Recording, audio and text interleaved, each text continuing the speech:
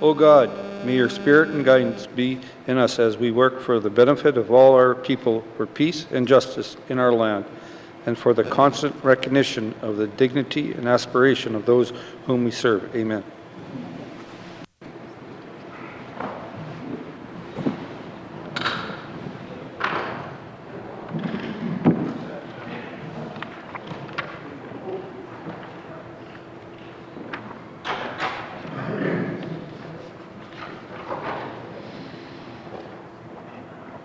Good afternoon, members. Minister's statement. Minister, go down in the Honourable Premier. Mr. Speaker, the 18th Legislative Assembly has made it a priority to strengthen relationships with Northwest Territories Indigenous governments. We have focused on fostering government-to-government relationships and advancing, finalizing, and implementing land, resources, and self-government agreements. Together, we have chartered a vision for the economic future of the Northwest Territories, and we have come together to make the case for greater investment and decision-making in our territory. Our government understands that strong relationships are built on the principles of respect, recognition, and shared responsibility. With this foundation, the Government of the Northwest Territories and N.W.T. Indigenous governments can advance our shared goal of a strong and sustainable future. This includes concluding agreements in order to bring increased certainty to land and resource management in the Northwest Territories and economic opportunities for communities and regions.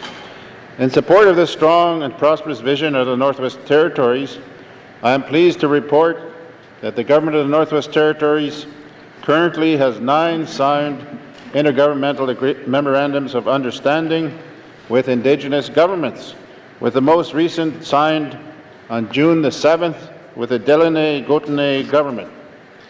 This collaboration also takes place at the Intergovernmental Council, where we are working together to promote the harmonization of legislation, policy, and program areas of common interest related to lands and resource management.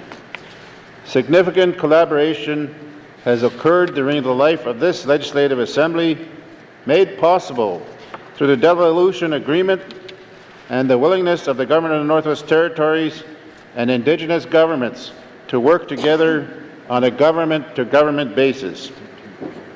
Mr. Speaker, this type of collaboration and coordination on lands, resources, and water management is becoming standard operating process amongst our governments in identifying more made-in-the-north solutions. We have also made good progress in the finalization of land, resources, and self-government agreements. The Saulteaux, Dene, and Métis of Norman Wells have reached a self-government agreement in principle. Significant progress has been made towards the conclusion of a consultation draft of the Inuvialuit self-government final agreement.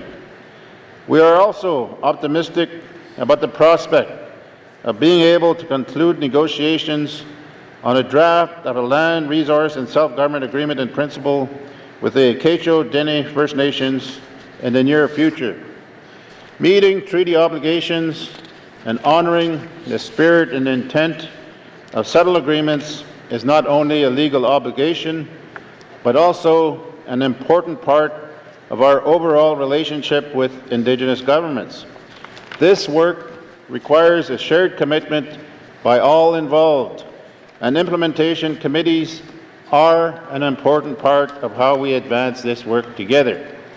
Mr. Speaker, the Government of the Northwest Territories participates in 5 implementation committees that oversee the implementation of both land claims and self-government agreements. Capturing the progress on implementation efforts helps advance future work and is the reason implementation committees publishes annual or comprehensive reports on their efforts. Later today, at the appropriate time, I will be tabling reports from the Territory's 5 implementation committees.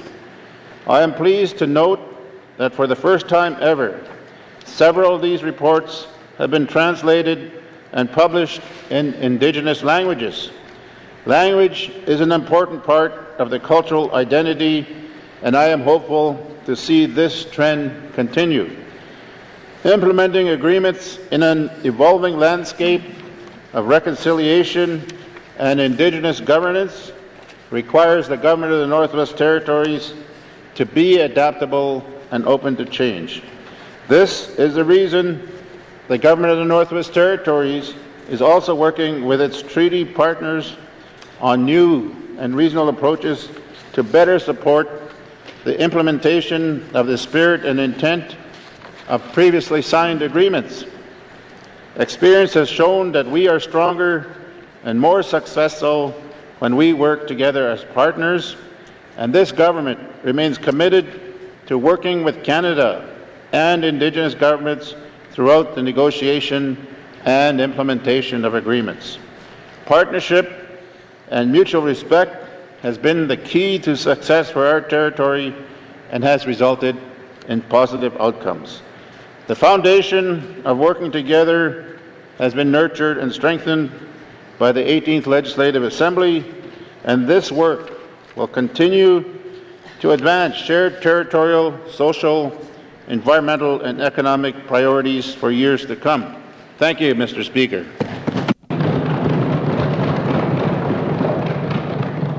Masi. Minister statement. Minister Yika Goodin and the Minister responsible for status of women.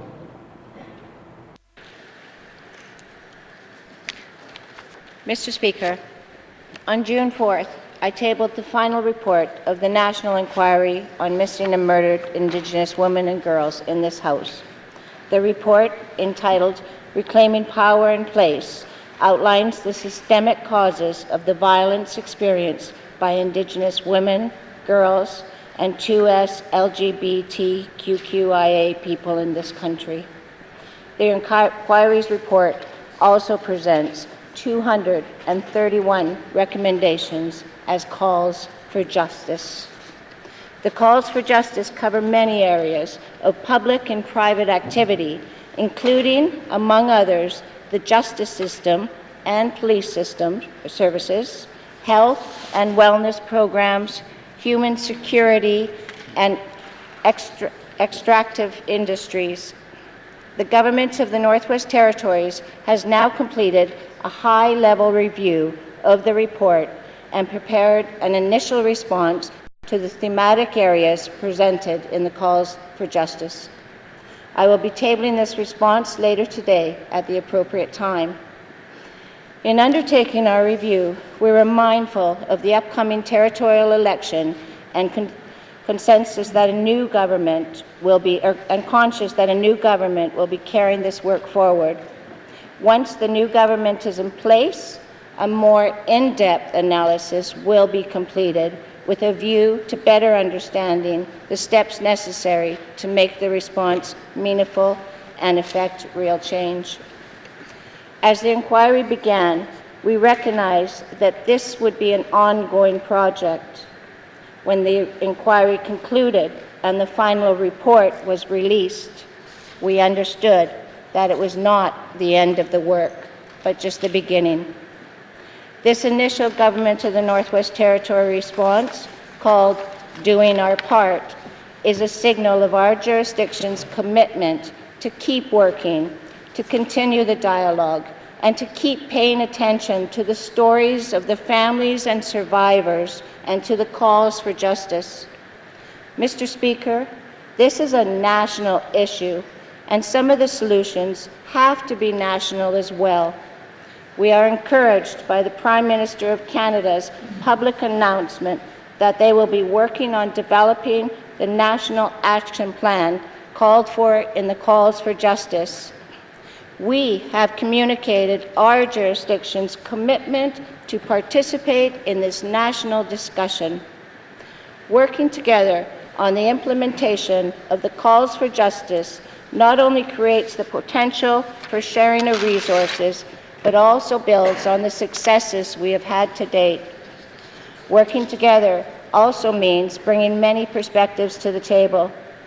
To ensure a fair and equitable approach in how we work together with other jurisdictions, we also need to have a northern discussion on what a northern response will look like. This discussion must include the Native Women's Association of the Northwest Territories, who have been strong partners during this inquiry. When they presented their final submission to the National Inquiry, they chose to highlight 4 key areas that speak to acknowledgement, trust, the need for a person-centered approach, and accountability. The Government of the Northwest Territories supports their recommendations, and we are committed to working with them on these 4 areas. Mr. Speaker, I encourage the members of this House and all residents to review the final report, especially the calls for justice. It is one fundamental way to honor the courage of survivors and family members of missing and murdered Indigenous women, girls, and 2S LGBTQIA people. To truly understand the impact of this trauma, we need to read the stories that were shared. And because these stories can be painful to read, I encourage anyone who is triggered to call on the support services available. The number for the toll-free national helpline is 1-844-413-6649. You can also call Native Women's Association or Community Victim Services coordinators. Mr. Speaker, I would like to end by saying again that violence is not okay.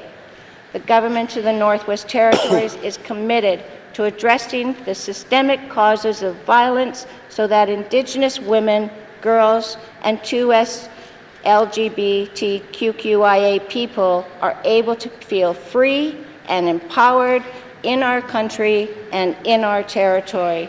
Thank you, Mr. Speaker.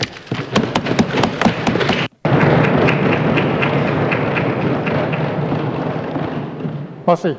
Minister statement. Minister Ike Godin, the Minister Industry, Tourism and Investment. Mr. Speaker, at the beginning of the 18th Legislative Assembly, our government committed to explore options for renewable and alternative energy sources and to improve our energy conservation efforts. The 2030 Energy Strategy was released in 2018 to provide a long-term vision for energy use and supply in the Northwest Territories. And we began implementing the 6 strategic objectives outlined in the Energy Strategy last year through initiatives detailed in the 3-year Energy Action Plan. Today, Mr. Speaker, I will provide an update on our government's progress to advance the 6 objectives of the Energy Strategy, which will help build an energy system that contributes to the Territory's economic, social, and environmental well-being while doing our part in the transition to a lower economy. The first objective of the strategy is working together to find energy solutions through community engagement, participation, and empowerment. Our government, along with the Northwest Territories Power Corporation, has engaged with many communities on a range of energy projects. One example is the partnership between the Toledo Land Corporation and the Northwest Territories Power Corporation to support a 40-kilowatt solar panel project that will allow the owned and operation by the community to reduce the use of diesel in the community. This project shows how communities can lead the way in creating local energy solutions. Mr. Speaker, the Energy Strategy's second objective involves reducing greenhouse gas emissions from electricity generation in diesel communities. After securing up to $30 million from the federal government, the Government of the Northwest Territories is in the final stages of the regulatory process for the Nuvik Wind Project, which will significantly reduce greenhouse gas emissions in the Northwest Territories' largest diesel community. We also secured $15 million in federal funding for new and more effective generator in Sax Harbor that will use less diesel and allow for the incorporation of wind power. This generator will be almost 20% more efficient than the old one and save about 50,000 litres per year of diesel. The Government of Northwest Territories has also erected a wind monitoring tower in Norman Wells and continues to collect wind data in Sax Harbor and Snare Rapids. Yet another example is the Government of Northwest Territories monitoring a water gauge station at N.W.T to assess the potential for a mini hydro project in the community. The energy strategy's third objective is to reduce greenhouse gas emissions from transportation. This is a particular challenge in our northern environment. Our government is currently conducting energy efficiency retrofits on a marine transportation services tug through funding provided by the Federal Low Carbon Economy Leadership Fund, or LEAF. This retrofit will reduce yearly greenhouse gas emissions over 800 tons, or about 286,000 litres per year of diesel. Mr. Speaker, the fourth and fifth objectives of the energy strategy involve increasing renewable energy used for community heating and increasing commercial building energy efficiency. The Government of the Northwest Territories secured over $7 million from the Low Carbon Economy Leadership Fund and contributed an additional $2 million over the next 4 years to provide the Arctic Energy Alliance with new funding to expand rebates, programs, and services. Combined, this additional investment will result in an ongoing reduction of greenhouse gas emissions of 2,000 tons per year. Through the LEAF funding, our government launched the Buildings and Industry Stream of Greenhouse Gas Grant Program this past spring, providing over $2.5 million a year for industry, businesses, and building owners to make energy efficiency upgrades such as LED lighting and biomass heating. The energy strategy's sixth and final objective is to have a long-term vision for the Northwest Territories energy system when developing our energy potential, addressing industry emissions, and doing our part to meet our national and international climate change objectives. Last year, we secured over $10 million from the federal government to upgrade the Snare Forks hydroelectric facility, which will reduce pressure on electricity rates. We will also secure $2 million in federal funding to the expansion of the Tulsa hydroelectric system, with a commitment in the 2019 federal budget for an additional $18 million over the next 3 years. Connecting the North and South Slave electrical system would allow the resource sector to access clean, affordable energy and significantly reduce greenhouse gas emissions. It would also help to stabilize the cost of living and doing business in the Northwest Territories. Our government is currently examining the feasibility of transmission options crossing Great Slave Lake and is working with our Indigenous partners to define project structure, business case, and future field work.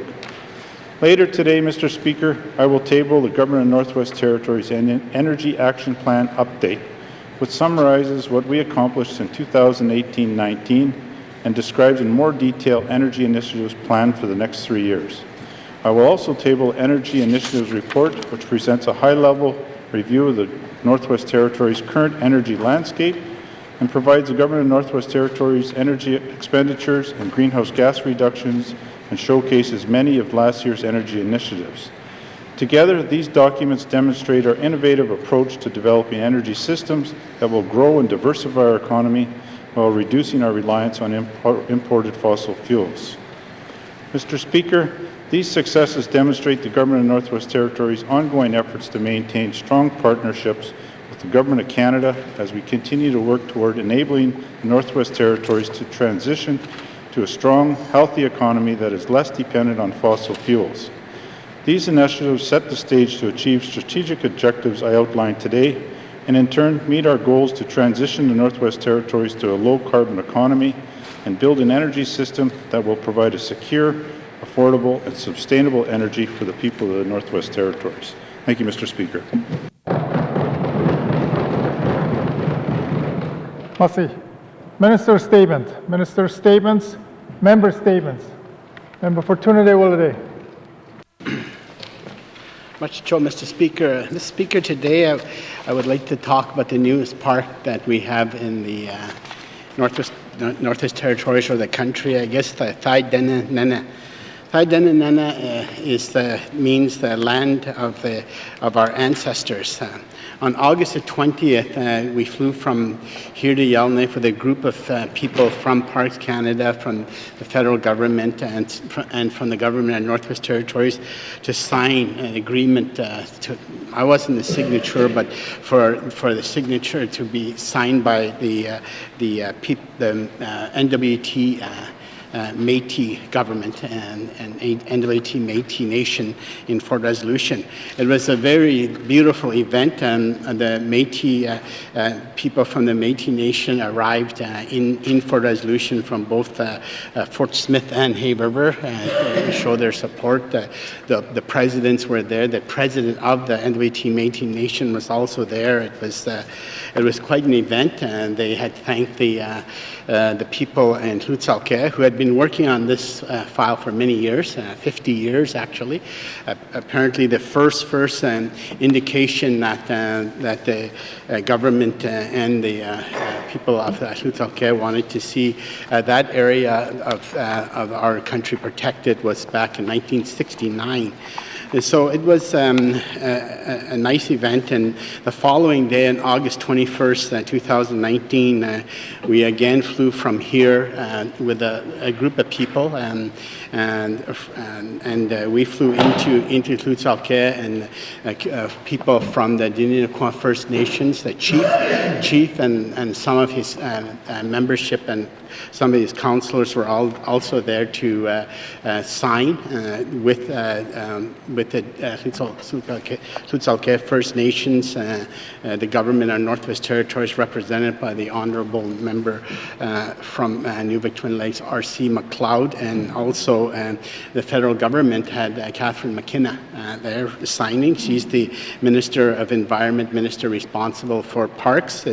Again, it was a beautiful event, and after we were coming back to Yellowknife, and Minister McLeod and I were having a short discussion, and he indicated to me, and I felt the same way, we had no idea of the huge significance of Thai Dananana and how hard they've worked for it, how long they've worked for it, until you're actually there to see all of the people and how happy people were, the cheering, and we had a full house, but everyone in the community was there to wish the people well that were now going to be responsible for protecting that area. Thank you, Mr. Speaker.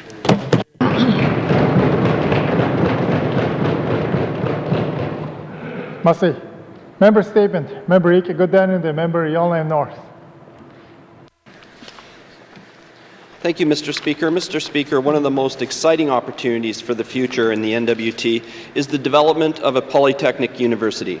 I'm proud that we are taking steps towards making this a reality. Earlier this week, the Minister released the strategic framework for post-secondary education in the N.W.T. In that framework, I was happy to see the next steps include a strategic plan for Aurora College and an implementation plan for its transformation into a polytechnic university. And it recognizes that an effective, sustainable institution will remain the central pillar of our post-secondary system. Mr. Speaker, the world is changing in many ways, and a polytechnic institution is what we need to keep up. It will provide many opportunities for Northerners in the growth of a knowledge economy and the development of a capable and versatile Northern labour force. It will support partnerships with other Northern institutions and create a hub for the creation and exchange of ideas among governments, industry, NGOs, and academia. It will reflect our traditional knowledge to create culturally relevant academic and applied learning. This will support our growth in culture and language, Indigenous governance, and land-based learning. It will help the N.W.T. take its place at the forefront of academic circumpolar research and innovation.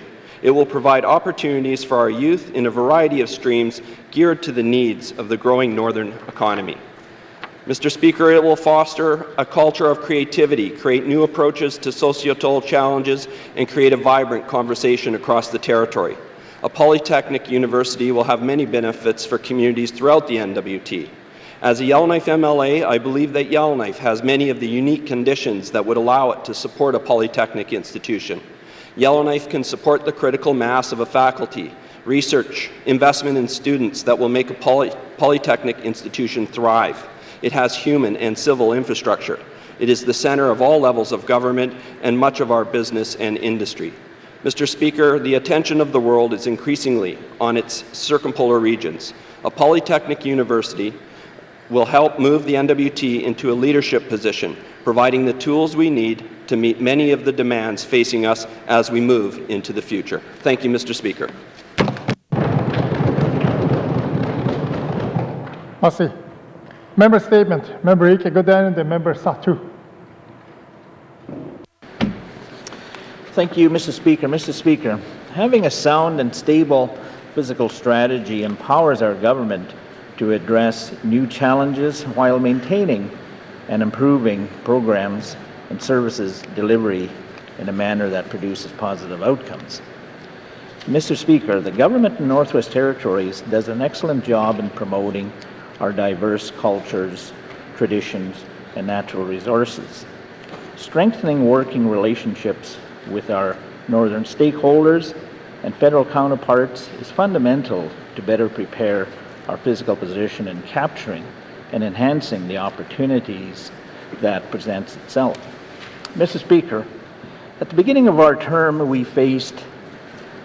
were faced with many challenges of realigning our physical position through making reductions and implementing revenue initiatives in order to be in a position to make investments as an assembly.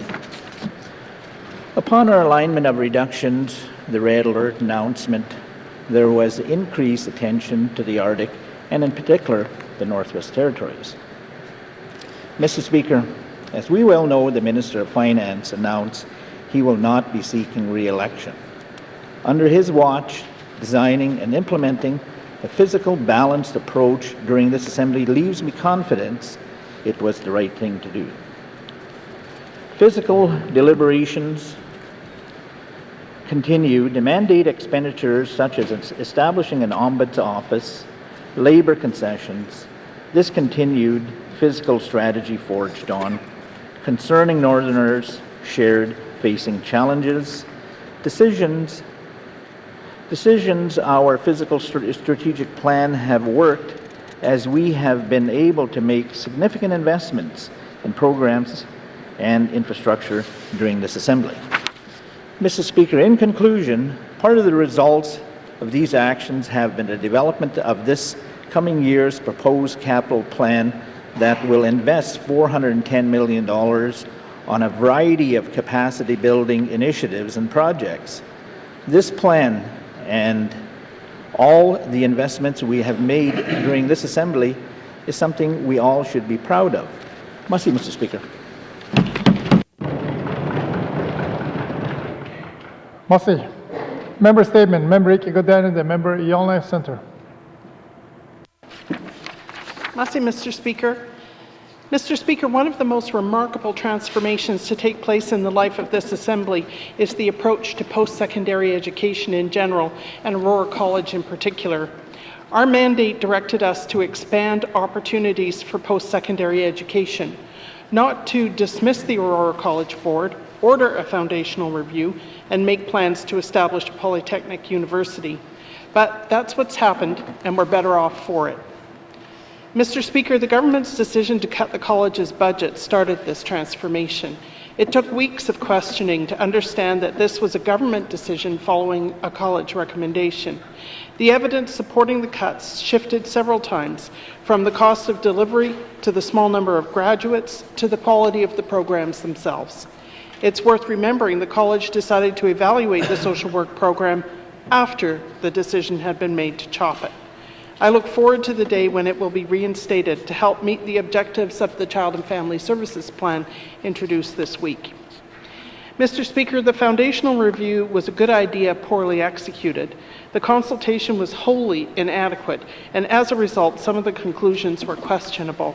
But it did plant a seed that a polytechnic university is the publicly funded post-secondary institution we both need and want.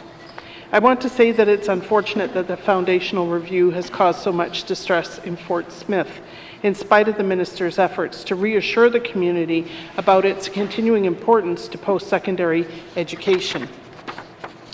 Mr. Speaker, since the report came out, many people have taken a turn watering the polytechnic seed, including the City of Yellowknife with its own study of the economic benefits of having a college here in the capital. Meanwhile, the department has been busy with the strategic framework tabled this week, setting up an advisory council and preparing for a strategic plan. Mr. Speaker, this week we passed the Post-Secondary Education Act. This is a solid achievement for everyone who wants to live and learn in the Northwest Territories. It sets us up to establish quality institutions offering transferable credits and provide for the educated workforce we need now and into the future. It is the foundation of the knowledge economy that we want to continue to develop. Mr. Speaker, I seek unanimous consent to conclude my statement. Thank you. Merci. Member statements on Canada et Satsua, the Carionte, Amik annually. What do you get? Member YELLOWKNIFE Center Sazinogi on a data. Merci, Mr. Speaker. Thank you, colleagues. Mr. Speaker, if anyone had told me all this good would come from all the disruptive and apparently arbitrary decisions made 2.5 years ago, I would have had trouble believing it. My hope is that the 19th Assembly will continue on the course now set for a promising future. Merci.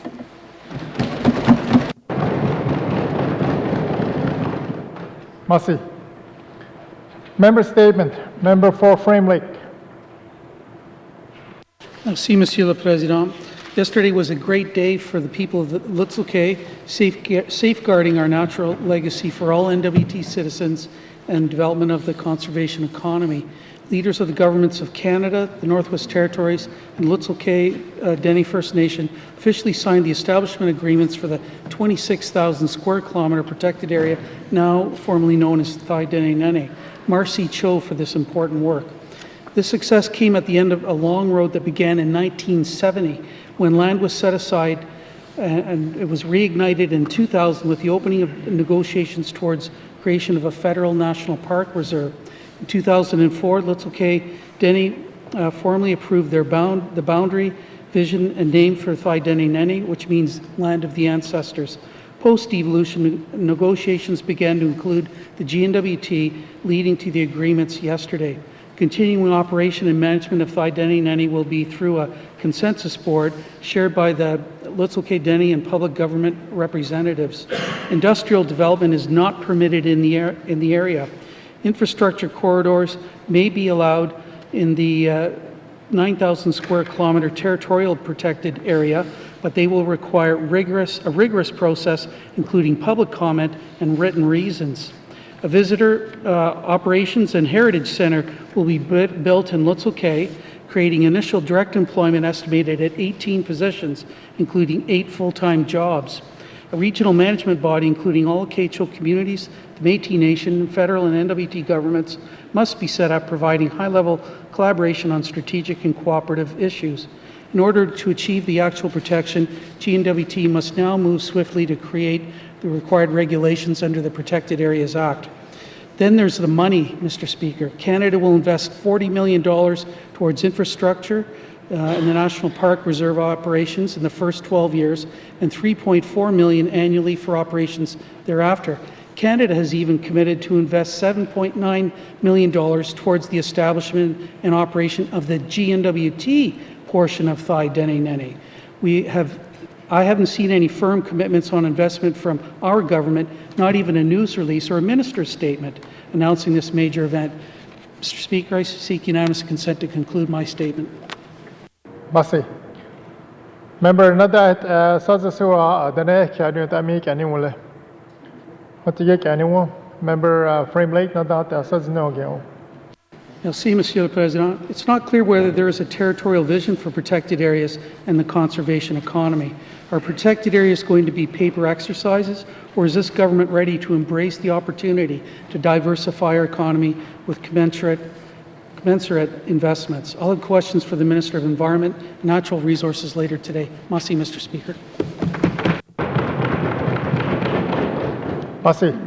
Member statement. Member Ika go down and the member Nehende.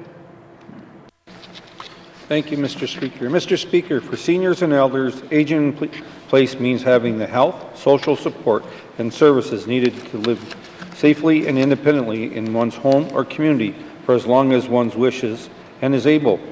There are many benefits for seniors and elders who are able to remain in their homes and community as they grow older.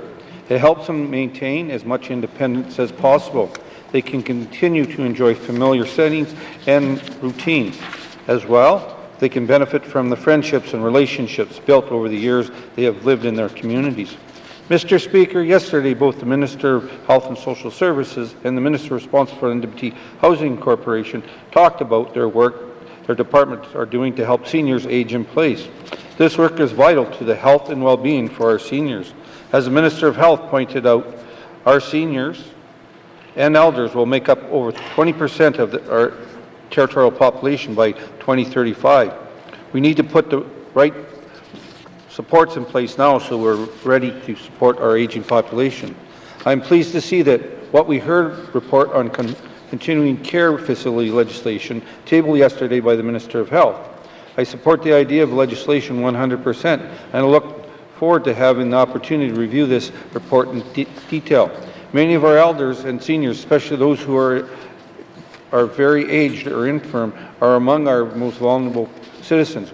We have legislation in place to protect the interests of our children, and I long believe we need to have the same kind of protection for seniors. It is a sad fact that some of our most elderly members of the population suffer financial, physical, and emotional abuse at the hands of family members and relatives. We need to ensure they are able to access care and support to ensure that they are able to enjoy their senior years comfortably and free from worry. I believe that members of our elderly population are entitled to a level of care that is set out in legislation, which is designed to have the best interests at heart. As I mentioned in my reply to the Commissioner's opening address, I feel strongly that this legislation should mandate seniors and elders advocate positions in each regional centre. There would be people that seniors can go for help accessing programs. You'd see the eyes and ears for the elders and making sure that they know what support are available to them and helping them access these programs, especially their family. I'm hopeful that people in the Nehende will return me to the 19th Assembly, and I will continue to look forward to having input into the continuing care legislation to ensure that the N.W.T. seniors are served by seniors and elderly advocates. Thank you, Mr. Speaker.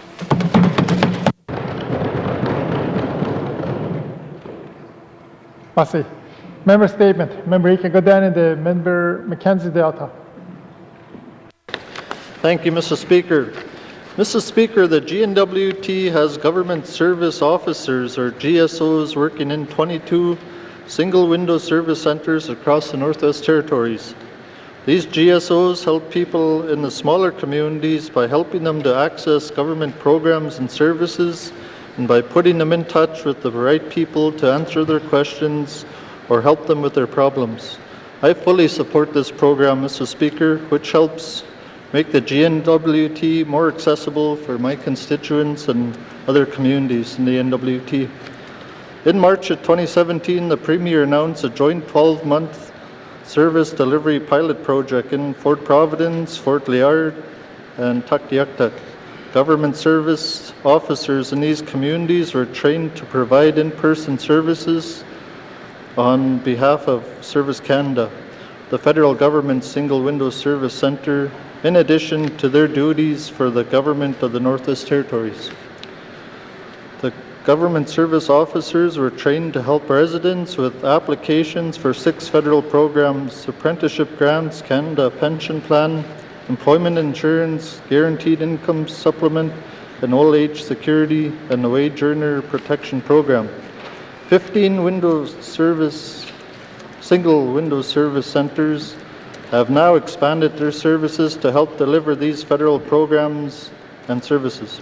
Unfortunately, Mr. Speaker, I am hearing about the frustration that GSOs are experiencing with respect to providing access to the federal programs and services. They are having difficulty with the federal government's computer system. I'm hearing that the system shuts down a lot, freezes, and that even when it is up and running, it is still slow to access. Considering that these are N.W.T. employees, I am wondering if it might not be better to have them stick to helping the people with N.W.T. programs and services. A lot of time and effort has gone into providing training to our GSOs, and I would hate to see anyone leave their jobs because they are frustrated with the federal government's outdated software. Mr. Speaker, I seek unanimous consent to conclude my statement. Thank you. Merci. Member seeking unanimous consent to conclude his statement. Are there any nays? there are no nays, may conclude your statement.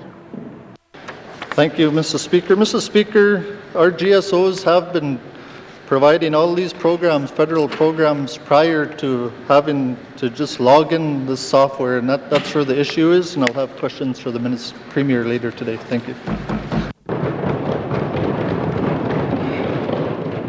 Merci. Member statement. Member Ike Godin and the member Decho. Mr. Speaker, if I want to talk in Slavey, my language, I wouldn't speak good. It's pretty hard for me to speak it in my language, but once in a while it's good to think like then a language. I have to speak my language if I have to. Many times I've been in meeting, and we all talk about the government, talk about our leaders, and elders said that whoever is the boss of this land, who you call them, the land, boss land, is he looking after all the land? How come you guys, we don't see them very often? If we speak in Slavey, in our language, we say that we're looking at the land, boss land, and so all the time we look at government that way. When we say something that is the boss, you look at after something. And many times if you're looking after the house, it's look at the people that are giving you money. And in our language, that's how it is. We as the people, we should look at saying our own boss, us, we being the own boss. But in the community, the mom, the dad, the elder, all those are the boss of the community. And you look in the past, whoever is the oldest, in the elder, that's the one you talk to. In the community, the band council, the Métis, the government, and you look at this, self-government, Hamlet Council, you look at that too. Many times they work together. We call them region. Look at the Decho region, for example. There's about 7 communities working together. And over here in the Northwest Territories, we look at this. If we look at who's the boss, they all talk the same language. And when you're the boss, for the Dana people, it's you that is the boss. Thank you, Mr. Speaker.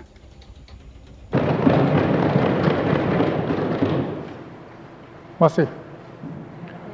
Member statement. Member Ike Godin and the member Kamlik.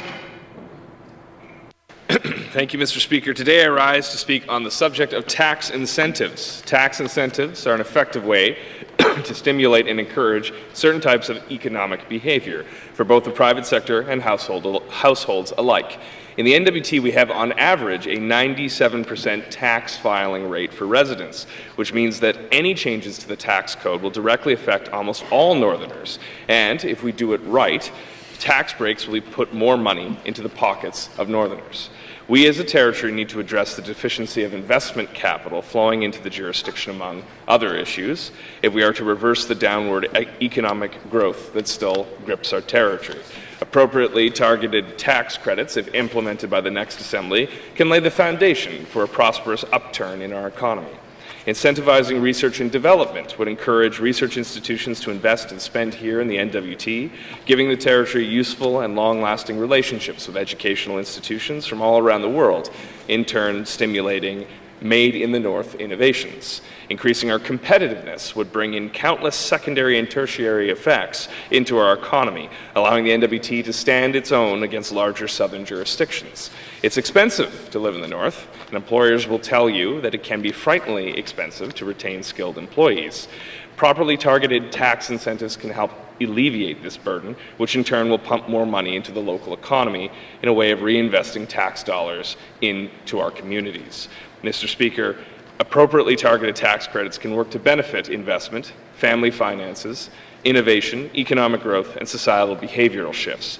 We are at a precipice. We, and the next Assembly, must take swift and concrete action to address our shrinking economy. Otherwise, we risk seeing further cuts to services, a shrinking population, and an ever-growing higher cost of living, all of which needs to be urgently addressed by the future government. And Mr. Speaker, these issues I raised today in our penultimate session because I've been raising them for a long time, and it doesn't seem like the approach of the G&W.T has been to pursue tax credits as a way to incentivize behavior and to move things along in our economy, and it needs to be done. We need to take a different approach because what we're doing just isn't working. Thank you. Merci. Member statement. Member Ike Godan and the member Nanakput. Thank you, Mr. Speaker. Today I'd like to talk about the long-awaited Arctic policy framework that the federal government has been working on for the last 2.5 years and should be unveiling any time now. Mr. Speaker, it's been 10 years since the federal government released its first Arctic policy framework, so Canada is long overdue for an updated set of policy directives regarding our Arctic region. And Mr. Speaker, I think it's worth noting that among the many differences between our pending framework and last decade's framework, the fact that this time around our federal government seems to be much more hands-on in terms of engaging and consulting with Northerners. Because this time around, Mr. Speaker, I see the feds have reached out not only to territorial governments, but to Indigenous governments, civil society, industry leaders, and the average citizens as well. Mr. Speaker, as we wait for the official announcement of this policy framework, I'd like to share some of the key points of interest that I personally hope to see in the federal plan. Most of these ideas have already been talked about throughout various draft documents that the Government of Northwest Territories has published from engagement sessions with stakeholders.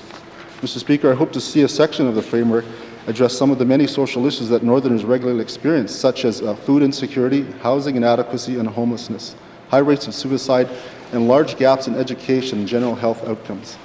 Mr. Speaker, in terms of infrastructure, I hope to see more details on how and when the feds intend to provide high-speed internet to all Arctic communities, along with ideas on how communities can improve access to affordable and sustainable energy options.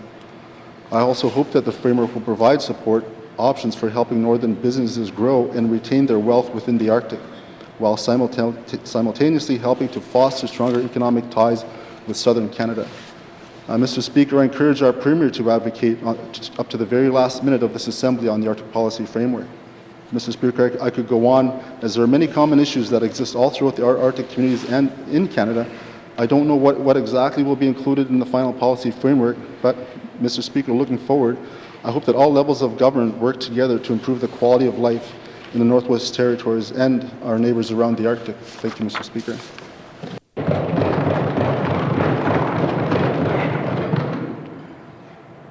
Merci. Member statements. Member statements. Returns to oral questions. Returns to oral questions. Recognition of visitors in gallery. Colleagues, how to go to go and then kick a hood up as a concern or a doigo hilda, must we single hilda. I'd like to welcome Nora Doig to the hall and also the Chief of DEDA, Chief Eddie Sangris.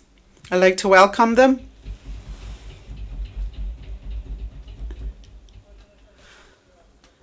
Yellowknife North. Thank you, Mr. Speaker. Mr. Speaker, I'd like to take this opportunity to recognize and welcome Ryland Johnson. Ryland is a Yellowknife North constituent and will be a fellow candidate in the upcoming election, so welcome. I also want to take this opportunity, Mr. Speaker, like you, to welcome friend and Chief of Yellowknife's Dene and re-elected, I believe, for a 4th term, Ed Sangris, Chief Ed Sangris. Thank you, Mr. Speaker.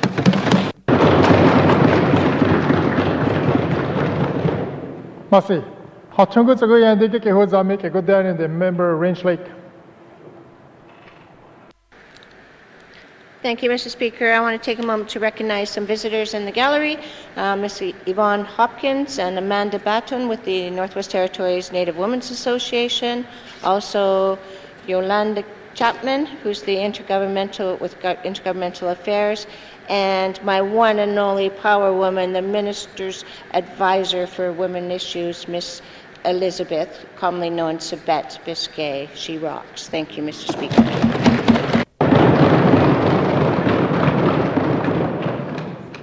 Merci. How to go to go and dig a hood up, make a good down in the member Tuna-Day Walladay. Thank you, Mr. Speaker. Mr. Speaker, I would like to recognize Chief Edward Sangri, so YK Dene First Nations, and I'd like to also recognize Pascal Erasmus, who has been my constituency assistant for the last year. Thank you.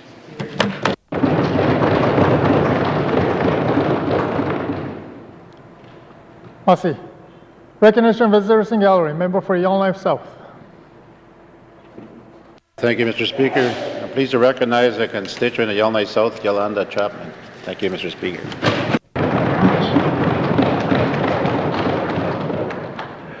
Recognition of visitors in gallery. Member for N.W.T. Thank you, Mr. Speaker. I too would like to recognize Mr. Pascal Erasmus. He works with myself and Tom, and it's good to see young people like that working for MLAs that live in different regions of the territory. It really helps grow a capacity within an individual. So I'd like to thank Pascal for his help over the last couple of weeks, especially during the final bit of session. Also to Mr. Ryland Johnson as well. I see he's running in the next territorial election. I wish him luck. We've had a lot of aspiring politicians sit over the last couple of weeks, and it's good to see you in on the action.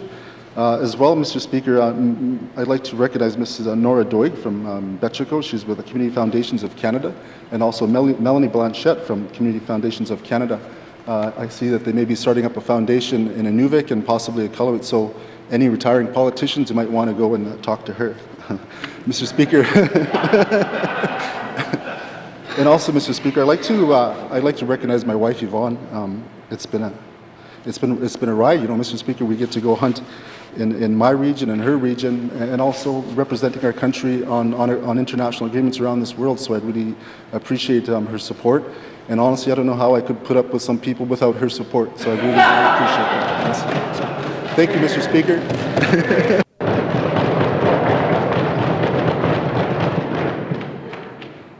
Merci. Hatunga Tsagoyan Digi Kehuzami Kegodan and the member Cam Lake. Thank you, Mr. Speaker. Mr. Speaker, I too would like to recognize Chief Edward Sangri. I haven't had the chance to congratulate him in person, so I'm doing it now. You're getting a lot of love today, Chief, and it's well deserved. Thank you, Mr. Speaker. Merci. Hatunga Tsagoyan Digi Kehuzami Kegodan and the member Satu. Thank you, Mr. Speaker. I too would like to recognize Yvonne Nakamayak, beneficiary of the Satu land claim, and recognize Chief Edward Sangris on his recent election victory, and a mentor to my son Arnold. Merci.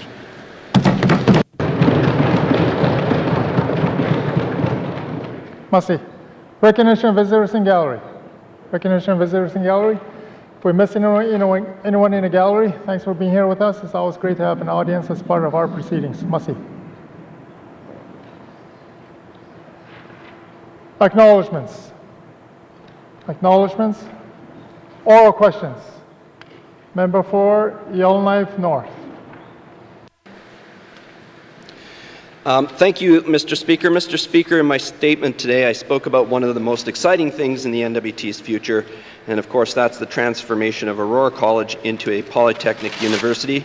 My questions are for the Minister of Education, Culture and Employment. I would like to ask the Minister, the post-secondary strategic framework refers to a strategic plan for Aurora College to be followed by an implementation plan for its transformation into a polytechnic university. Mr. Speaker, can the Minister tell us what the timeline is for these next important steps? Thank you, Mr. Speaker. Merci. Minister of Education, Culture and Employment. Thank you, Mr. Speaker.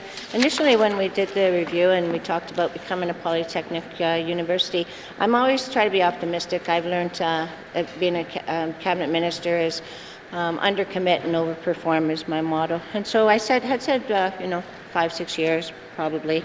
But we're moving. We're getting this gung ho. We're going forward. So we do have a tentative timeline for the strategic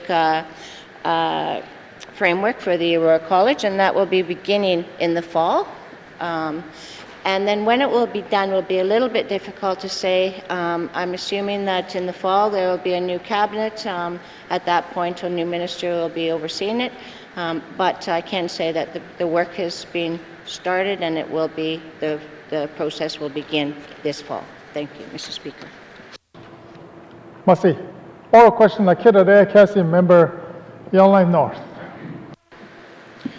Thank you, Mr. Speaker, and thank you to the Minister for her response. And I appreciate that the Minister is feeling more positive about this and that we're beginning soon, so I appreciate that. Mr. Speaker, in news reports about the government's post-secondary strategic framework, the Minister referred to the idea of having a bricks and mortar campus as being, let's call it, old. Some people are concerned that means she's backing away from the idea of a polytechnic institution. Can the Minister clarify or shed some light on what she intended? Thank you, Mr. Speaker. Merci. Minister of Education, Culture, Employment. Thank you, Mr. Speaker. Yeah, I'd love to actually clarify, because sometimes my mouth goes a little bit faster than my brain, or vice versa, and so sometimes things don't get out there the way they should. So I'll start by saying that when I said that, you know, the idea of bricks and mortar is old, I did clarify and say that as an old woman, you know, sometimes our old perceptions are that post-secondary education has to be bricks and mortar. The question came up in regards to where is the headquarters going to be, the age-old question that's come up. So I said maybe it's time to stop thinking about where the headquarters will be. In fact, the whole idea of bricks and mortars and that around is kind of an old concept, maybe from old people like me. But we're in an age of technology. We're in an age of the future and technology, where it's come in the last 20, 30 years, where it's going to be in the next 5, 10 years is incredible, the strides we're making. So if we don't include technology as a reality, and we don't also consider the feedback from students when I went to the communities that said, I want to stay in my own community. You know, I'm talking about students that are young, students that might be single parents, students that financial resources might be an issue, social isolation, they're, you know, not used to big cities, all those factors. So when I said that, you know, we need to look at bricks and mortars, is that the right way? It wasn't meant to say we're throwing it out. There will always be a need for campuses. We have programs such as one of our most successful, the nursing program, that will always need labs. Some programs will always need tools within a bricks and mortar setting. But we also need to look at programs that we can access students via technology, utilizing, for example, our 21 community learning centers in the communities. Can we access them? When we give up programs because there's not enough attendance, and we could have accessed students via the internet, then we need to look at that. So again, Mr. Speaker, my statement of old was an analogy about my age as well. The intention was that we will not have any campuses. It means we need to be inclusive and flexible and look at all modes of providing education for our students. Thank you, Mr. Speaker. Oral question, Untitled Member Yellowknife North. Thank you, Mr. Speaker, and thank you to the Minister for that lengthy reply and for providing that clarification. We all know that sometimes when we're paraphrased in articles, it can be seen in a different light. So I appreciate the clarification. So with that said, I would like to learn a little bit more from the Minister if there is this intention, not intention, but let's say this less emphasis on a physical location and more, call it internet access and communication, online access. How would a polytechnic attract business investment, let's say, in scientific research and partnerships with other institutions if we don't have the physical asset? Thank you, Mr. Speaker. Merci. Minister of Education, Culture, Employment. All right, thank you, Mr. Speaker. So again, in clarifying, we will always need bricks and mortar. There is no way, and maybe not, maybe I'm again thinking narrowly, maybe another 50 or 100 years we won't. But at this point in society, we still need those bricks and mortar. We're making money out of our college, university, institute in Inuvik. I mean, it's renting out spaces to and being utilized by scientists internationally. So why would we give that up? It's necessary. There's potential. Like I said, we need programs that will have access to tools and labs that you need in a brick and mortar setting. The whole point is that, and those will bring investments, but the whole point is that we need to reach our students. Every student in the Northwest Territories needs to have an option, an opportunity to actually become educated. For Indigenous people, this is even more important. And education took our culture away, and education is the key to bringing it back. So we need to look at how we can get our education system into every single community in the Northwest Territories. Thank you, Mr. Speaker. Merci. Oral question, non-dere Cassie, member Yellowknife North. Thank you, Mr. Speaker, and thank you to the Minister for her reply. I appreciate that. Many of the benefits of a post-secondary institution exist beyond the academic content of courses, but instead come through networking and social connections among students and faculty from different backgrounds. That's some of the importance of coming together at a place, at a center. And so would the Minister agree that these are important qualities supported by a physical campus? And if there is to be a physical polytechnic campus, can the Minister, does it make sense that such a campus would be located in the capital, in Yellowknife? Thank you, Mr. Speaker. Merci. Minister of Education, Culture, and Employment. Thank you, Mr. Speaker. Absolutely, it makes sense that we have supports for students. One of the best things about remembering when I was back in university, again, I'm old, so it was quite a long time ago, but when I was back in university, some of the best supports I had were from my peers. And I'm assuming that that's still relevant. I've been to the campus in Yellowknife, and there's not even, they're meeting in the stairwell. It's not even a space. I wouldn't even call that a student area. It's not the campus's fault. It's not Yellowknife's fault. It's the fault that we've outgrown it. The Yellowknife's bulging at the seams. So would I say that we need to consider that? Absolutely.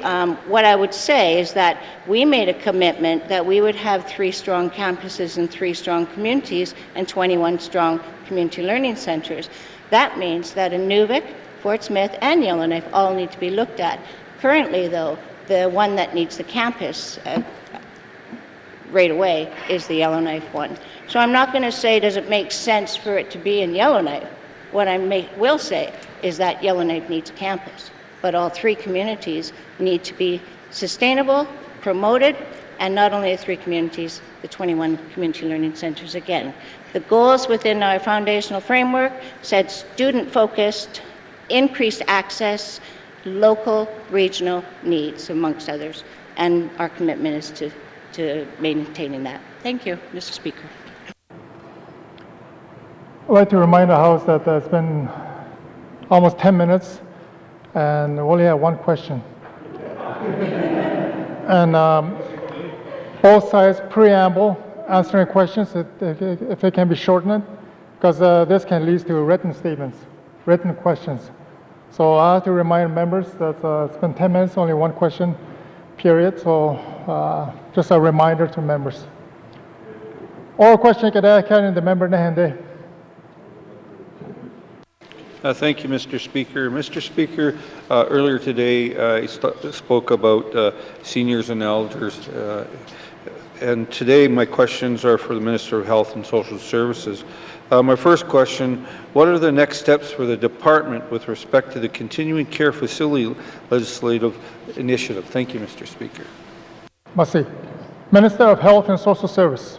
Thank you, Mr. Speaker. Mr. Speaker, there is currently a legislative gap for residential community care services in the Northwest Territories. That includes long-term care facilities that are run by not-for-profit organizations, supported living facilities, as well as group homes. So it's more than just long-term care facilities that we're talking about now.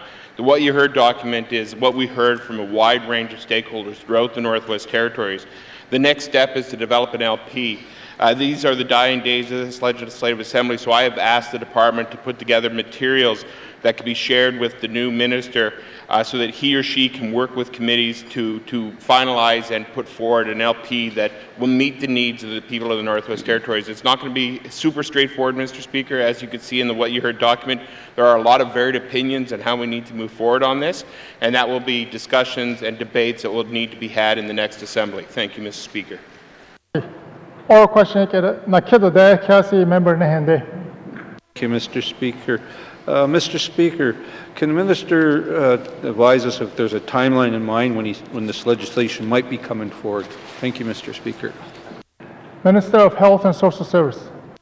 Mr. Speaker, no. At the end of the day, it's going to be the next assembly that makes the decisions as to whether they even want to move forward with an LP on this initiative. I personally believe it needs to be done. I think it is necessary and incredibly important because we do have a legislative gap. As I said, I've asked the department to put together the material so that the new minister, regardless of who he or she is, can make some informed decisions and work with committee who can also receive this information during their technical briefings in the life of the new assembly so that they can make informed decisions, and hopefully they will see this as a priority. Thank you, Mr. Speaker. Oral question, Council Member Nahende. Thank you, Mr. Speaker. And I agree with the minister.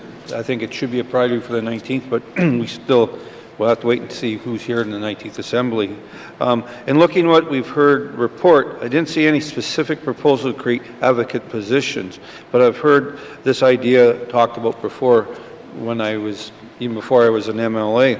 It is good to have the legislation, but we need to be forward thinking about putting these positions out there.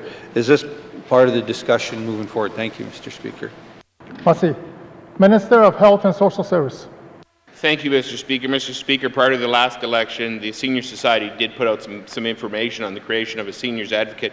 The continuing care action plan, or the what you heard document, is more than just seniors, as I've indicated. It's special care homes. It's all these situations where somebody might have to live within an institution. There's no reference to an advocate in there, but once again, that is something that the next assembly will have to discuss as they're reviewing the LP and trying to figure out how to move this initiative forward. Thank you, Mr. Speaker. Masi. Oral question, Council Member Nahende. Thank you, Mr. Speaker, and I appreciate the minister for his answers. And my last one is that I've heard this from the minister, so he's already going to put something together for the new minister coming forward. So would he try to encourage the department to reach out to the new members of the 19th Assembly to get their input of this initiative before finalizing an LP, just to see what the other side what else might be out there? Thank you, Mr. Speaker. Masi. Minister of Health and Social Service. Thank you, Mr. Speaker. I've gone one step forward further than that. I've actually asked him to include it in transition materials coming from this department to the committees and to all new elected members so that they can make an informed decision. As far as the LP, we have a process and protocols on how LPs work. It will come from a minister and it will go to the committee, who have an opportunity to suggest amendments, changes, or reject or accept. So there will be definite interaction moving this LP forward as any. Thank you, Mr. Speaker. Masi. Oral question, carrying the member YELLOWKNIFE Center. Thank you, Mr. Speaker. Mr. Speaker, my questions are for the Minister of Health and Social Services. As the population of seniors grows, so does the demand for home care so that they can age in place. Of course, the Minister is well aware of this. I know that he has contracted a review of home and community care. Can the Minister begin by reminding us of the purpose of this study? Thank you. Masi. Minister of Health and Social Service. Thank you, Mr. Speaker. Mr. Speaker, the intent of this study is to determine whether or not we've got adequate resources in this area, including home care workers, home support workers, home care nurses, other things to help support not just seniors and people that are looking to age in place, but all people of the Northwest Territories who receive home care services. And it's not always seniors. There's many people that can receive those services. That's the intent, to give us an indication of where we are and are we adequately resourced to meet the needs of our residents. Oral question, Council Member YELLOWKNIFE Center. Thank you, Mr.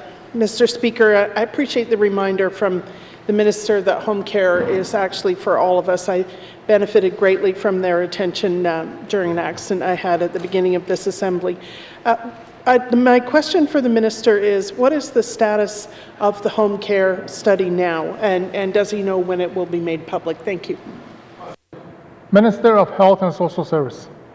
Thank you, Mr. Speaker. Mr. Speaker, we received an early draft in the middle of July, and it did raise a number of questions about some of the findings based on the data.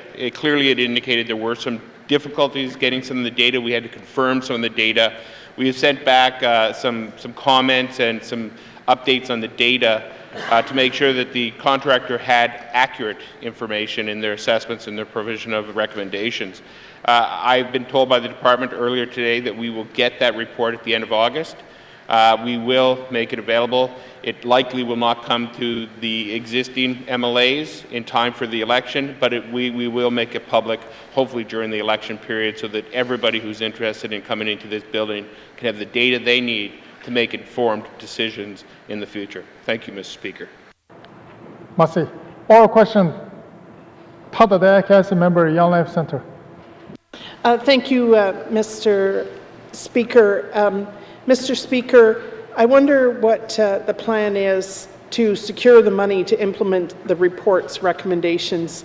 I realize there's an election coming, but will there be any work done on an FMB submission so that there will be money for additional resources should they be required? Merci. Merci. Minister of Health and Social Service. Thank you, Mr. Speaker. Mr. Speaker, that's going to have to be a decision of the future Assembly and the future government. What I do know is through the transition document that there has been some suggestions on how we roll forward, or rather the future government rolls forward with their budgeting process. And I anticipate this will be an area of discussion. We're hoping to have the information necessary so that there can be an informed discussion in run-up to that budget process. Thank you, Mr. Speaker. Merci. Oral question. Non-Dere Council Member Yellowknife Centre.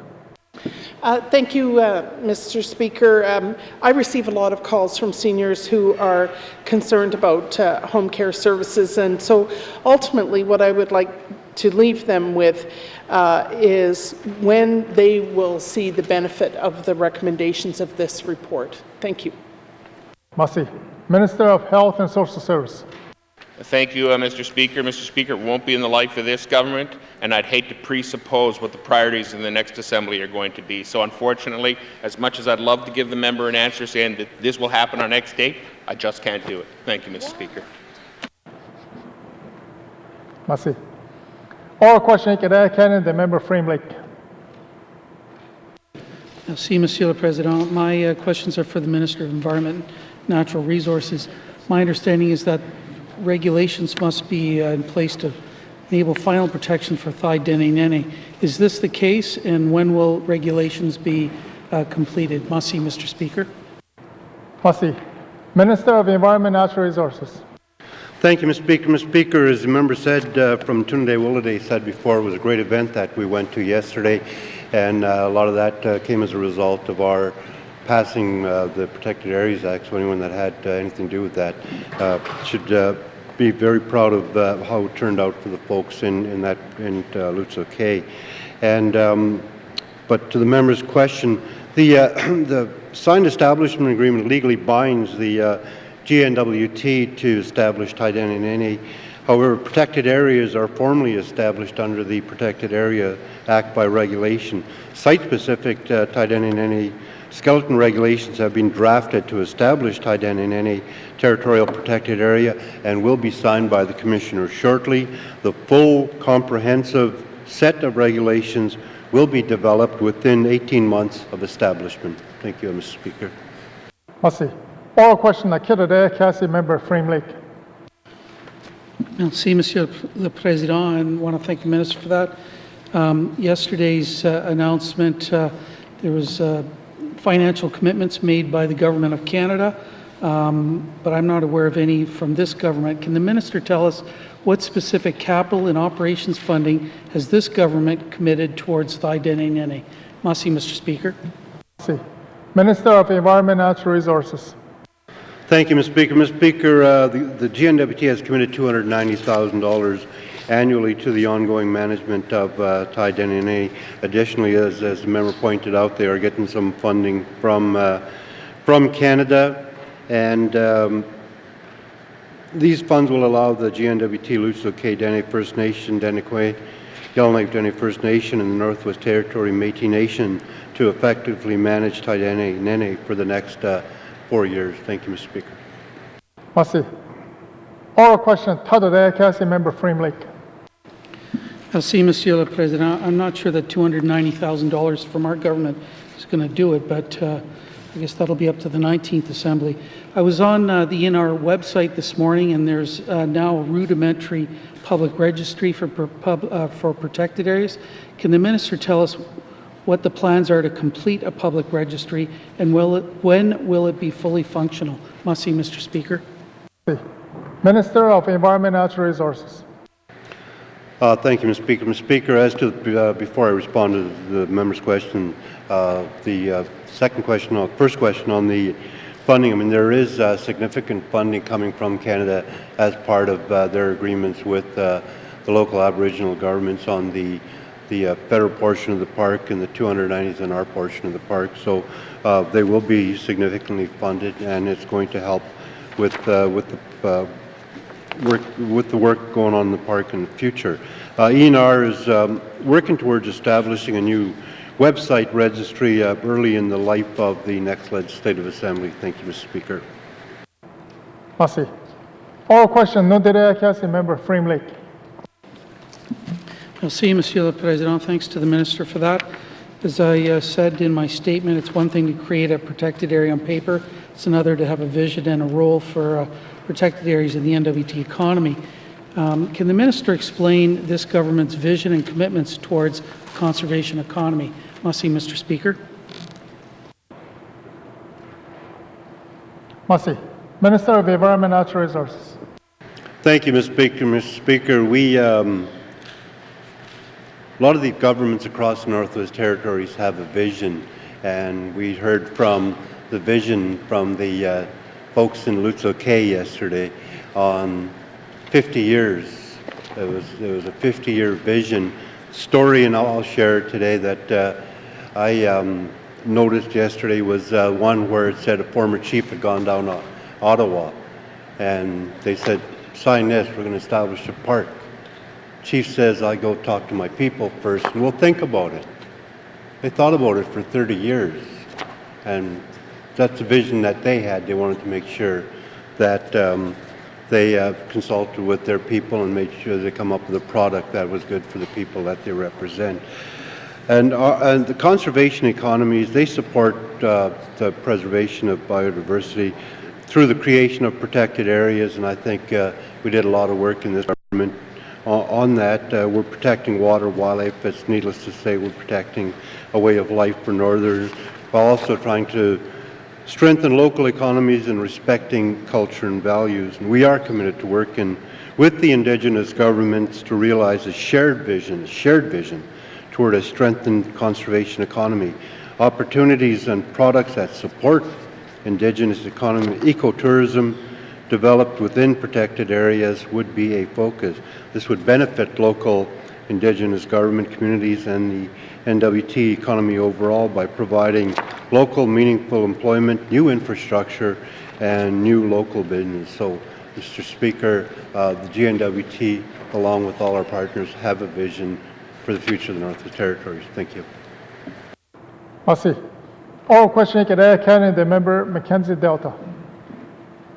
Thank you, Mr. Speaker. Mr. Speaker, follow-up to my member's statement, I have a few questions for Honourable Premier. Mr. Speaker, as I mentioned, there's a few issues with the network that our GSOs are using, computers freezing, just seems like there's a problem when they're entering the data. That's the whole issue here. It's not filling out the forms. They've been doing it prior to this, but so I'd like to ask the Premier, is the Department of Executive aware of problems that some GSOs are having navigating the federal system? Thank you, Mr. Speaker. Merci. The Honourable Premier. Thank you, Mr. Speaker. Our GSOs are there to provide services to community members that need in whatever capacity. If they're having problems connecting with federal programs, and generally our GSOs are aware of it, and they try to take steps so that we can improve the connectivity. As well, we all know how difficult it is to access federal programs. If you want to talk to somebody at the CRA, you've got a phone, wait on the line for 10, 15 minutes, 30 minutes, and then they'll cut you off automatically, because that's the way their programs are designed. And it's the same So it's very difficult to get through. You got to spend a lot of time, and then we complain about it. And I think the fact that I guess the best example is where everybody is getting audited on an annual basis for filing and claiming VTA travel, and we complained about it, and they checked it out, and it was true. We were being audited a lot more than the rest of Canada, so the CRA took steps to set up headquarters in each of the 3 Northern Territories. So we've worked with them. We don't have all the detailed information, but we are aware of most of the concerns. Thank you, Mr. Speaker. Merci. Oral question, Council Member Mackenzie Delta. Thank you, Mr. Speaker. Mr. Speaker, I'd like to ask the Premier, what does the department do to obtain feedback from GSOs on how things are going, and is there a formal process for them to give feedback? Thank you, Mr. Speaker. Merci. The Honourable Premier. Thank you, Mr. Speaker. Through our government setup, all the GSOs are in regular contact with the regional directors, and also we bring them to Yellowknife at least twice a year for a regular gathering to discuss all of the issues, and also it's also an opportunity for us to brief them and bring them up to date on programming, and we also invite the federal government to do the same with their programming that reaches out into the communities. Thank you, Mr. Speaker. Merci. Oral question, Council Member Mackenzie Delta. Thank you, Mr. Speaker. Mr. Speaker, as I mentioned, there's concerns from a couple of GSOs, talking about how the program is being offered. It's a great program. They're happy doing what they do, but their challenge is dealing with this, the federal government's outdated network. That's the whole issue here. And like they say, they're always listening, so I'm sure they'll tackle it pretty quick here. But what is being done or can be done to address the concerns raised by the GSOs? Thank you, Mr. Speaker. Merci. The Honourable Premier. Thank you, Mr. Speaker. We bring these concerns to the attention of the various federal department contacts, also where we've been working with different federal departments. We try to work with them so we can get them to address some of the specific complaints. And for example, CRA, they have an N.W.T office here in Yellowknife, so it makes it a lot easier for us to contact them and tell them what the specific problems are, and certainly we get much faster service now where we can just go down the street to talk to them instead of trying to contact somebody in Winnipeg by telephone. Thank you, Mr. Speaker. Merci. Oral question, Council Member Mackenzie Delta. Thank you, Mr. Speaker. Mr. Speaker, right from the get-go, this pilot project started in Sigachik, actually, and I've been in full support of this program right from the start, and I'd like to ask the Premier, has the original pilot project now been turned into a permanent arrangement with Service Canada, and do you have plans to expand the federal part of the program to the remaining single-window service centres? And hopefully that'll be full-time. Thank you, Mr. Speaker. Merci. The Honourable Premier. Thank you, Mr. Speaker. We're not out there looking for business. As generally, the federal government found out about our GSO program, so they approached us to see if we can help them provide better service to the communities, and certainly their objectives are the same as ours, where we want to make sure that seniors in the communities get full access to whatever benefits they're entitled to. And so that's the premise of the program. The pilot projects showed that there's not a lot of demand for federal services. So I don't know what areas we would expand to, but certainly I think the federal government felt that it was sufficient for them to want to expand the program. So I think on that basis, we're quite prepared to continue working on that basis. Thank you, Mr. Speaker. Merci. Oral questions. Oral questions. Written questions. Written questions. Returns to written questions. Returns to written questions. Replies to Commissioner's opening address. Member for Trinidad-Willowdale. Thank you, Mr. Speaker. Mr. Speaker, I have served 12 years in the Legislative Assembly. And for people who don't realize how long that is, I'll tell you a little story. Many years ago, I was fortunate enough to work with a well-known MLA named Tom Butters. And Mr. Butters said to me, I want you to go to Kugluktuk and go talk to the MLA up there about housing. So one thing led to another, and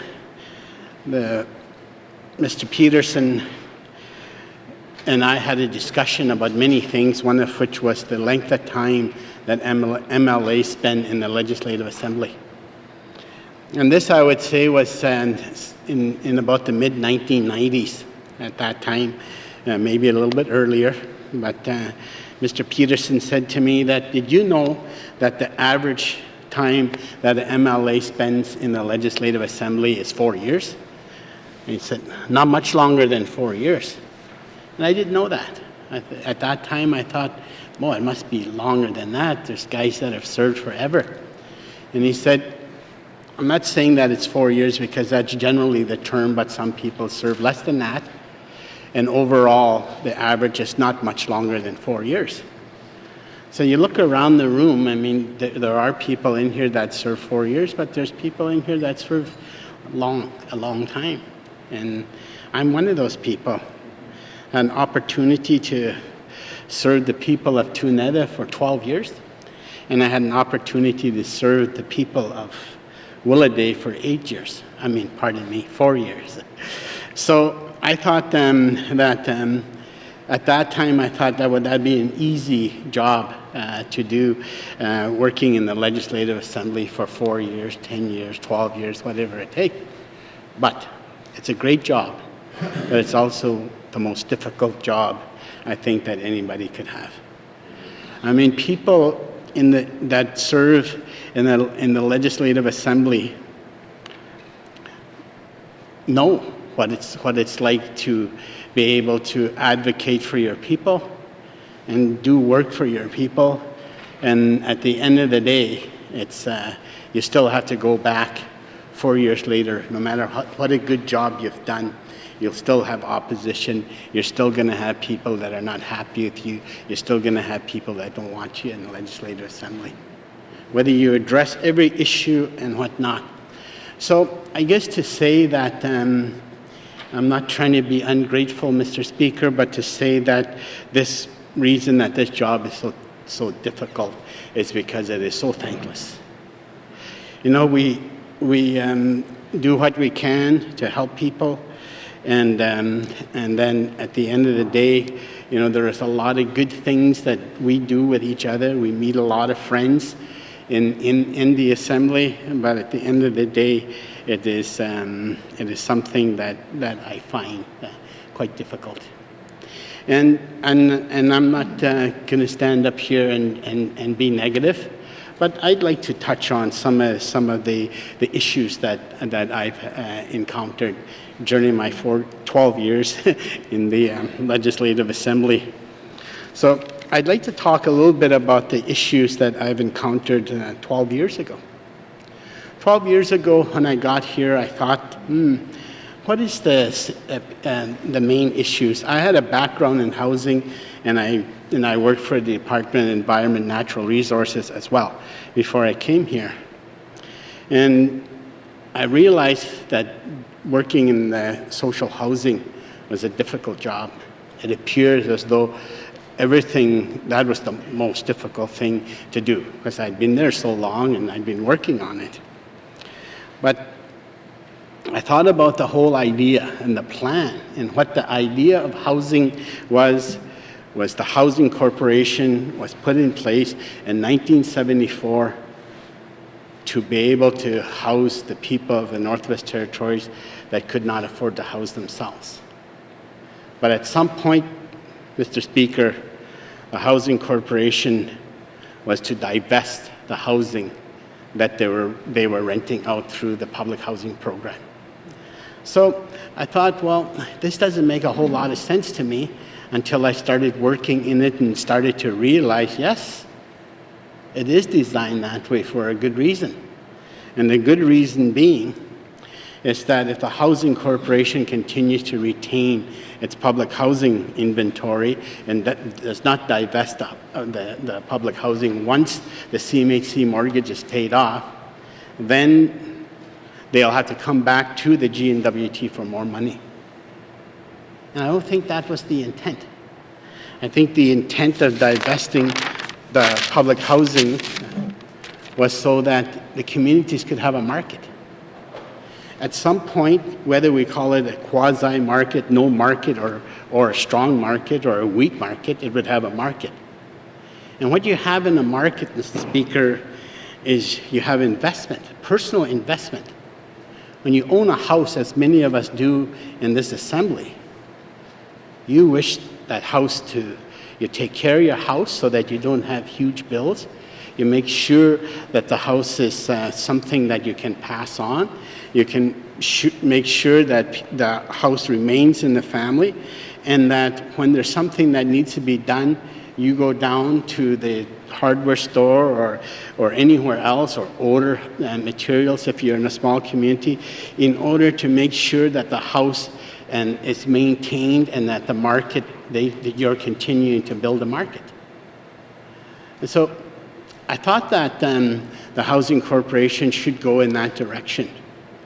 So many years ago, as I said, when I was in the Housing Corporation, I thought, you know, the Housing Corporation would have huge economic spin-offs if we're able to divest ourselves of the public housing that we no longer need as public housing.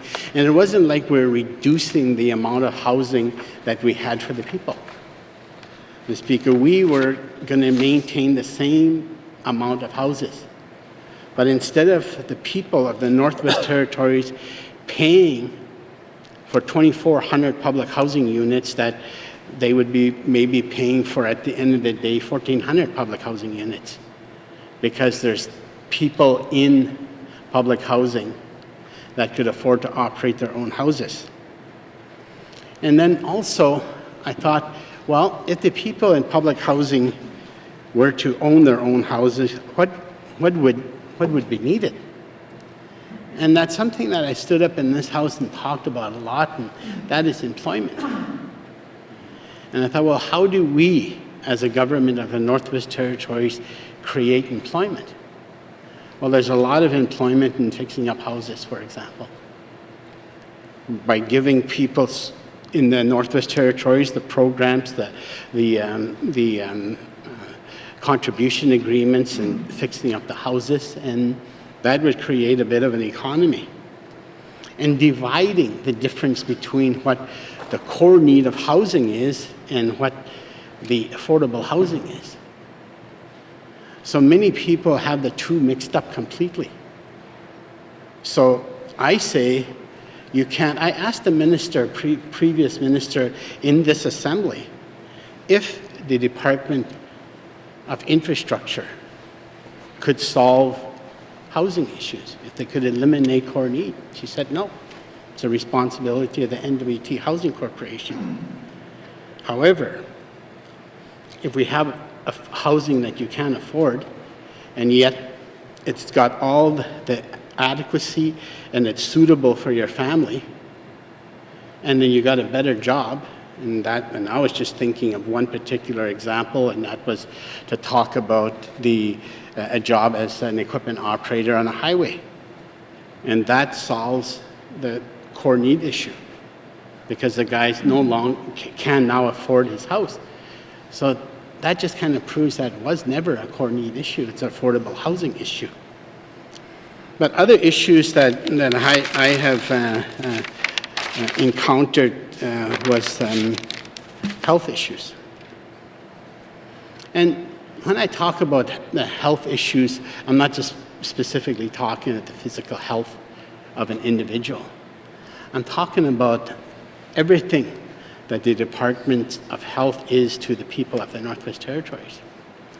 And the Department of Health is probably, I would say, the most difficult department that we have in the Northwest Territories. There's no question in my mind. And you look at the fact that health is involved with individuals from before they were born until they pass away. There's no break. And that's the way it is. The Department of Health takes, has a prenatal program. They have programs that assist young ladies or women when they are carrying, and then right up until they're born, and they continue on to support the individual as they age and they go, and then right up until the individual is sick, gets into the hospital and passes away. And that department has to take care of all of that. So I thought about that a lot. And I thought, that's a very, very expensive department. I stood up in the House here and said, we spend over $1 million a day on the Department of Health. Well, it's well over that. And the government knows we're spending maybe 1.3, maybe $1.4 million a day on health care. And I thought about something that a former member that often spoke about in the House, and that was prevention. Why is that we are so caught up in trying to help people get healthy that we're not preventing them from getting sick? And I know there's work on prevention. It's not like that nothing happens, but it's to think about something. To think about stop treating people that are sick and prevent them from getting sick. And one of the main sicknesses I found as I come into the Assembly was alcoholism. And to be able to take alcohol out of our communities and prevent people from becoming alcoholics would be some very, very important and very strategic work. At one time, in my 12 years, for a short time period, I served as a Minister of Health and Social Services. I traveled to the communities. I wanted to go to the communities and talk to the staff. So I went to the first community I arrived in a small community. I talked to a nurse, and I asked the nurse what she thought. What she thought was the greatest cost driver in the system. And it's in all of the system. And I know that aging people are a great cost driver, and the minister knows that and everything, but something that can be prevented. And she said it was alcohol. She said in her community, there is a tremendous amount of money paid out in overtime to the staff, and a lot of money just paid out in shipping individuals, medevacing people, sending people on medical travel and so on because of alcohol. And I thought, well, maybe we need to start working on alcohol and start to prevent people from and talking about alcohol and discussing it and being open about it and not being afraid to confront it and not being afraid to say your main issue in your community is alcohol. That's what we have to do, Mr. Speaker. We need to be upfront and say, this is your issue, and people have to do something about that. But that's hard work, and that's going to be something I'm sure that our government is working towards and have made strides. Mr. Speaker, some of the contracts that our minister was able to negotiate in other jurisdictions are good. The treatment facilities that we have contracts with are very good. I think there's more treatment facilities that we could sign up with. Well, you can't sign up with everyone, so once we picked are good. But to try to prevent people from going there, I think is very important. I always felt that early childhood development was the greatest investment that anyone could make anywhere. One time I went to Saskatoon, and we were at a fetal alcohol spectrum disorder conference. And I was talking to some of the people there, I guess the practitioners that were in there. And it was a universally accepted knowledge across our country anyway, that spending in early childhood development had returns of 7 to 1 and as high as 10 to 1, depending on what happens. So, and that's I know long term. It's difficult for a government that is in place for 4 years to begin the process to put lots of emphasis on early childhood development so that kid that's entering kindergarten ends up graduating, increasing the opportunities and the chance for that individual to graduate. And for the individual that graduates compared to one that doesn't graduate, the opportunities for employment go up by 25%, and that's only grade 12. And you can't go beyond any higher, you can't go get higher education if you don't have grade 12. So that becomes basically the most important job that the most important function was to get the individuals into early childhood development, make sure you start at junior kindergarten, make sure you start prior to junior kindergarten, going back to prenatal spending and so on, to be able to, at the end of the day, or 12 years later, as long as I've been in the house, when I entered the house, the kids that were going into grade 1 are going to be, that have just graduated last June. So had we had that type of thing in place and a heavier emphasis on spending the money on them when they were first entering school, spending the money on them before they enter school, before they hit junior kindergarten, we would see the results today. Huge results. But our graduation rates have not gone up significantly. And that is something that we need to start working on. If I have a message for the next assembly at all, it would be that we need to start working on early childhood development so that the money we spend on those individuals that graduate, that go on to higher education, the return on that is 10 to 1. So for me, I say that could be one of the most important work that we have. And there are huge economic spin-offs just to the spending of early childhood dollars. When we go to spend money on early childhood, then we have, again, some economic spin-offs like we would if we were spending money on the N.W.T housing or on housing, period. I'd like to talk a bit about employment. Like I said, I talked about employment a lot in the House. Over my 12 years, I talked about that may be one of the topics I spoke most of, was employment. Because it's so important. And we put it in our mandate this time around to say we're going to put an emphasis on an area which needs employment the most, and that's small communities. And I've often said that all boats shall rise. I've used that term in the House. All boats shall rise. When you start putting money in small communities, you see the impacts in the regional centers, and you see the impacts in Yellowknife.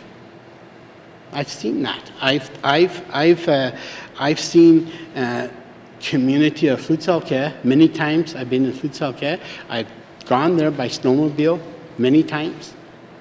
And when you see what's going on in the community, when the area around Flutsalke is packed with skidoo tracks, the spin-off is felt here in Yellowknife. People here in Yellowknife are selling snowmobiles to those people. People here in Yellowknife are selling boats and kickers to the people of Flutsalke. When there's jobs there, when there's employment in Flutsalke, the whole N.W.T. benefits fiscally. Our government benefits fiscally as well. So employment in all areas, housing. We have a small community employment support program that we've put together, I think, over the last 6 years, maybe.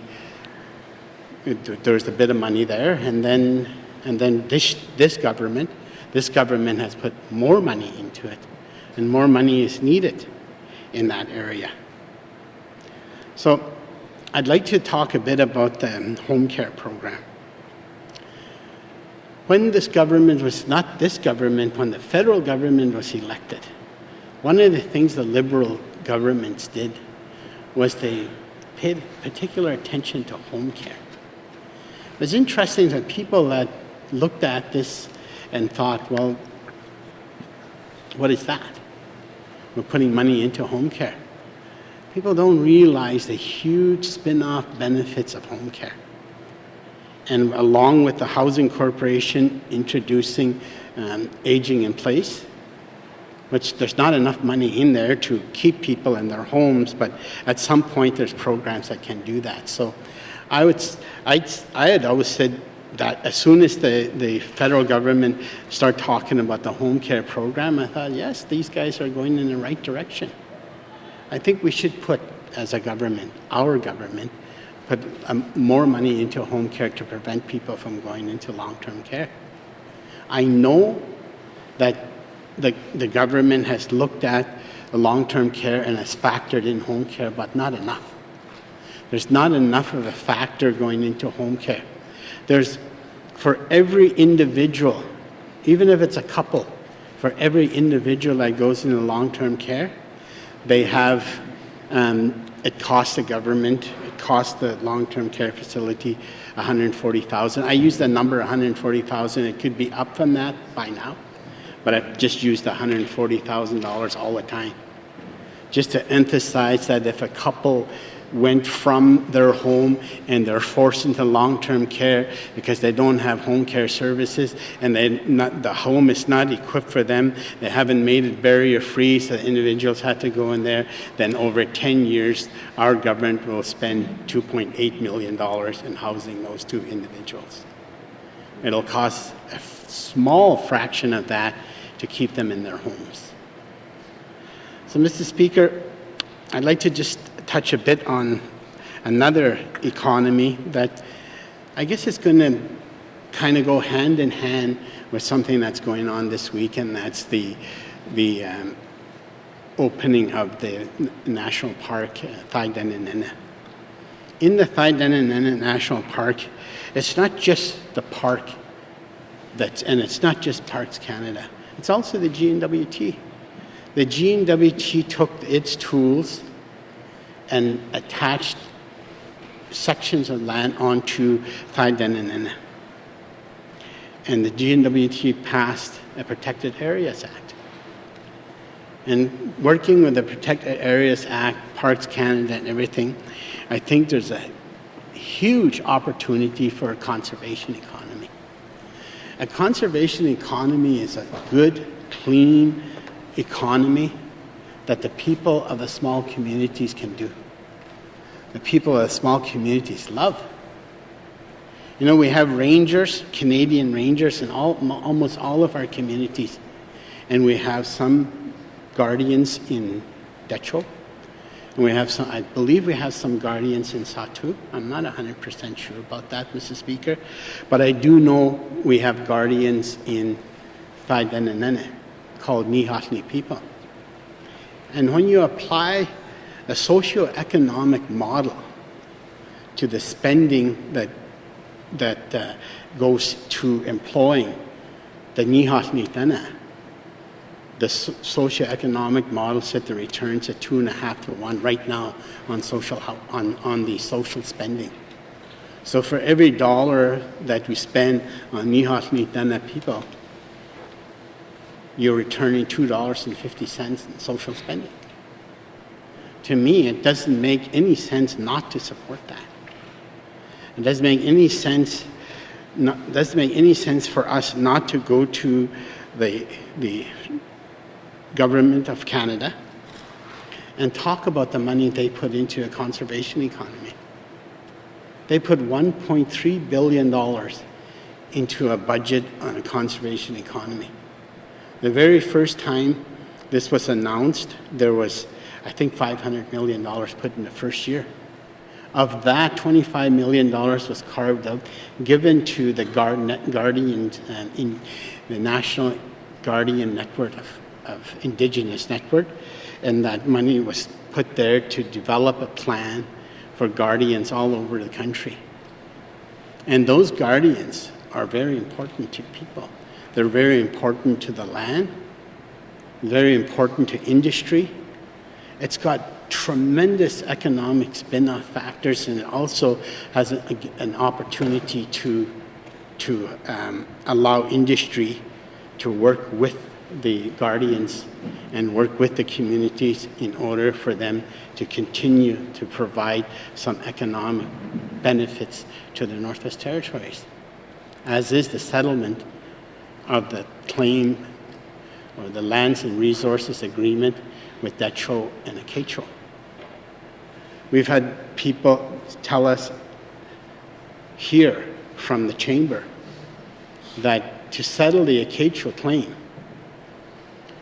would be worth $100 million to the economy right now, just in this area. And I know the government has worked hard to try to get the claim settled, and I'm not saying that it's an easy job, but I'm saying that it's an important job and it's an essential job. Not an easy job, but an essential job to be able to work on signing that agreement and getting the resources agreement signed with the Akecho, with the Decho, and move on to allow the people of Decho and Akecho to work with industry to be able to have the N.W.T benefit from it. Our biggest economy right now appears to be the diamond mines, and they have a life. They have a finite life. There's talk about maybe 15 years, maybe 10 years, 20 years. At some point, they will stop producing. At some point, that economy will go down to virtually no economy at all in the diamond industry, unless there's tremendous fines and so on. That's probably going to disappear. However, there are other opportunities in there. And one of the big ones is the conservation economy. And there's a couple other mines that would likely open up. I know we have some of us don't support the huge infrastructure like highways and so on. I support highways. I've talked about that. I don't talk about it in the House, and I don't talk about it because I need to discuss that with the leadership. And it's something that is in the future. And for me, like even the management of caribou, when we build an all-season road through the Slave Geological, we've often talked about that. What will happen? How will we manage the caribou? Well, the people up in the Beaufort Delta know that it's a lot easier to manage the migrating caribou herds on an all-season road. There's no question. You could close down the road. because there's no pressures to be able to, where you have to have one vehicle hauling to the diamond mines every 10 minutes in the wintertime in a short window. And if that's the time when the caribou are crossing, too bad. They have to go. If they don't go, then they're not able to get their supplies and their fuel in there.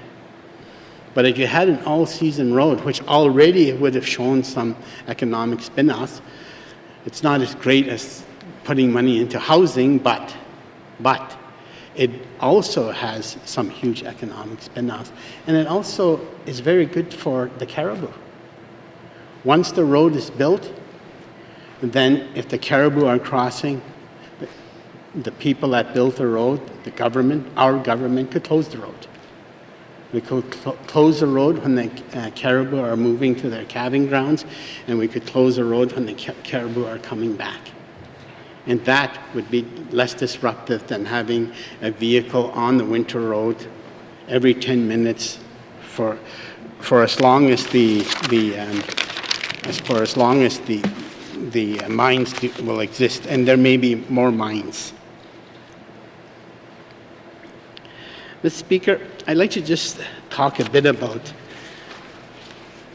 some of the work that I've done, and I'd like to maybe send a message to somebody that may be the next MLA from N.W.T, because it's not going to be me, Mr. Speaker.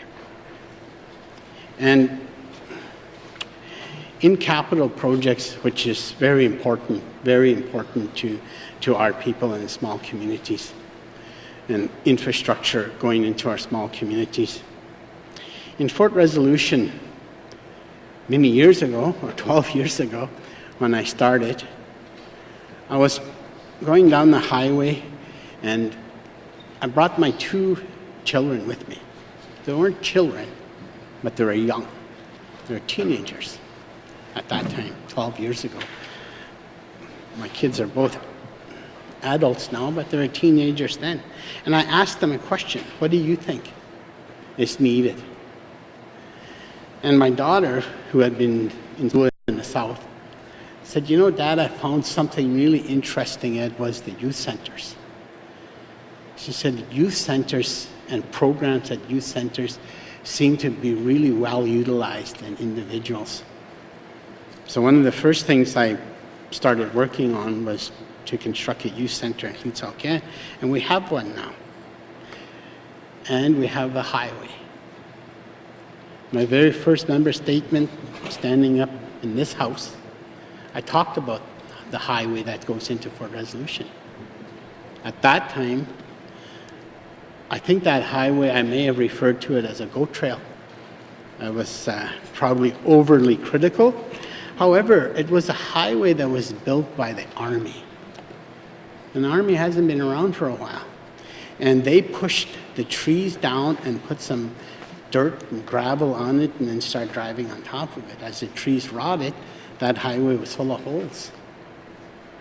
But now, Highway 6 is paved or chip sealed, right from the beginning to the very end into the community. And you know, it is interesting because one day I went to see this guy. He doesn't like too many visitors. He's a busy guy. He works. He's an elder. And he can do all kinds of things. He's an amazing man. I went to see him. And as I walked in the door, he was busy making something on a metal lathe. He stopped and he said, "If you're here to campaign, you don't have to campaign in this house." He said, "All you have to do is make sure that this community has a highway, a good highway, so we don't have to buy new vehicles every couple of years bouncing over that road." I know, Mr. Speaker, I know you're riding as a rough highway, you know, and a lot of people damage their vehicles going between here and Betchaco. And it's just the nature of the beast. But in Fort Resolution, we're able to resolve that issue. That rough road is now a beautiful highway. I spoke to an old friend of mine from Fort Smith, and I met him in Fort Providence, and he said to me, "You should be proud of what happened in going into Fort Resolution. He said, that highway is like a super highway. You know, and if you've driven it, especially when it was first done, it was beautiful. You know, now some of the growth has come back, but it's a beautiful highway into the community. You know, we came that close to having our highway chip sealed all the way before Fort Smith. I find that funny because Fort Smith was the first capital of the Northwest Territories. Maybe Fort Resolution was the first capital of the Northwest Territories if you go back far enough, Mr. Speaker. But at any event, Fort Smith's a big community. It's a regional center. And if the parks didn't get their paving done right at the time they did do their paving, we were like a half a season away from having a chip sealed road into Fort Resolution before Fort Smith. To me, that's quite an accomplishment. Fort Resolution is a small community, and it's out of the way, and the highway ends there, and now we have an all paved highway. Mr. Speaker, in Tlutsalke, we had built a new health center. A new community learning center. But the biggest project in that community and the most important project in that community was the school. The Housing Corporation, the N.W.T had the health center as a priority. And the community had asked if we could switch the projects. So now they don't have a new health center, but it's in the books, and it's something that is coming. And I think the government recognizes that, you know, that'll be the next health center that is replaced. But the school, it was amazing, Mr. Speaker. That school is absolutely beautiful. It went from a school that was a log school, old school, issues in the school, to something that is a beautiful school. And there's a beautiful adult learning center, brand new in Tlutsalke. There's one thing I worked on all the way through, and that was because I spoke to an elder that I eulogized here this week, the late Edward Catholic. And he said to me, Tom, we slashed that road. We slashed that road to Austin Lake many years ago. He told me 50 years ago. You know, I guess at the same time they started talking about Taidenanena, they were going to build roads into Taidenanena as well. And they slashed that road all the way in. And he was a young man, he was working on that, he indicated to me. And he said that is very important. I talk about Austin Lake Road all the time in the house, because I felt it was very important to the people. Yesterday, while we were in Tlutsalke, a guy walked up to me and said, Tom, I'm working on Austin Lake Road. I have equipment on the Austin Lake Road, and that's where I'm working right now. And we're going to continue to work on Austin Lake Road until we have an all-season road in there. Getting back to the Elder Edward, he told me, build that road because that road connects the lakes to the east. It's fantastic to be able for us to be able to go over there, pull our boats or our snowmobiles over there and start there to hunt caribou. It also connects us to the west, where there's lots of moose.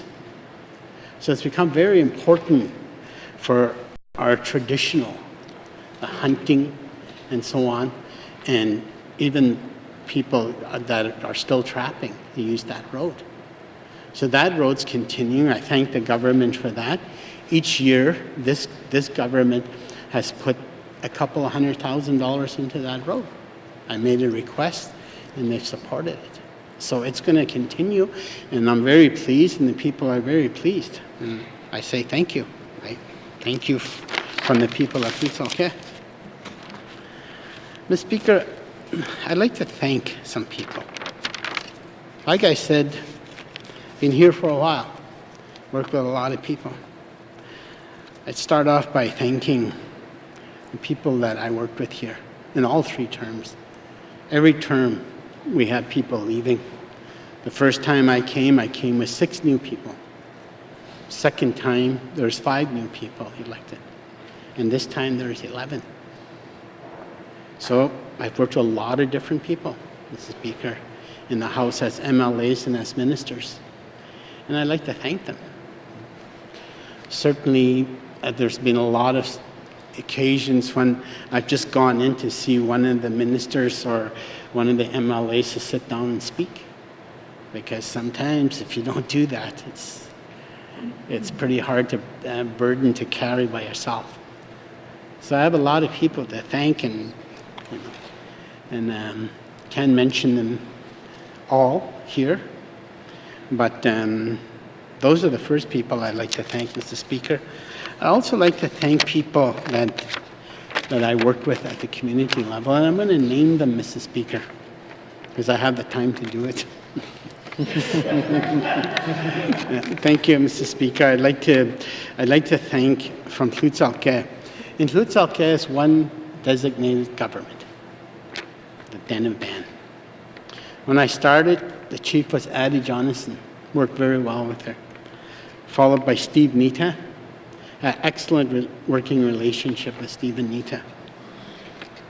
The late Antoine Michel was the chief after that. Antoine was an amazing guy. He loved the land. I never quite understood why Antoine was always talking about land. Our land. Nuani patera adwada. He always used to say to me. And that means our land is very important to us. Until I went to Fort Reliance by boat. And I went along McLeod Bay. Mr. Speaker, it's so beautiful that you cannot watch where you're going. It's not important to know. It's a boat. You're in the middle of nowhere. But you can never take your eyes off the shorelines. It is so beautiful. And that's Thai-Denanana. And that's what Antoine always talked about.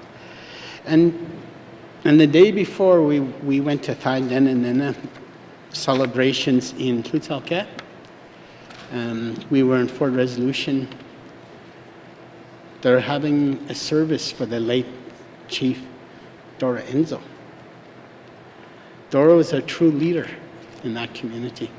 She was young, smart, and she, was well respected in that community. And I think maybe she was sick, that's why she did one term and she didn't repeat, I don't know.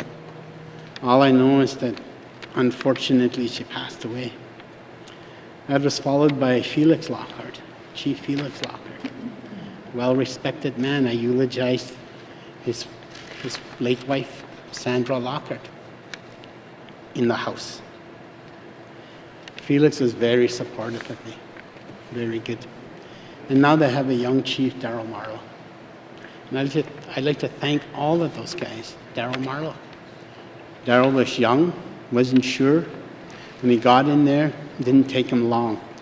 Didn't take him long for him to show what a leader he is.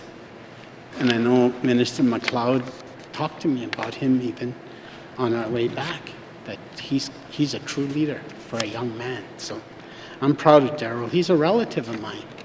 He's actually got many relatives in Fort Resolution. And he comes from the King Bolio clan.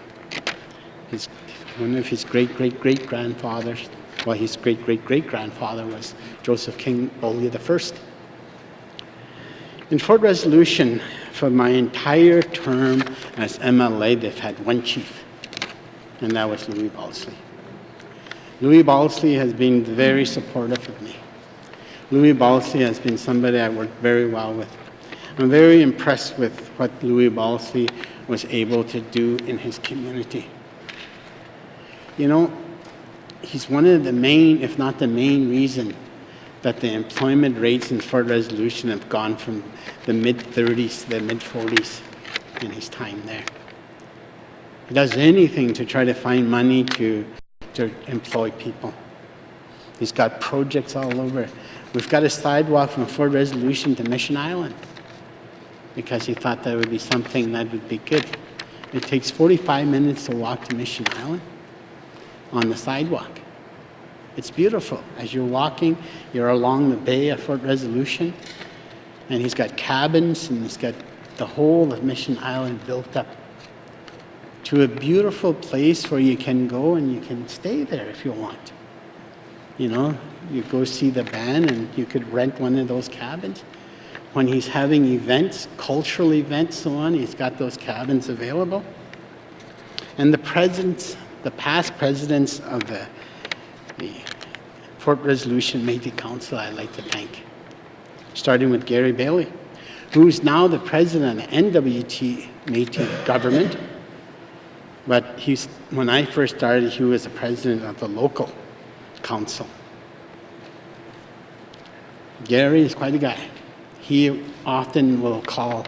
And I found out when we were in Fort Resolution a couple of days ago that he doesn't call just me to make sure that we're continuing to do what we're supposed to do, continue for me to do what I'm supposed to do as an MLA to represent his community. He called the MP, the federal ministers, you know, doing his job. After that, there's Kara King.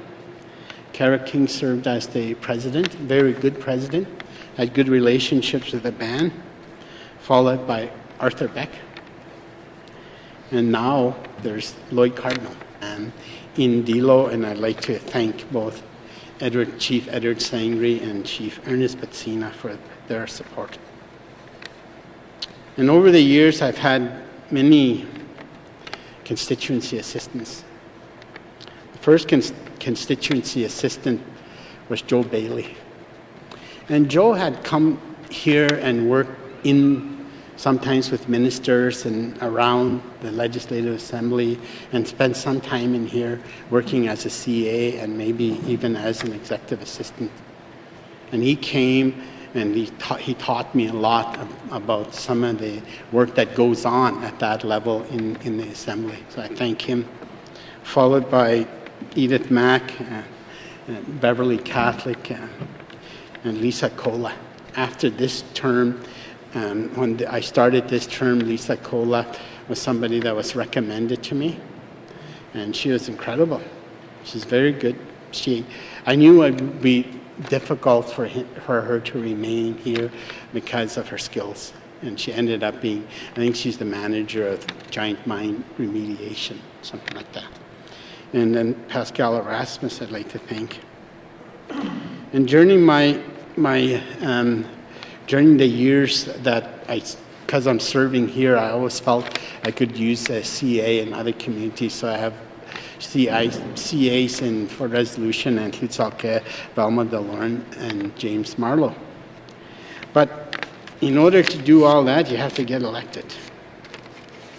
And the people that, I guess the one person that has helped me get elected 2 times, I was acclaimed once, but 2 times was Warren DeLorme.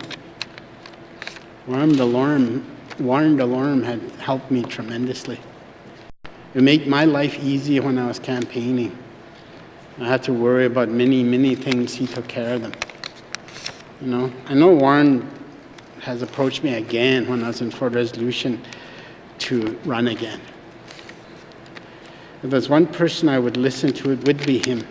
But unfortunately, I think it's time for other people to fill this seat. And James Marlowe served as my CA, helped me as a campaign person. And then when I got here, a couple of the guys here, Rodney Norn and Rondo Erasmus, were able to help me. And I'd like to thank my family. My brothers and sister and my mother have been tremendous support for me. My mom thinks we're arguing in the house here. She asked me one time, she said, how come Alfred always argues with you? I said, he's not arguing with me, Mom. He's asking me questions. That was last government. Yes. And so Alfred asked me, asked a lot of questions, and she said, why is he arguing? I said, Mom, not arguing with you. But she has been a real support for me. And you know, I have an interesting story about her. I'm not, you know, I guess sit here and could talk about anything I want. I found that very interesting. This week, or this weekend actually, my mother was woke up very sick, and she was medevaced, or she was actually put on the plane and medical travel, and she came here on her own. They gave her papers, and she came here. I met her at the airport and brought her to the hospital, and the work that was done by the doctors in Hay River was tremendous. The doctor here in emergency said, "We have everything we need right here." He asked the questions, sent her for a CAT scan, gave her a clean bill of health, and she stayed with me for the weekend, so overnight. And we started talking, and I realized that what we do for our people is quite tremendous. And what we do for our elders is quite tremendous. And she said something to me that, I know she's not going to be happy with me. But she said, "You know, Tom," said, "I sign my name and I get free fuel for a whole year. That's what I do. I have to sign my name." So I sign my name, and somebody from the housing corporation comes over here, makes sure that my furnace is operational, my windows are good, my doors are good, and that's what happened, she said. She said, one time I went to, oh, no, she's signing her name more. She said that she is, when she gets sick like that, she said that's what happens, medical travel. She said, they bring me here, I sign my name, they bring me here, they take care of me. She said to me one time, I had, my furnace broke down. I didn't know what to do, she said. I knew it was going to be in the thousands of dollars. So I went to the furnace people, and the young man sat down with her, filled out the forms with her, and told her what was needed and when they could do it and everything. And so my mom said, well, I'm going to pay you half now and half when you get the job done. And the guy said, oh, you don't have to do that. He said, we're going to go see the housing corporation, and the housing corporation will put a new furnace in your house. All you have to do is apply for another program. So she said, she signed her name, and she got a new furnace. So I thought that was pretty interesting. My mother is pretty happy with the way the government treats her in Hay River. She's 85 years old, and she's never been treated like that by strangers before. It was always something that she'd rely on our own family to help each other. So after all of this, and after all of this time, it is important, I think, to be able to not just be critical, but to also it's to say thank you. You know? Thank you. Thank you, Mr. Speaker.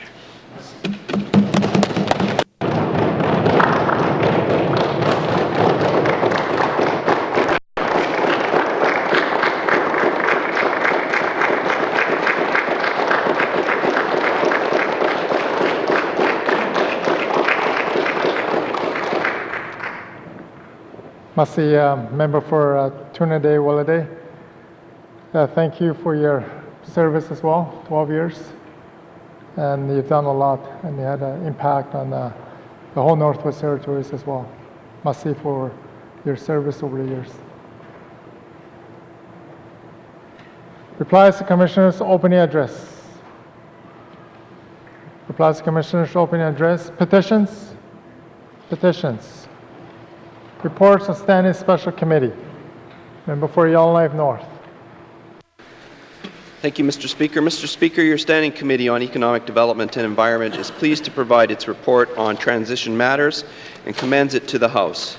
Mr. Speaker, I move, seconded by the Honourable Member for Saw 2, that Committee Report 3618-3 be deemed read and printed in Hansard in its entirety. Thank you, Mr. Speaker. Merci. Motions in order, motions non-debatable. All those in favor? All those opposed? Motion carried. Committee Report 36-18-3 is now deemed read and printed in the Hansard in its entirety. Reports of Special North. Thank you, Mr. Speaker. Mr. Speaker, I move, seconded by the Honourable Member for Saw 2, that Committee Report 3618-3, Standing Committee on Economic Development and Environment Report on Transition Matters, be received and adopted by the Assembly. Thank you, Mr. Speaker. Merci. Motions in order, motions non-debatable. All those in favor? All those opposed? Motion carried. Committee Report 36-18-3 is now, the report is on transition matters, be received and adopted by this Assembly.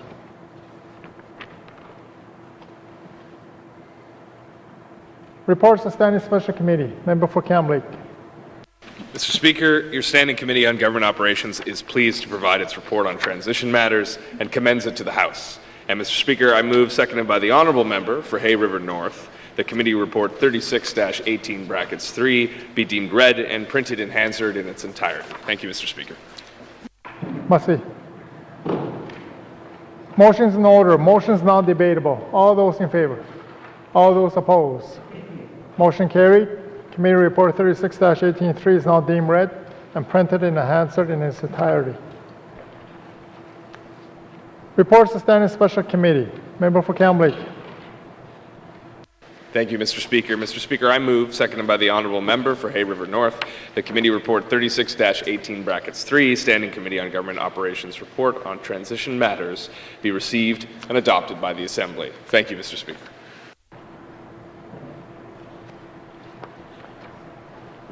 Merci. Motions in order, motions non-debatable. All those in favor? All those opposed? Motion carried. Committee Report 36-18-3 is now received and adopted by this Assembly. Reports of Standing Special Committee.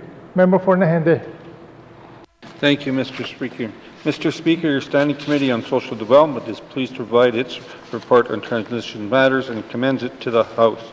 Mr. Speaker, I move, seconded by the Honourable Member from Yellowknife Centre, the Committee Report 38-18-3 be deemed read and printed in Hansard in its entirety. Thank you, Mr. Speaker. Merci. Motions in order, motions non-debatable. All those in favor? All those opposed? Motion carried. Committee Report 38-18-3 is now deemed read and printed in Hansard in its entirety. Reports to Standing Special Committee. Member for Nahende. Thank you, Mr. Speaker. Mr. Speaker, I move, seconded by the Honourable Member for Yellowknife Centre, that Committee Report 38-18-3, Standing Committee on Social Development Report on the Transition Matters be received and adopted by this Assembly. Thank you, Mr. Speaker. Merci. Motions in order, motions non-debatable. All those in favor? All those opposed? Motion carried.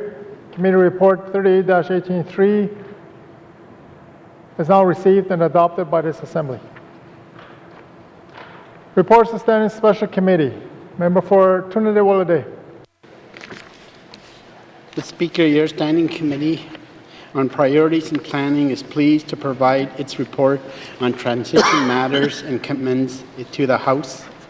The Speaker, I move, seconded by the Honourable Member for Cam Lake, that Committee Report 39-18-3 be deemed and read and printed in Hansard in its entirety. Thank you, Mr. Speaker. Merci. Motions in order, motions non-debatable. All those in favor? All those opposed? Motion carried. Committee Report 39-18-3 is now deemed read and printed in Hansard in its entirety. Reports to Standing Special Committee. Member for Trinidad-Willowdale. Thank you, Mr. Speaker. Mr. Speaker, I move, seconded by the Honourable Member for Cam Lake, that Committee Report 39-18, bracket 3, Standing Committee on Priorities and Planning Report on Transition Matters be received and adopted by the Assembly. Thank you, Mr. Speaker. Massey. Motions in order, motions not debatable. All those in favor? All those opposed? Motion carried. The Committee Report 39-18-3 is now received and adopted by the Assembly. Reports of Standing Special Committee. Reports of Standing Special Committee. Report of Committee on Review of Bills. Report of Committee on Review of Bills. Tabling of documents. The Honourable Premier. Mr. Speaker, I wish to table the following 9 documents entitled Final Report on the Implementation of the Mandate of the Government of the Northwest Territories 2016 to 2019, Consolidated Report of the Implementation Committee Clecho Agreement 2015-2016 to 2018-2019, Consolidated Report of the Implementation Committee Gwich'in Comprehensive Land Claim Agreement April 1, 2015 to March 31, 2018, Consolidated Report on the Implementation Committee Gwich'in Comprehensive Land Claim Agreement 2009-10 to 2014-15, Report of the Implementation Coordinating Committee Inuvialuit Final Agreement 2016-17 and 2017-18, Annual Report of the Implementation Committee Saulteaux, Dene and Métis Comprehensive Land Claim Agreement April 1, 2016 to March 31st, 2017, Annual Report of the Implementation Committee for Saulteaux, Dene and Métis Comprehensive Land Claim Agreement April 1, 2017 to March 31, 2018, Annual Report of the Implementation Committee Delaunay Final Self-Government Agreement April 1, 2016 to March 31, 2017, and Annual Report of the Implementation Committee Delaunay Final Self-Government Agreement April 1, 2017 to March 31, 2018. Thank you, Mr. Speaker. Massey. Tabling of documents. Minister of Education, Culture, and Employment. Mr. Speaker, I wish to table the following 4 documents entitled Government to the Northwest Territories Response to Committee Report 24-18, brackets 3, Report of the Review of Bill 48, Post-Secondary Education Act. Doing our part, initial response to reclaiming of the National Inquiry into Missing and Murdered Indigenous Women and Girls, 2018 to 2019 Annual Report and Status of Women Council of the Northwest Territories, and the Annual Report for 2017 to 2018 Canada N.W.T. Early Learning and Childcare Bilateral Agreement and Action Plan. Thank you, Mr. Speaker. Tabling of documents. Minister of Finance.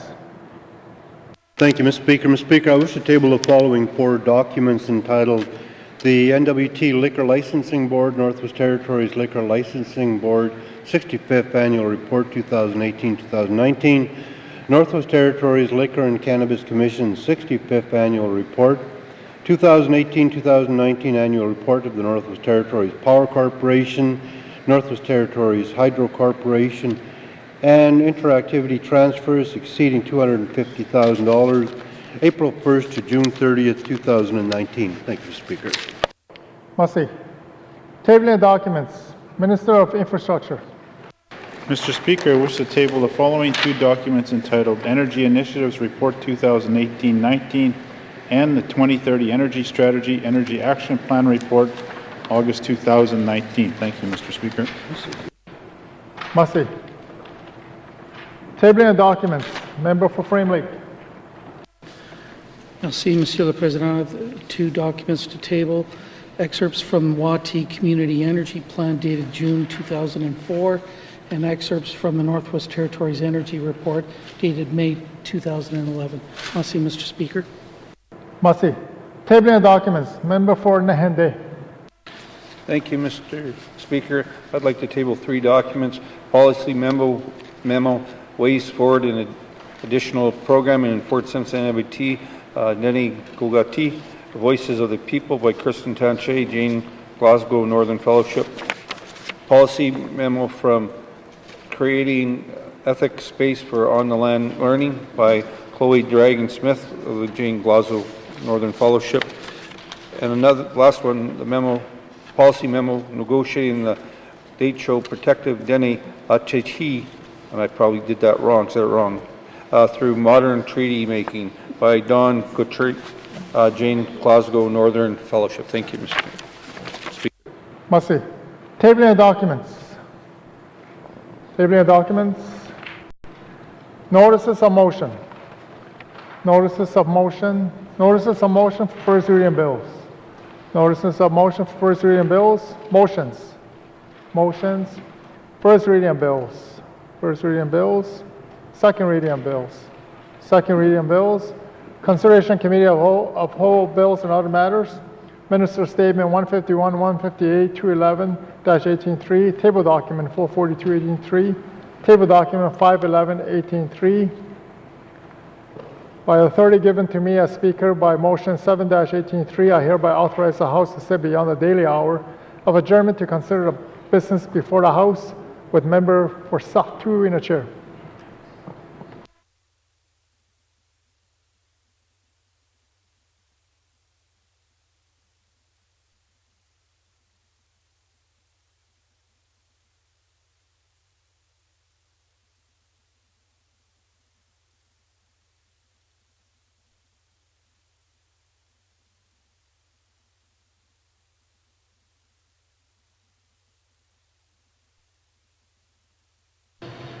I call the committee to order. What is the wishes of committee? Mr. Testart. Thank you, Mr. Chair. Thank you, Mr. Chair. Committee would like to consider table document 511-18.3, capital estimates 2020 to 2021. Thank you, Mr. Chair. Thank you, Mr. Testart. We will resume after a short break. Thank you, committee.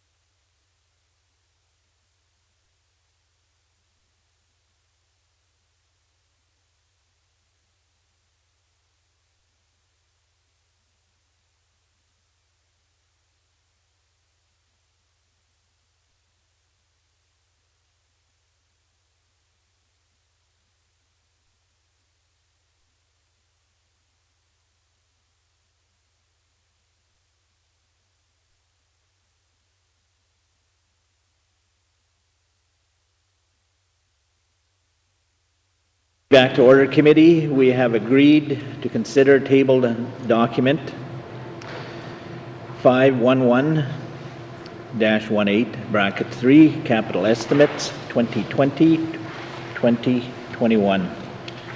Does the Minister of Finance have any opening remarks? Thank you, Mr. Chair.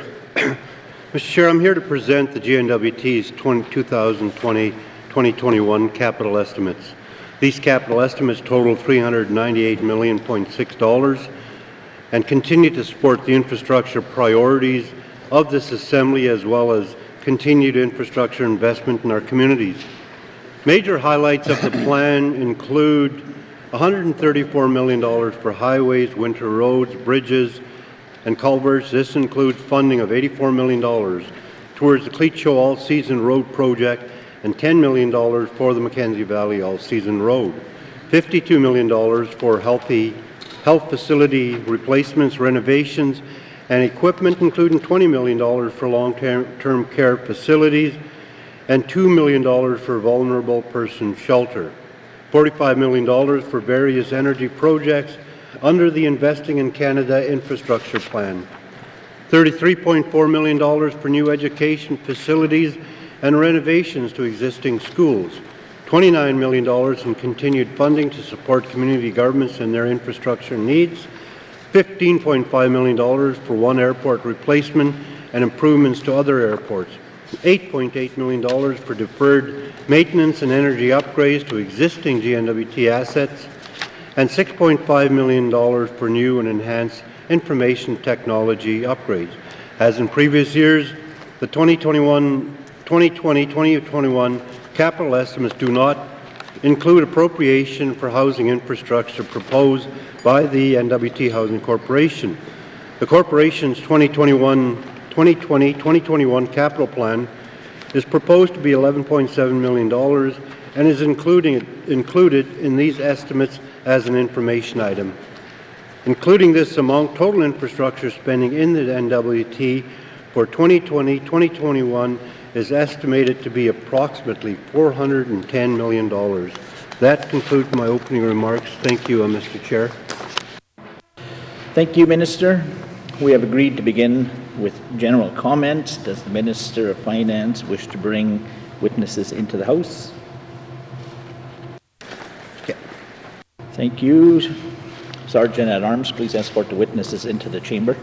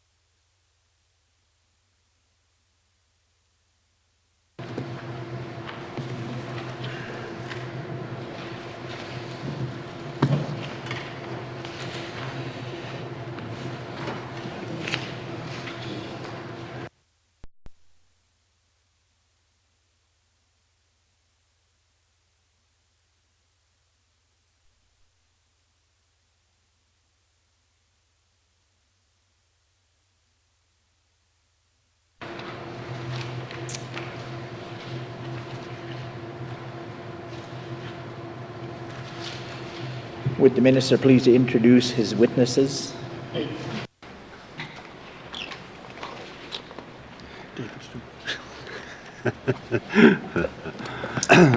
Thank you, Mr. Chair.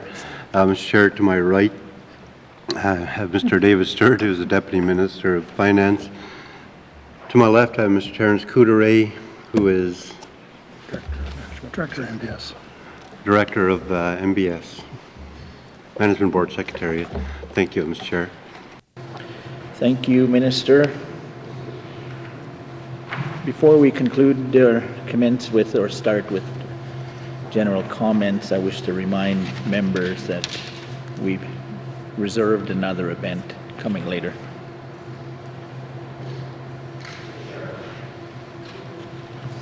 I will now open the floor to general comments. Mr. Bolio. Thank you, Mr. Chairman. Mr. Chairman,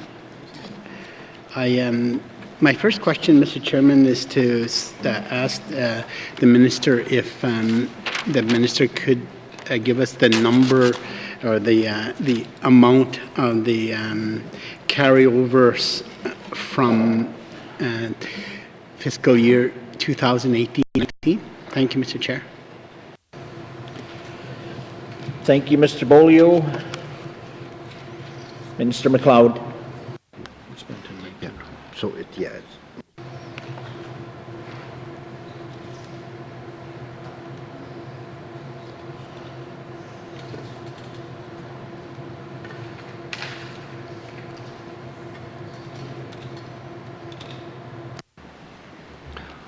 thank you, Mr. Chair. Mr. Chair, a quick answer to the manager's question is there's $120 million in carryovers.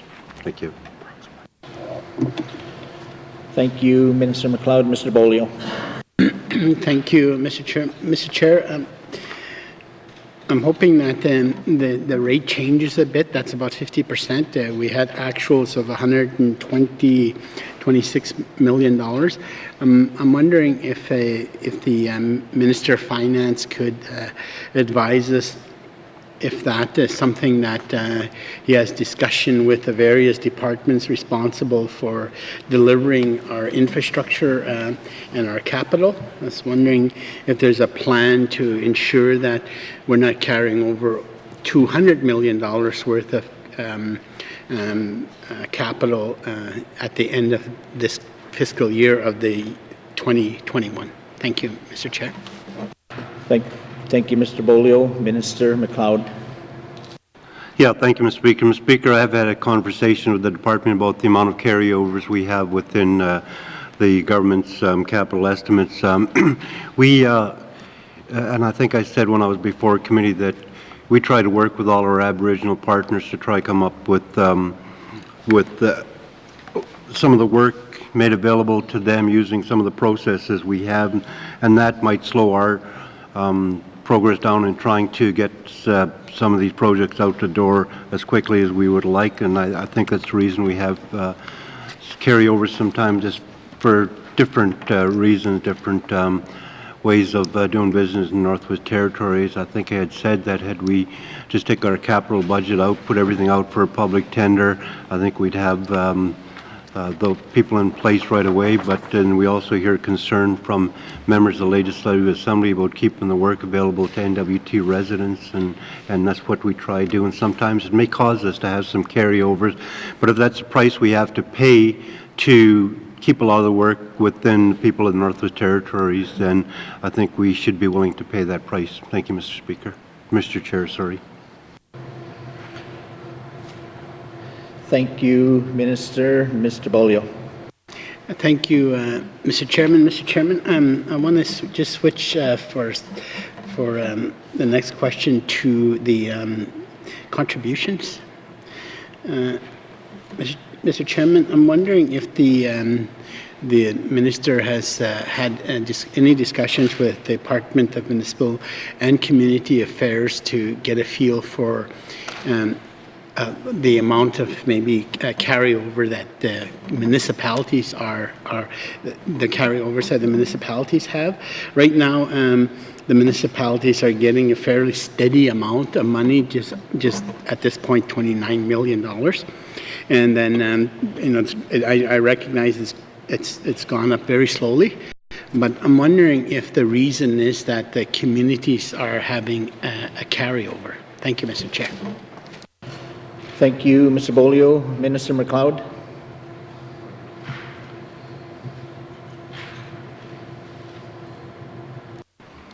Thank you, Mr. Speaker. Mr. Speaker, one of the things that we've heard from communities and members, right, the infrastructure contribution to the communities has gone up. I think we are $27,002,000 for most of my time as a minister in this government, and we brought it up to $29 million, and I think that's what we're asking committee to this assembly to approve. One of the challenges that we hear from some of the communities, and there may be surpluses, they may have capital surplus because there's a number of different pots they can I mean, they have the CPI funding, they have the gas tax funding, they have a number of the programs they can access. So, and I think that's why you see some communities, and we've heard it from some of the smaller communities that are challenged with the O&M portion of it, and that's another debate for the upcoming 19th, their first O&M budget session. I think they'll need to have those conversations, but I know in the CPI, I think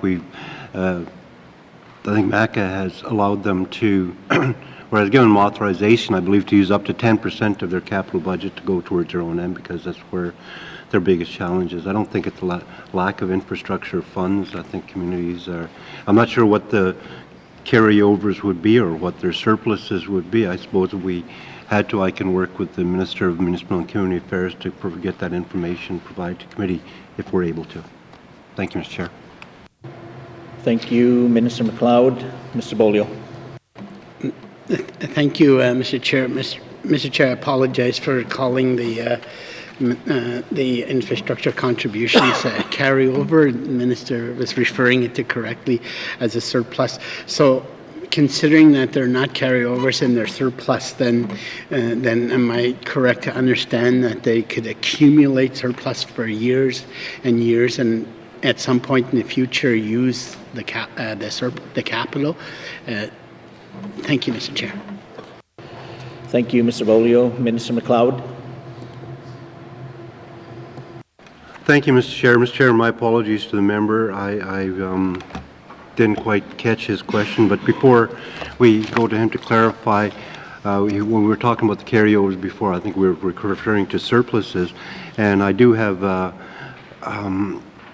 across the N.W.T. with all our communities, in their gas tax funding, there's about $3.7 million in surplus gas tax funding. And in the CPI funding, there's about $12.6 million total in surpluses across communities in Northwest Territories. So again, I think that demonstrates clearly that their challenge is not the infrastructure part of it, it's the O&M on the infrastructure dollars they're getting. Thank you, Mr. Chair. And my apologies again to the member. I'm sorry, I completely missed the question. Thank you, Minister. Mr. Van Thyn. Thank you, Mr. Chairman, and appreciate the Minister presenting this capital budget here today. In my time here in Assembly, this is the largest capital budget that we've put forward. The previous speaker, colleague from Tunadé-Willowdale, already spoke about some of the challenges as it relates to carryovers. I know there's many facets to the challenges of carryover, and I'd certainly want to hope that the next government, we'd like to see maybe a bit of a, call it a government-wide approach to trying to overcome some of those challenges. I know a lot of them have to do with our relationship with the federal government as it relates to funding, and then of course there's capacity issues and many other types of concerns that are the root cause of carryovers. But I do feel that we're putting out another $400 million capital budget. In our last year's budget, we had a tough time in delivering almost half of it. So we don't want to see a continued buildup of carryovers.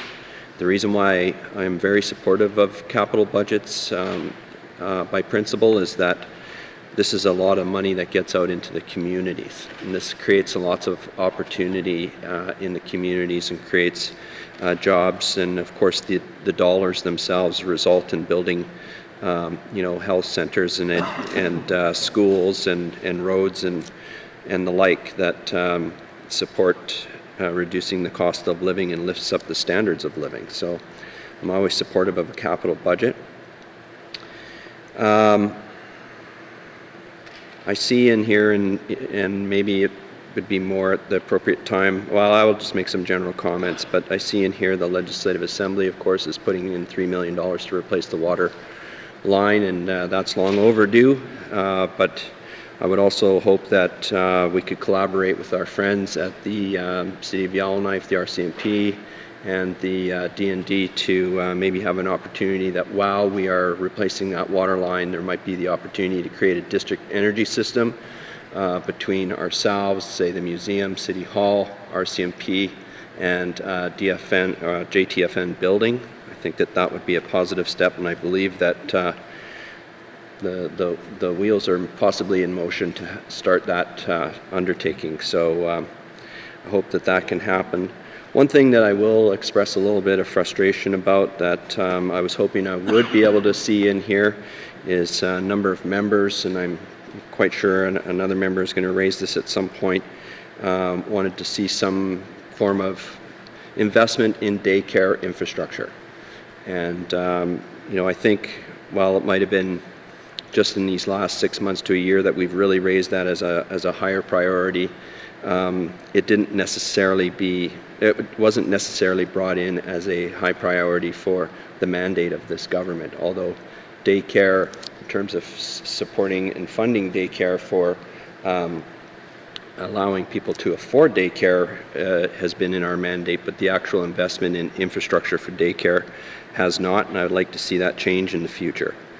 I think that when we start talking about building new schools or making major renovations to schools, that we should be thinking about the design and development of adding daycares into those schools.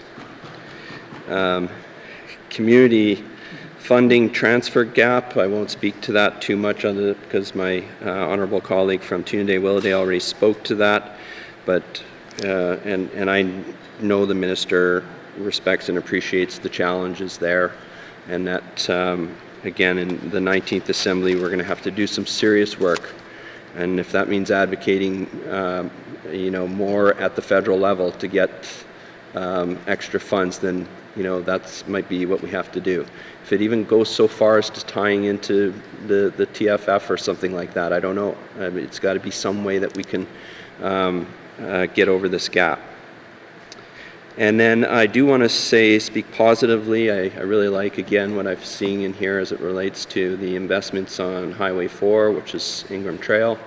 I'm always appreciative of the investments that go on out there. The residents of Ingram Trail keep me well attuned to any issues, and the Department of Infrastructure and this government has been fairly responsive in the 4 years that I've been the MLA for Yellowknife North in terms of making the right investments in Highway 4. The one thing that I will say for the record, though, that I want to, and I know that the Department of Infrastructure is aware of this, and they've verbally give indication that they are working on this, but in this particular capital budget, you don't see, for certainty's sake, an investment in the roadside pull-off at Big Hill Lake, which is, I am aware that there's some work being undertaken, there's some pre-designed stuff, there's some interdepartmental stuff being looked at.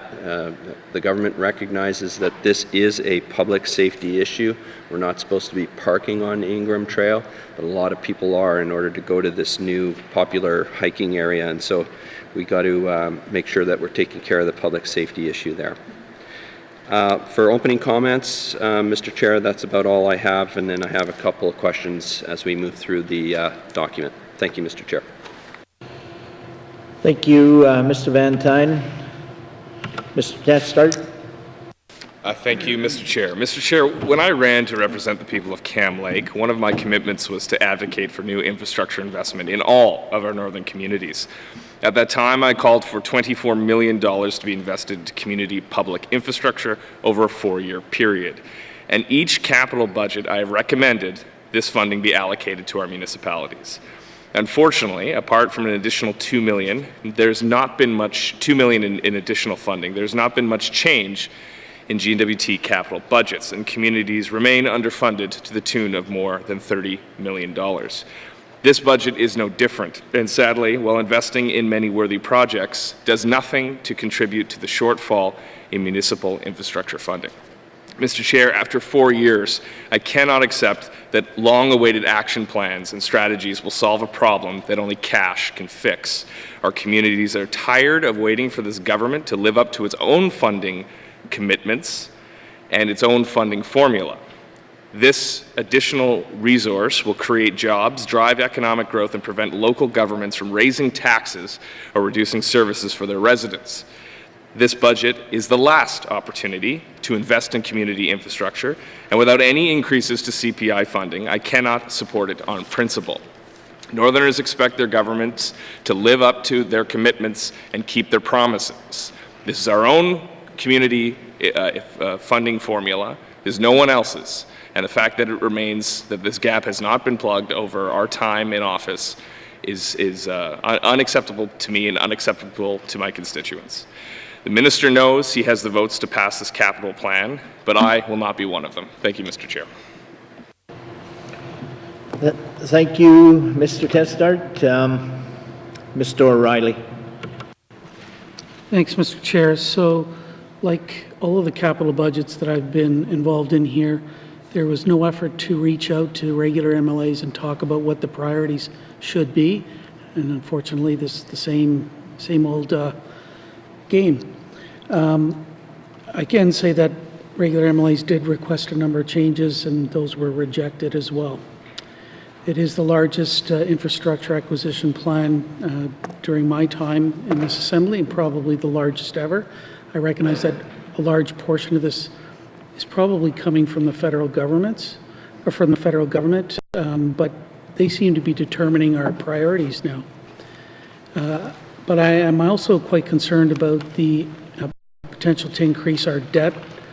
As I understand it, the debt limit's $1.3 billion. We're at 1.1, and this, I think, has the potential to increase that. I'm not going to comment on some of the other items that I've heard from my colleagues, but I support everything that they've said so far in terms of needs that may or may not be reflected in the capital budget. I don't see anything in here that I can detect about the water line replacement. The City of Yellowknife, there was a request from the city for support of $8 million to assist with that extraordinary sort of one-time cost.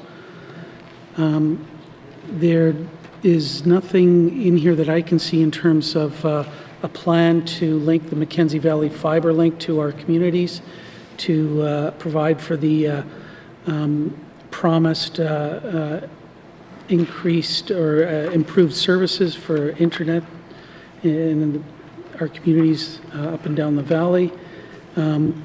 There's nothing in here that I can see with regard to visitor services for new capital infrastructure, whether it's in Tuktoyaktuk, YELLOWKNIFE, or even in Yellowknife, where the minister has now made it public that the Northern Frontier Visitor Center will be demolished in this winter. So no new money, though, in the budget for visitor services, visitor facilities for any of the three communities I mentioned. I'm glad that the minister compiled the information in his opening remarks with regard to the amount that's being spent on roads.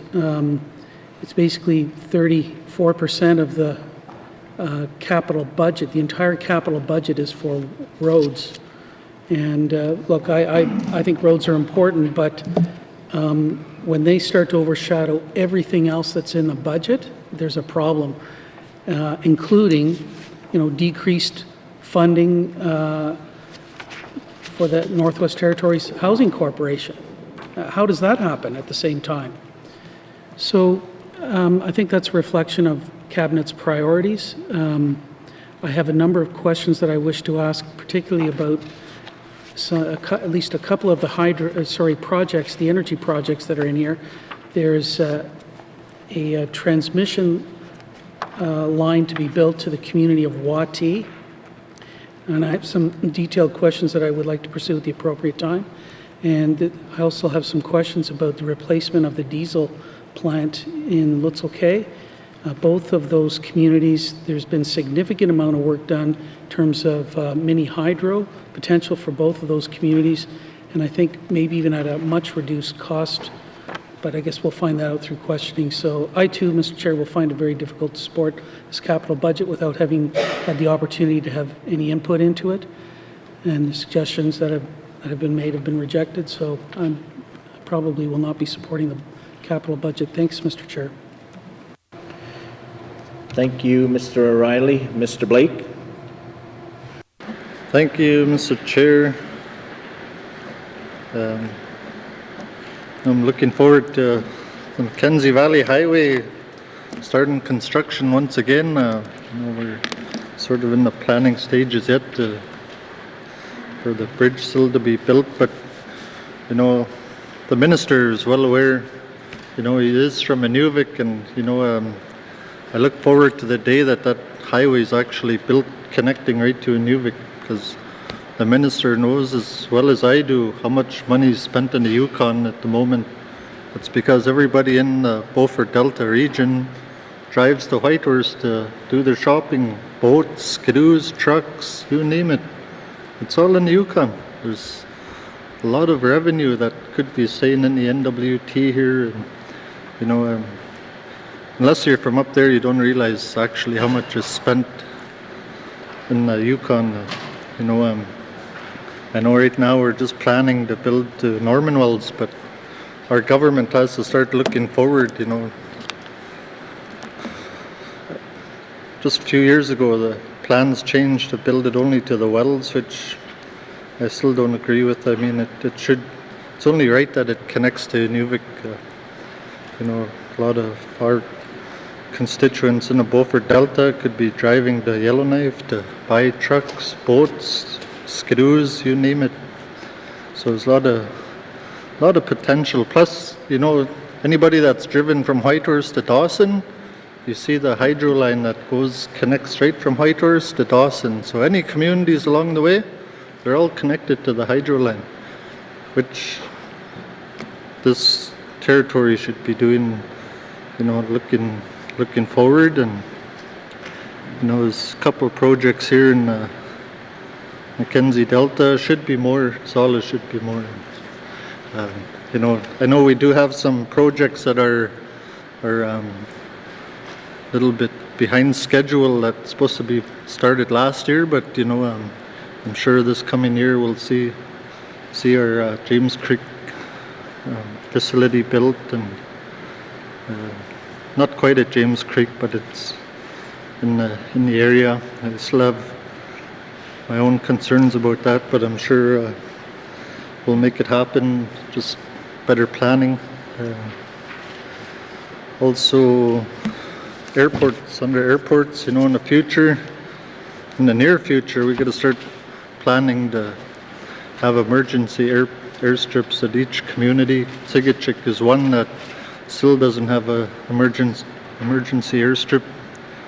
We used to have a plane that landed there, but that is on our bush pilot, Willard Hagan, you may all know, is our Deputy Minister of Lands. He used to land in Sigachik, do the mail run, but, you know, but that is just on the shore of the Mackenzie River.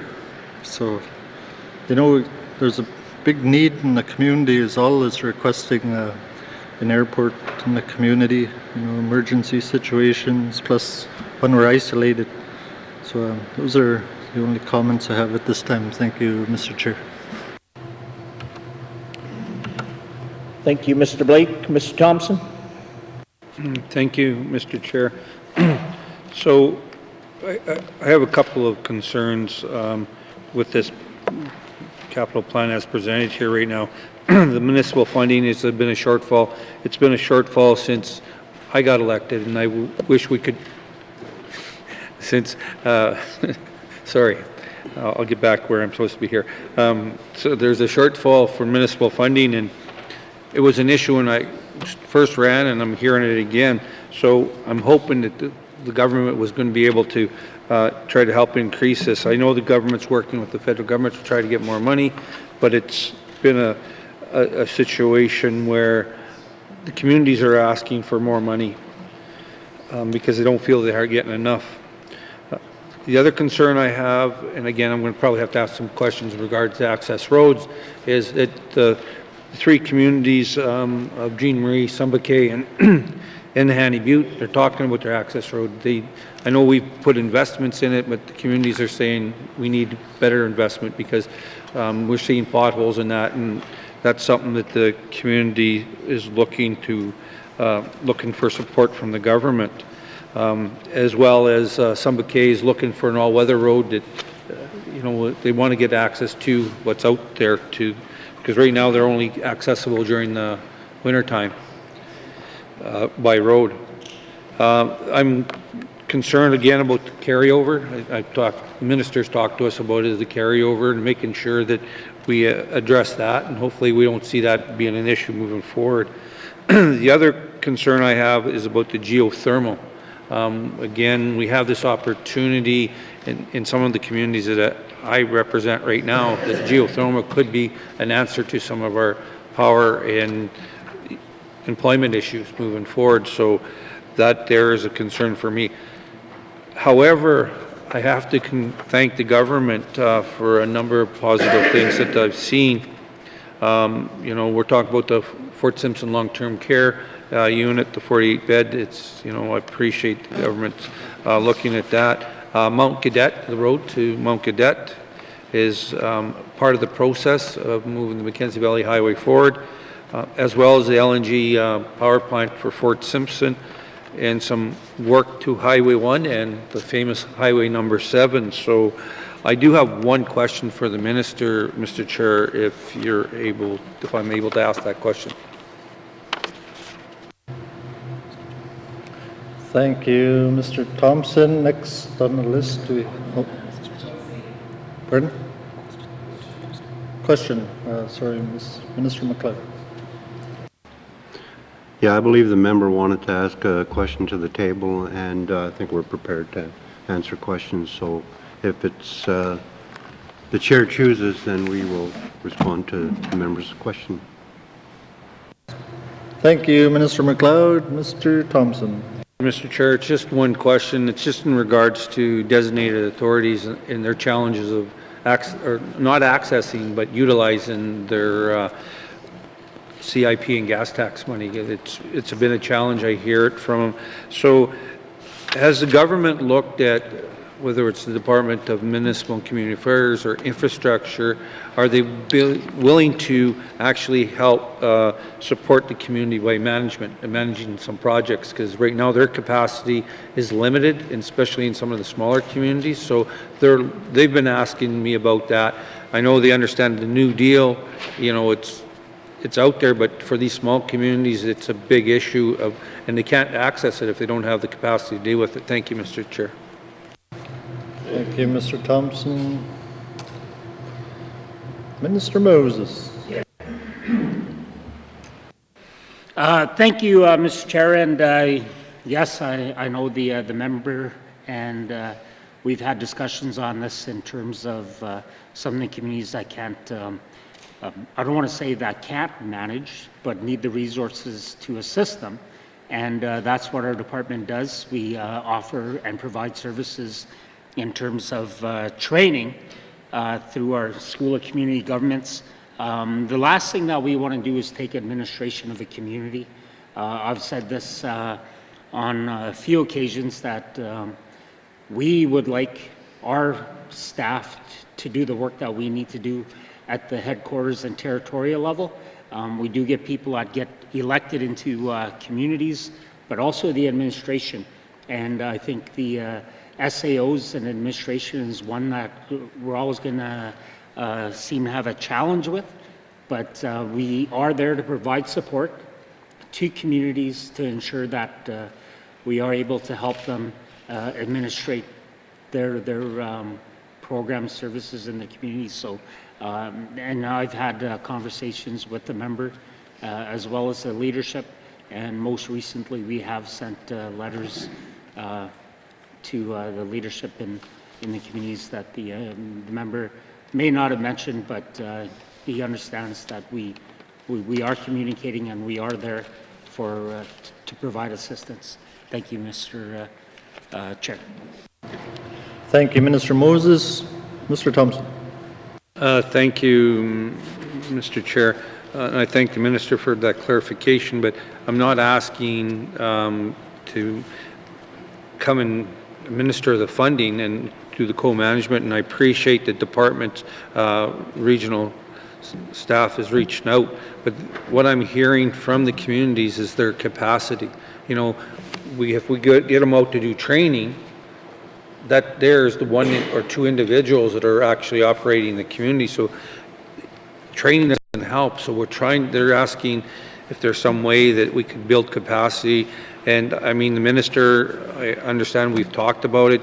I'm just telling you what I've been hearing again from the communities moving forward is that what they're asking for is some help at project management. If it's not in Department of Municipal and Community Affairs, if it's infrastructure, because in the past we used to do that, and especially for the smaller communities. And I guess my next question then is part of this funding available? Could they hire somebody to do that job? Thank you, Mr. Speaker, or Mr. Chair. Thank you, Mr. Thompson. Minister McLeod. Thank you, Mr. Chair. Mr. Chair, I do know that MAC is more than willing to go to the communities and work with them on some of the issues that they're facing. I think they're even able to be in a position to provide them some technical advice. To the member's question, though, my understanding is they can use some of that money to hire themselves a project officer, project manager, help them through that project.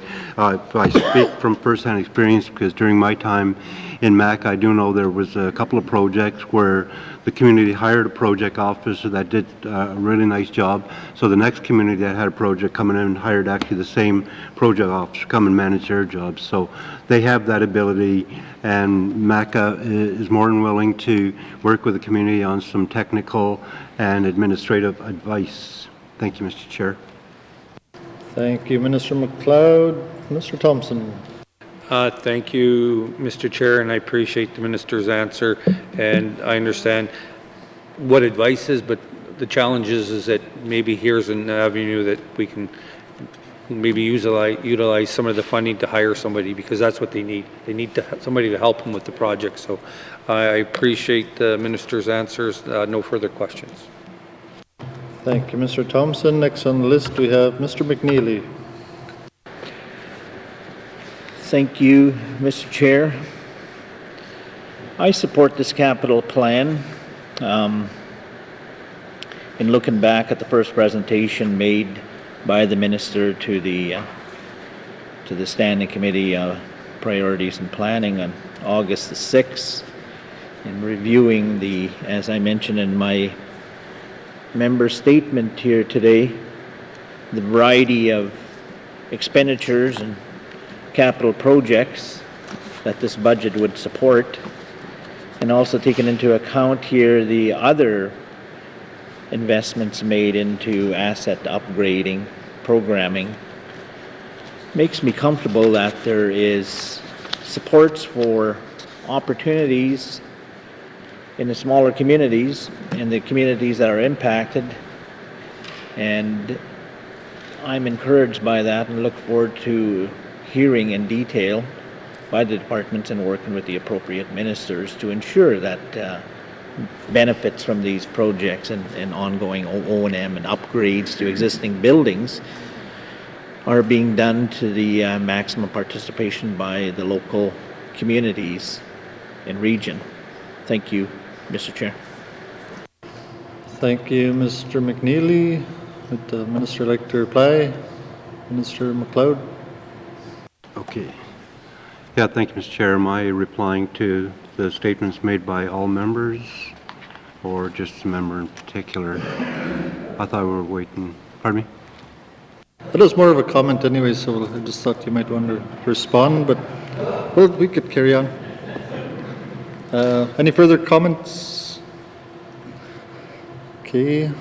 If there are no further comments, does committee agree to proceed to the detail contained in table document 2020-2021?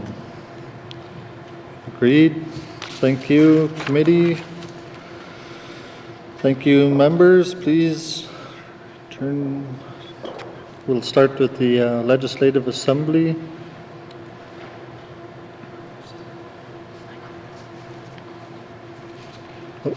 Minister McLeod.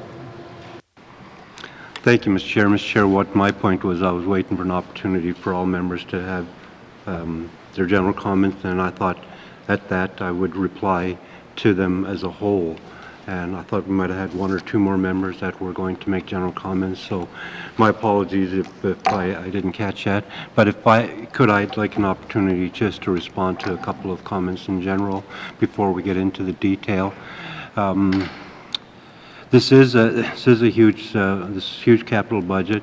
There was some concern with the capacity, and because we're having so much money flow out the door, there will be some concerns with capacity, but we're taking steps to address that. Carryovers were another concern.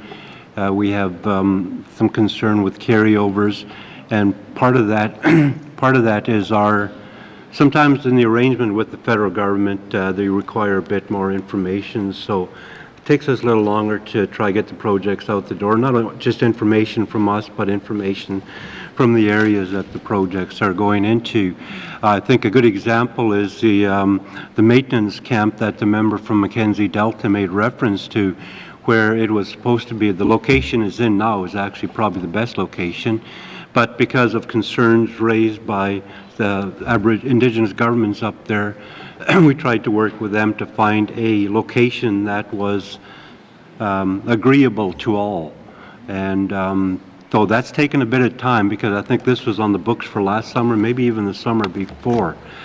And some of the questions around the money for communities, members know that we put some money into the overall CPI funding. As I said before, it was $27 million in 2003 years, where you got up about 29. I mean, that'll only address part of the problem. I do know there's a concern from the communities with the O&M funding, and we've tried to make some arrangements with them on that. And there'll be an opportunity for the first budget in the 19th Legislative Assembly to speak to the O&M funding. I think in this government we put $8 million towards the overall O&M funding. We'd like to think that made a bit of an impact, but then a lot of it, the costs are going up every year to do business, so we try to work with them on that. So this is a huge infrastructure budget. I think it's probably the largest one we've ever had in this government, and I think 132 of that is money that we were able to leverage from the federal government, which would allow us to put more projects on the ground and see more of our people working. I'd like to get to the point where our capacity, with all the work that we've done, is our capacity is so good that our folks would be able to just take advantage of all this money. We hear concerns about contracts being let, firms from down south bidding on them because they have the low bid. They're given the project. They bring in all their own people, and there's not much benefit for local businesses or workers. And we try and work into a lot of our projects where they take advantage, and those are still going to happen. But we've taken great steps, I think, in trying to ensure that all local businesses and workers are able to take advantage of some of the capacity.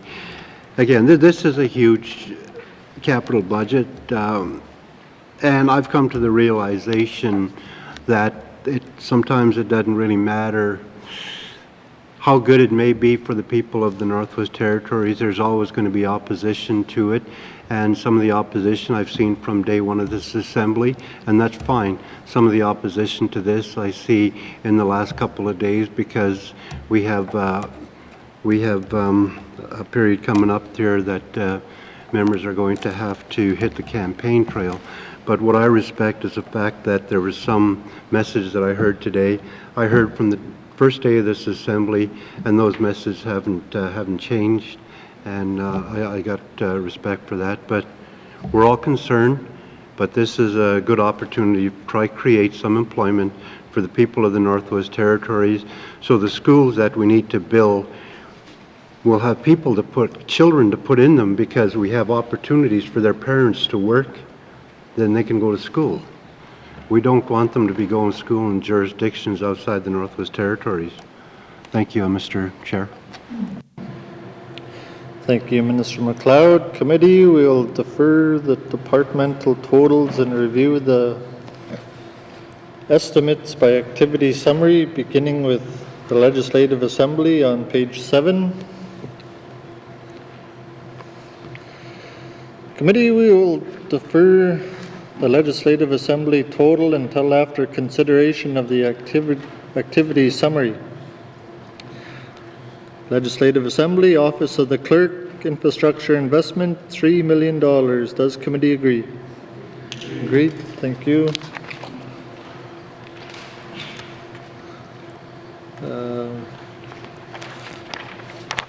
Sorry, that was including information item on page 9. Does committee agree?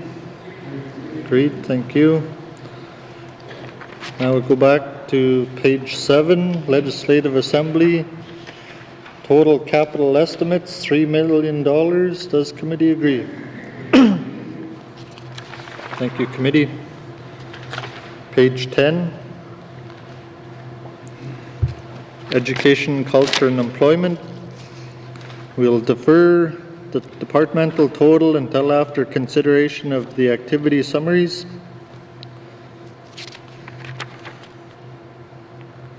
Starting on page 12, Education, Culture and Employment, Early Childhood and School Services, Infrastructure Investments, $33,798,000. Does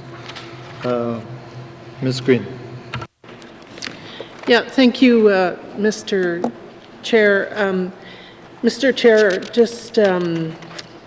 just briefly, I'd like to get an understanding about the situation with providing space for childcare within school replacements or renovations. I'm not going to make again the whole case for why it's important. Let's just say that it is, and that childcare construction is at a very high standard, so it's very difficult to find places that meet the requirements unless they are purpose-built. So on what basis does the department decide to include childcare space in new schools and in renovations, extensive renovations to schools? Thank you. Thank you, Ms. Green. Before let committee know, the information item is on page 13, but we'll go to Minister Cochrane. Thank you, Mr. Chair. Currently, within our capital budget process, childcare facilities is not identified as a capital project. We've never done that. It does need to be something. I think that needs to be looked at in the next Legislative Assembly. However, in saying that, though, I have been working with communities. Any new school that is on the books and that I've gotten into and talked to, we're actually working closely with them. It's not only childcare centres that we're looking at, it's making schools hubs of communities. So I've been really focusing with the community governments. Can they put their band offices in there? Can we get health and social services a spot in there for early childhood development things? So more of an inclusive hub. So the answer is right now it's not in our capital, but in the background, it's the right thing to do. We're working with communities to do that in partnership models, and we do have some uptake on that. Thank you, Mr. Chair. Thank you, Minister Cochrane. Ms. Green? Yeah, thank you. I like the idea of making the schools hubs. That's the point of putting gyms in schools so that the community will go there and use it as a community centre. On what basis is childcare considered in some of these projects and not in others? For example, it's my understanding that the Colville Lake School is going to include childcare. Can the minister confirm that, please? Thank you, Ms. Green. Minister Cochrane. Thank you. So there's no firm confirmation at this time. Again, we're in negotiations with the communities, and so if they're willing to, but we're just at the breaking ground with talking about that. So I can't sit in this house at this point and say it is firm that it's going to happen. We're still in the discussion phase of that. But the communities they do see the importance of it. They do agree that schools need to be hubs, and so I think they're on board for working that way. And the department will do our best to make those realities. Thank you, Mr. Chair.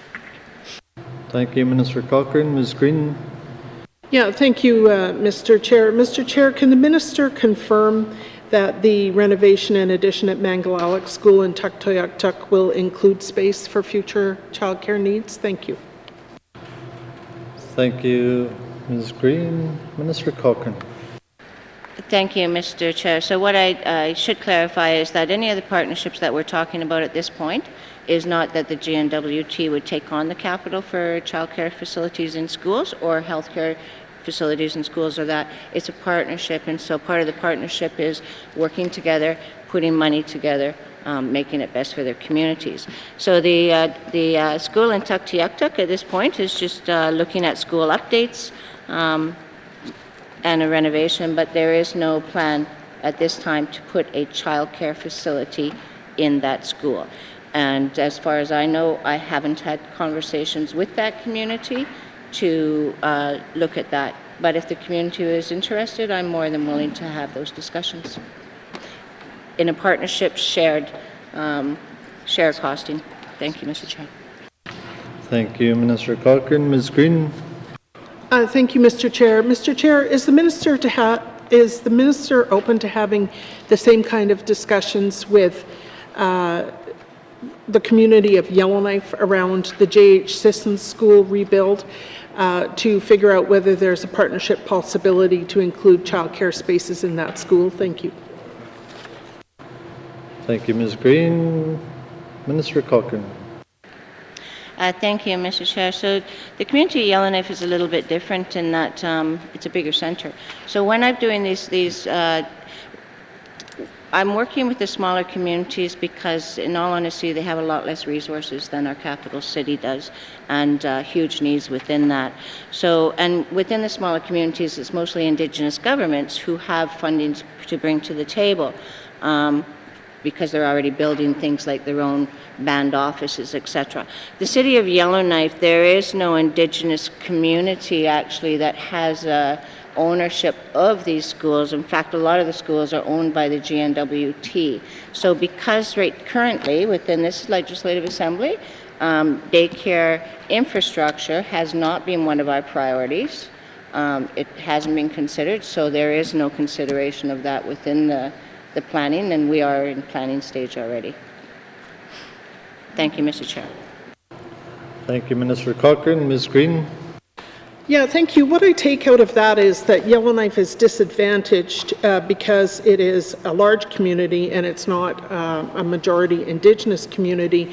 But that doesn't make sense to me because the waiting lists for childcare in Yellowknife are very substantial, and they represent a significant barrier to recruiting staff into jobs, not only government jobs, but private industry jobs. People think long and hard about coming here because childcare is so unavailable. So it seems like there's an opportunity to do some partnership conversation here. And so I'm unclear why the minister is unwilling to even talk about it. Thank you. Thank you, Ms. Green. Minister MacLeod. Thank you, Mr. Chair. Mr. Chair, EC&E, my understanding is they work with the communities to identify third-party funding to offset the cost of extra space for childcare. If available, the GNWT provides planning, design, and project management support towards these efforts. They're currently in the process of conducting analysis on options to support capital costs related to childcare and the GNWT, including what role the GNWT should play in the private market, example, the capital, limited market, example, in Tuktoyaktuk, and no market, example, in Cove Lake. And communities are being included in this work, is my understanding. Thank you, Mr. Chair. Thank you, Minister MacLeod. Ms. Green. Yeah, I would appreciate the minister providing that information that he just cited to priorities and planning. The point here is that childcare is not a money-making proposition.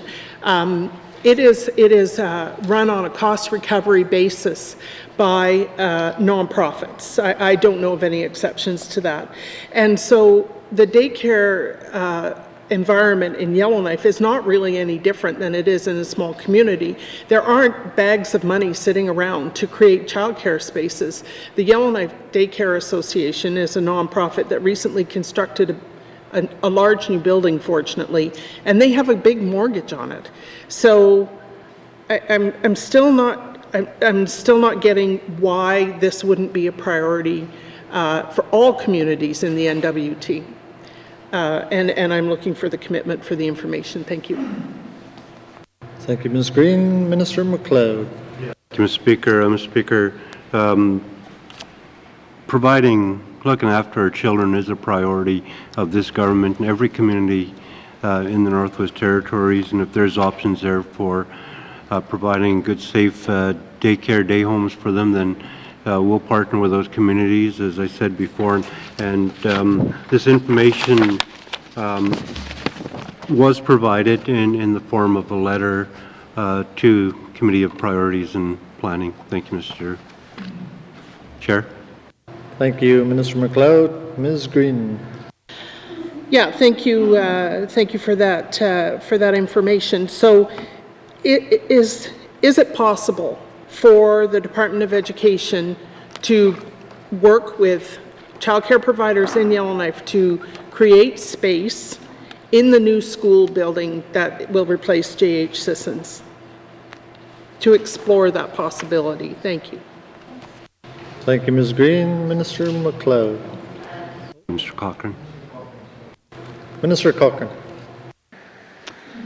Thank you, Mr. Chair. So I do want to clarify, it's not like the capital city Yellowknife has been neglected in this. The MLA had brought up the use, the name, the Yellowknife Daycare Society. That daycare society was actually, that infrastructure building was provided free of cost for decades within this community. We haven't done that in other communities. So Yellowknife hasn't been neglected in that. The reason I'm working with smaller communities, they don't have any daycares. They have 0 daycares. Some of them have 0 early childhood programming, period. So I always say a society is judged by how we treat our most marginalized people. And I've heard in this House even today, if we support the smaller communities, Yellowknife benefits. Those children are mobile. We have to, and the other thing too is that with the smaller communities, like I say, there's opportunities for financial partnerships. I agree, and I've said that in the House, that childcare should be a priority in the next government. It's going to come in the next month or so. I think that MLAs that are here should bring that forward. If we're going to look at infrastructure, this is not the time, it's the end of the assembly. We need to look at that in the next one, and hopefully it will become a priority in the next one, because everyone in this House agrees that early childhood is important. So we're not neglecting Yellowknife. Yellowknife has daycare centers. We've given for decades free infrastructure place in Yellowknife for daycares. We have not done that in the communities. It's time to support our smaller communities as well. Thank you, Mr. Chair. Thank you, Minister Cochrane. Next on the list, we have Mr. McNeely. Thank you, Mr. Chair. I see on page 13 there's several schools that are identified in this budget, in this department, and the community of Cove Lake being one. And I thank the Minister and the Department and the government for allowing that capital cost to proceed ahead here after witnessing the buildings. And I just see it as not a need to continue treating our children that way, where they have to go to school behind bookshelves as dividers from one classroom to the next. And from what I've told by parents, that they're told their children have to whisper, not to interfere with the neighboring classmates. Then having to go outside of one building to put on their warm clothes in the wintertime and walk to the next building and do the same thing and undress, then finally sit down at their desk and focus again on their studies. And I look forward to our continued working relationship with the community leadership and having them, as we had some initial discussions with the leadership. I've told them in our recent education forum that we put together in Delaney on July the 4th, it's your school, your building, and in my view, I think you should work with the government through a partnership arrangement and participate in the design or even the color of the building. And they were quite happy to hear that. And the same process I had mentioned to them was done to have input into the health center design in the community of Toledo. So they were quite pleased and quite open to hear suggestions. And at the end of the day, everybody will agree it's your community school for your community children. So, thank you. Thank you, Mr. McNeely. Would the Minister care to comment?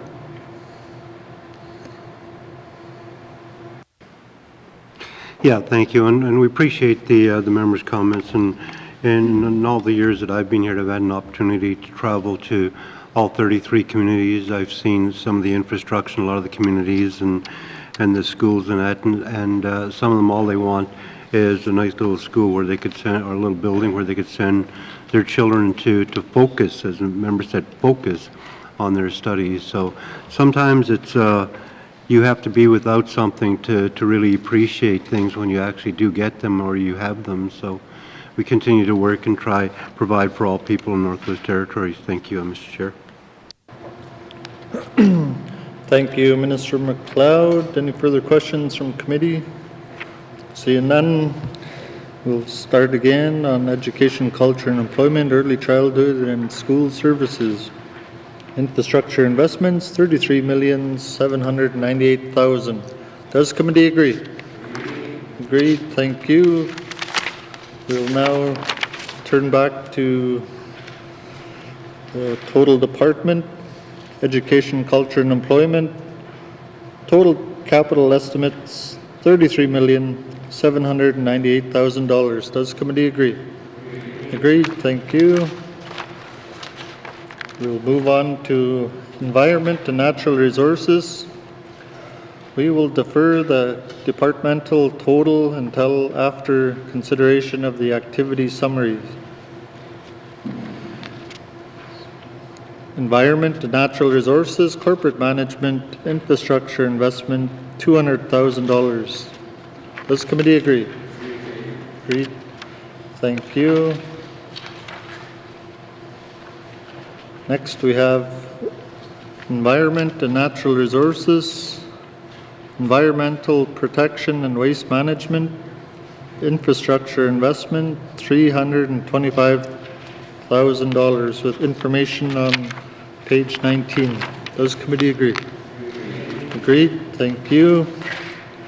Environment and natural resources, forest management, infrastructure investment, $1,100,000 with information on page 21. Does committee agree? Agreed. Thank you. Environment and natural resources, wildlife, infrastructure investment, $534,000 with information on page 23. Does committee agree? Agreed. Thank you.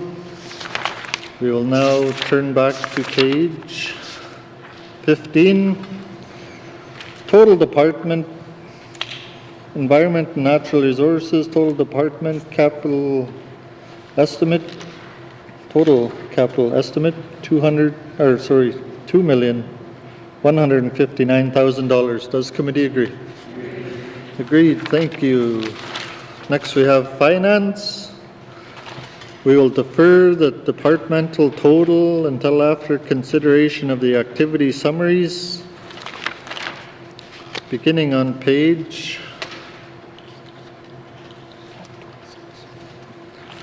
26, information systems shared services. Includes information item on page 27. Infrastructure investments, $4,277,000. Does committee agree? Agreed. Thank you. We will now turn back to page 24.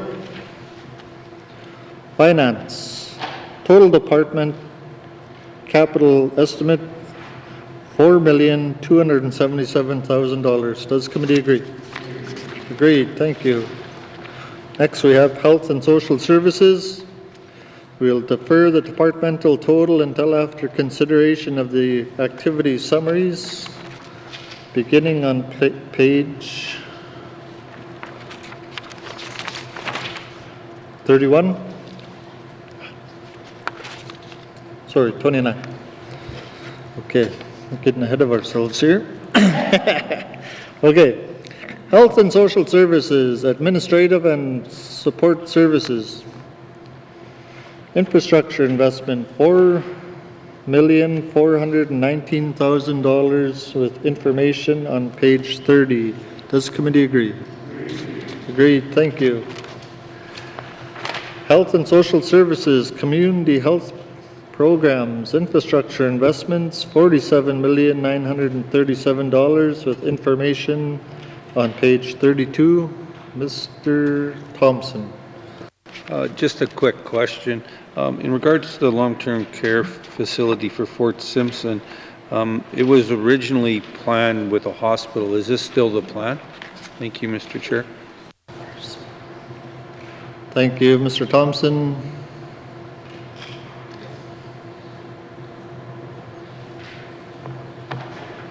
Minister Abernathy.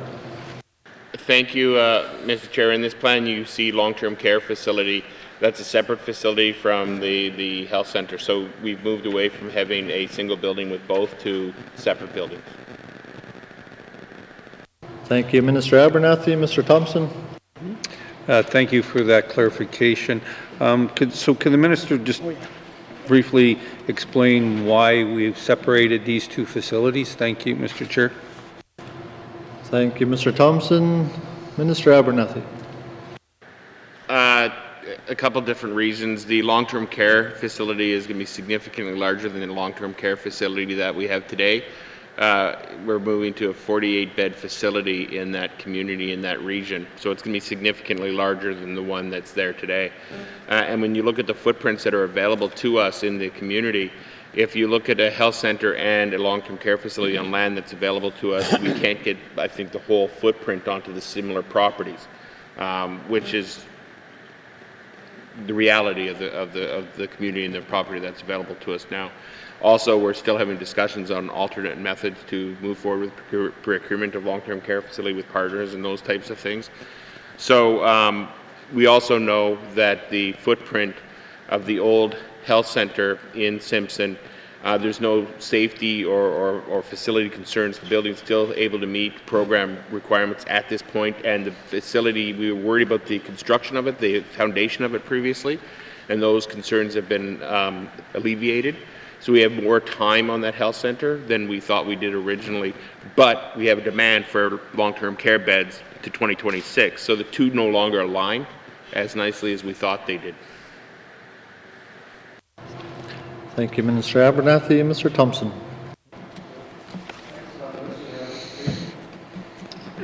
Thank you, Mr. Chair. Mr. Chair, I'm wondering if the minister could provide some detail of the item with the title Yellowknife Vulnerable Persons Shelter. This would be, what is this building about? Where is it going to be located? Who's paying for it, or what portion is the N.W.T's, and so on? Thank you, Ms. Green. Minister Abernathy. Thank you, Mr. Speaker. Mr. Speaker, through the federal government, we have, I think it's around $5 million available for vulnerable person type shelters here in the Northwest Territories, in Yellowknife in particular. This would be an evolution from what we see at the day shelter, sobering shelter today. I've often made reference that we have this federal money coming. We are going to learn from the sobering center, we're going to learn from the day shelter, but we're also going to learn from additional programs that people have been asking about, things like managed alcohol programs and other things. So we don't have full design on the building yet. We're reviewing the different programs that are out there, but this will be a more permanent design purpose building to meet some of the challenges we're facing in Yellowknife and Yellowknife's downtown core.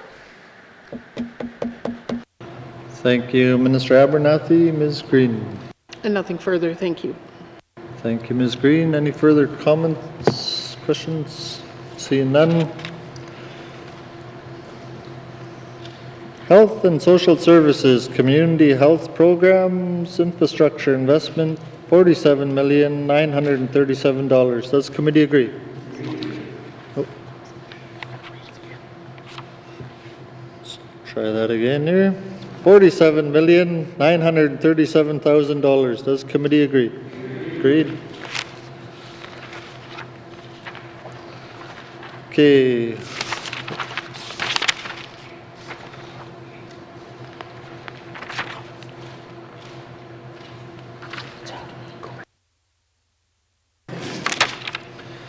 Okay, we'll continue back on page 28, Health and Social Services, total department, $52,356,000. Does committee agree?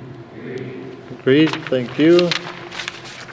Next, we have Industry, Tourism, Investment on page 33. We'll defer consideration of the departmental total until after consideration of the activities. Starting on page 34, Industry, Tourism and Investment, Economic Diversification and Business Support, Infrastructure Investment, with information on page 35, $684,000. Does committee agree? Agreed. Thank you. Next we have Industry, Tourism and Investment, Tourism and Parks, Infrastructure Investment, with information found on page 37 and 38, $3,102,000. Does committee, Mr. Bolio? Mr. Chairman, I think it's a good idea, but I just wanted to confirm the building living quarters in North Arm Park. Is there a plan to move a position there? Is it a person to stay there seasonally, or is that going to be staff quarters for all year round? Thank you, Mr. Chair. Thank you, Mr. Bolio. Turn to Mr. Schuman. Minister Schuman. Thank you, Mr. Chair. I suspect in working with the communities and Indigenous governments that that'll be like our other parks that are operated and maintained by contractors, so it'd be used by the contractor during the summer seasons. Thank you, Mr. Chair. Thank you, Minister Schuman. Mr. Bolio. Thank you, Mr. Chair. Chairman, I don't have any further questions on this particular item. Thank you. Thank you, Mr. Bolio. Any further questions, Mr. Van Tijn? Thank you, Mr. Chair, and I just want to see if this is where I can get a little bit of certainty about some projects that I already know that were underway, but I think that they've, I received some notice that they are being deferred, or some of their budget was being taken away and moving to another project and that sort of thing. So I just like to, while I can, given that this is going to be the last opportunity, maybe get an update from the Minister of, through the Minister of Finance, an update from the Minister of ITI. What is the status of the Prosperous Lake boat launch, or boat launch, and the Prelude Lake main docks expansion or boat launch project? Thank you, Mr. Chair. Mr. Van Tijn. Minister Schuman. Prosperous Lake boat launch. Prosperous boat is in progress. Preliminary design work has been completed. However, project was tendered, but bids prices were too high in 2018-19. Infrastructure is working with engineering firm to reduce scope of work and to delete excess requirements from the design. And I forget what his other one was, Mr. Chair. To go back. Thank you, Minister Schuman. Mr. Van Tijn. Thank you, Mr. Chair, for clarification. I believe it was similar work or boat docks or boat slips or what have you that were being built at Prelude, Maine. Thank you, Mr. Van Tijn. Minister Schuman. Thank you, Mr. Chair. Prelude Lake boat launch replacement carryover was a change in scope being developed. Construction to commence in fall when boat launch is not in use, to be tendered by mid-August. So I suspect that's already out for tender right now, Mr. Chair. Thank you, Minister Schuman. Any further questions from committee? Seeing none, I'll call the page again. Tourism and Parks, Infrastructure Investments, $3,102,000. Does committee agree? Agreed. Thank you. We'll now turn back to page 33. Total department capital investments, $3,786,000. Does committee agree? Agreed. Thank you. Infrastructure on page 39. We will defer the departmental total until after consideration of the activity summaries, starting on page 40. Infrastructure, asset management, infrastructure investment, $204,976,000 with information on page 41 and 42. Mr. Bolio. Thank you, Mr. Chairman. Mr. Chairman, I have a question on item highways, culverts, bridges, chip seal overlay on page 42, top of page 42, various. I'd like to ask the minister if there's a plan to do a chip seal overlay on Highway 6. Thank you, Mr. Chairman. Thank you, Mr. Bolio.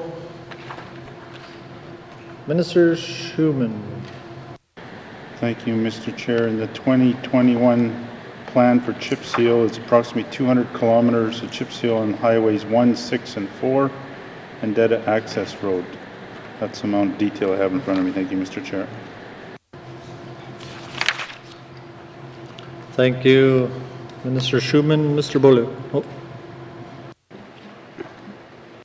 Next we have Mr. Thompson. Thank you, Mr. Chair. On page 41, it says community access road improvements. And it says various. Could the minister elaborate further on this part, please? Thank you. Thank you, Mr. Thompson.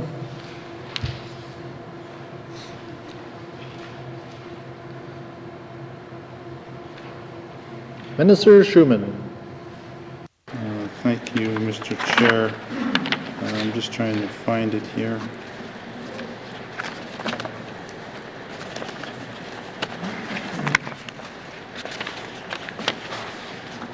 Community access road.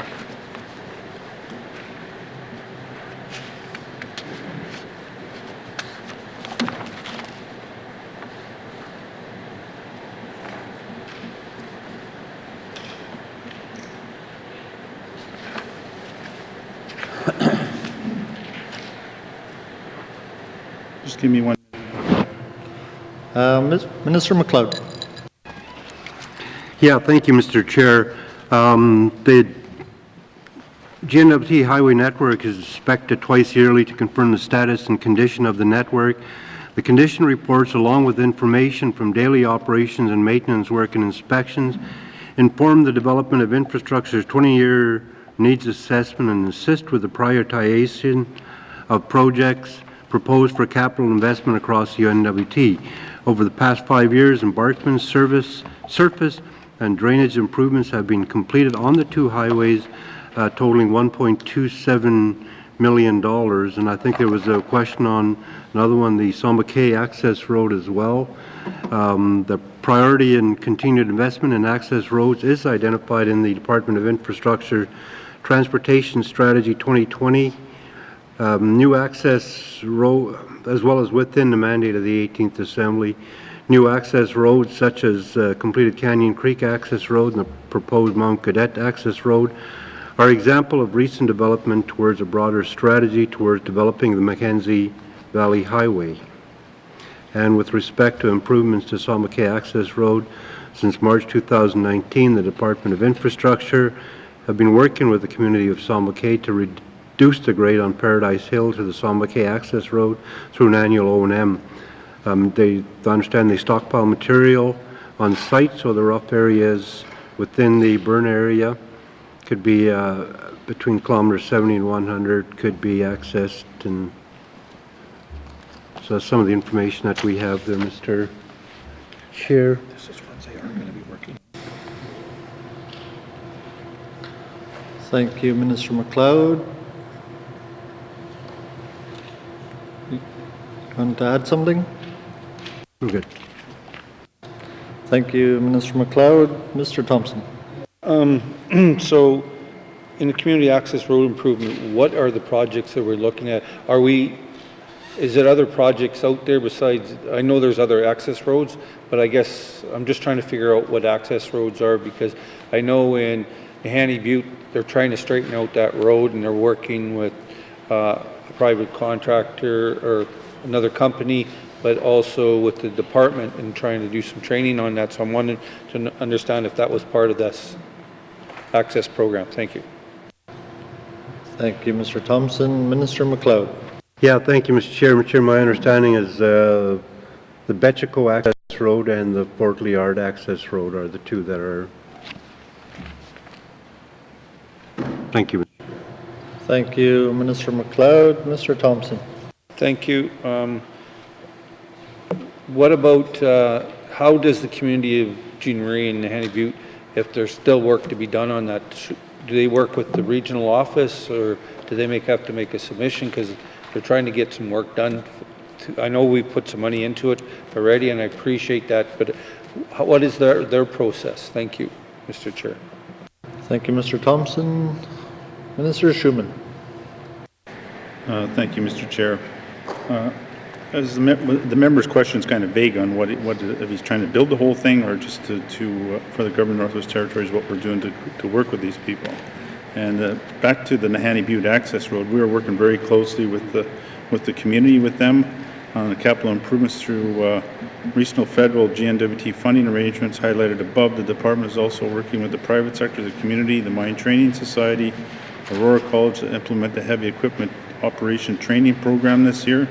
The department will be committing approximately 10,000 cubic meters of granular material and assisting with the supervision of construction throughout the training portion. And through this partnership, widening corridor realignment, construction of multi-pullouts to help facilitate the increased traffic expected on the winter road, building community capacity and improve the condition of the access road. And the Mine Training Society, North Zinc, Beaver Enterprise, and the community are working together to cover the costs such as fuels, instructors' costs of wages for training. So we are doing a significant amount with the community of Hanny Butte on their access road, and the members already commented what Samba K is doing. The biggest thing I think to remember in this conversation is part of our 25-year transportation strategy. These things were not identified as priorities when we went out and consulted with the residents of Northwest Territories. But we continue to work with both Aboriginal groups in these communities to help develop these access roads. Thank you, Mr. Chair. Thank you, Minister Schuman. Mr. Thompson. Thank you, and I appreciate the Minister for providing that information. So, as in regards to GMUR, we're not looking at the whole access road. What they're asking for is a number of locations. So, is it something that they can use CAP with, or is there funding out there besides what's in this infrastructure budget? Thank you, Mr. Speaker. Thank you, Mr. Thompson. Minister Schuman. Thank you, Mr. Chair. We have committed some CAP funding and worked with the community on what they're doing with their access road, particularly around that one hill situation and the burn area that was rough for a number of kilometers. Thank you, Mr. Chair. Thank you, Minister Schuman. Mr. Thompson. Thank you. That was Samba K. And I apologize if I misspoke. I was talking about Jean Marie River. Sorry, they were looking at a certain couple of sections that need to be enhanced. I know the government spent some quality money on it this past year, but they're looking at a couple other spots. Thank you, Mr. Chair. Thank you, Mr. Thompson. Minister Schuman. Chair. From 2014-2019, we've actually did embankment and surface improvements, drainage improvements. They have been completed, and we spent $728,000 doing that. In the 2019-2020, we worked with Jean Marie and did an additional embankment and surface improvement for $310,000. So we continue to work with the communities, and as funds come available, we will continue to work with them. Thank you, Mr. Chair. Thank you, Minister Schuman. Next, we have Mr. McNeely. Thank you, Mr. Chair. I just want to comment on pages 41 and 42, the project listing. I see as identified on there, there's a number of both government joint program funding, and I'm glad to see that the Department of Finance with the appropriate department, in this case infrastructure, working jointly to access and exhaust as many options of financing as possible. And in the spirit of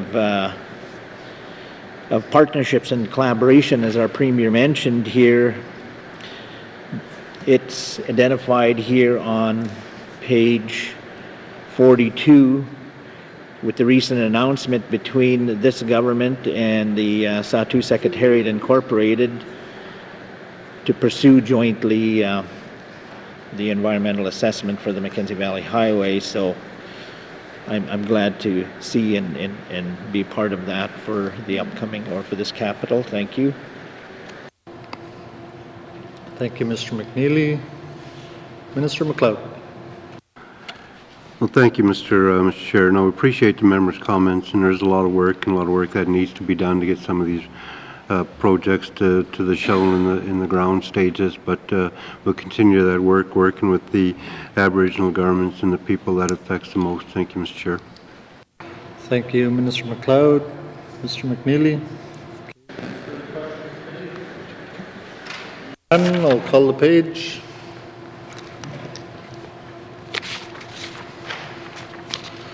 Infrastructure Asset Management, Infrastructure Investment, $204,996,000. Does committee agree? Agreed. Thank you. Brings us to Programs and Services, Infrastructure Investments, $63,459,000, with information on 45 and 46. Mr. Riley. Thanks, Mr. Chair.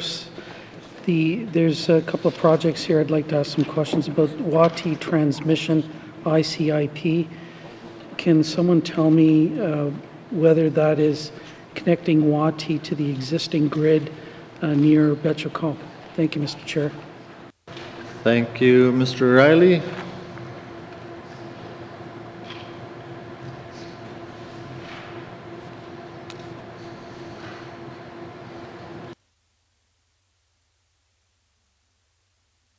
Yep. 2 minutes.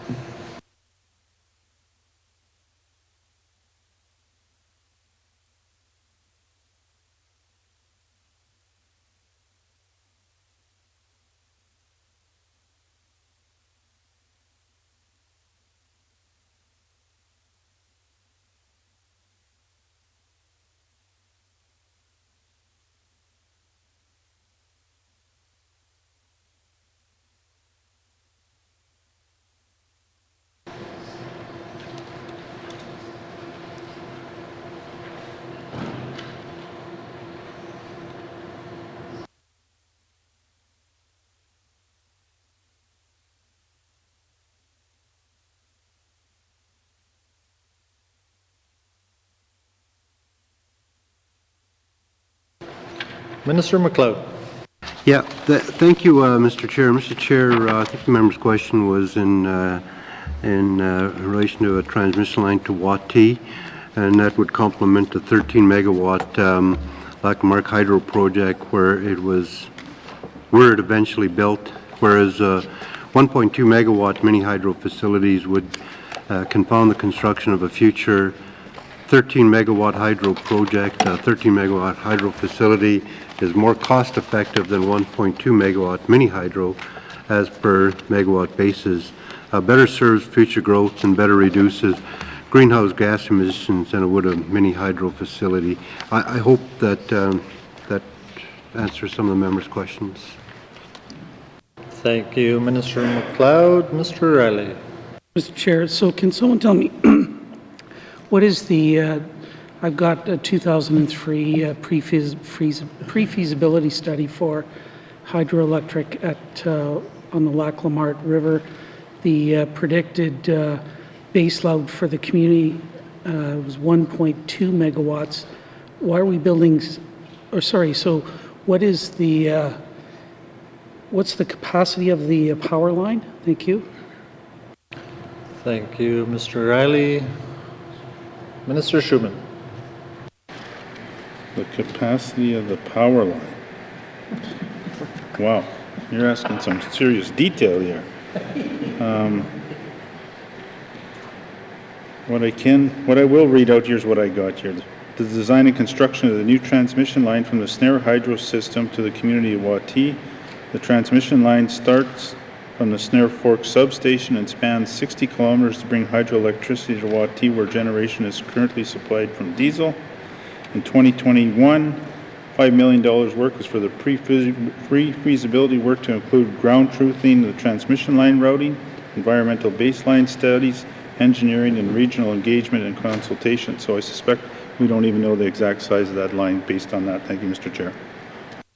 Thank you, Minister Schuman. Mr. Riley. Thanks, Mr. Chair. So why are we building a power line over from Snare to YELLOWKNIFE when for 13 megawatts of power, when the community baseload might be, maybe it's 1.2, maybe it's increased a little bit since then? Why are we building something that large to go over to YELLOWKNIFE? Thank you, Mr. Chair. Thank you, Mr. Riley. Minister MacLeod. Me, then you. Yeah, I'll respond first, Mr. Chair, through you, and then I'll go to Minister Schuman, but the member's question before. And we appreciate the member giving us a bit of a heads up that he was going to be asking some of these technical questions. We tried to get the information together. The one we didn't anticipate was the capacity on the lines, otherwise we would have had that information. But we tried to get all the other information. Again, we appreciate the heads up because the member does ask technical questions and we need our folks to put that information together. So if we miss the one on the capacity of the line, then it's on me, and I will go to Minister Schuman through you, Mr. Chair, to expand on the member's why.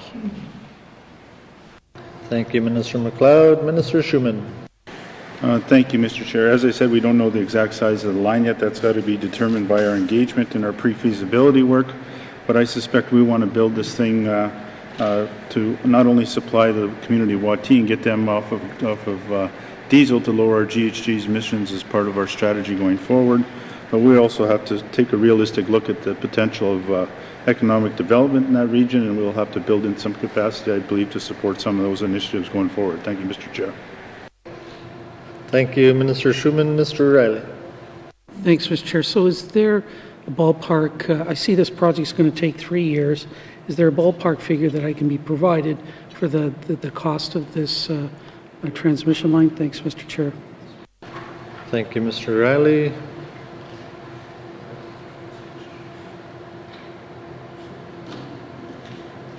Minister MacLeod. Yeah, thank you, Mr. Chairman. Chair, my understanding is we're still working on the figures. We want to try to be as accurate as possible before we bring those forward. Thank you, Mr. Chair.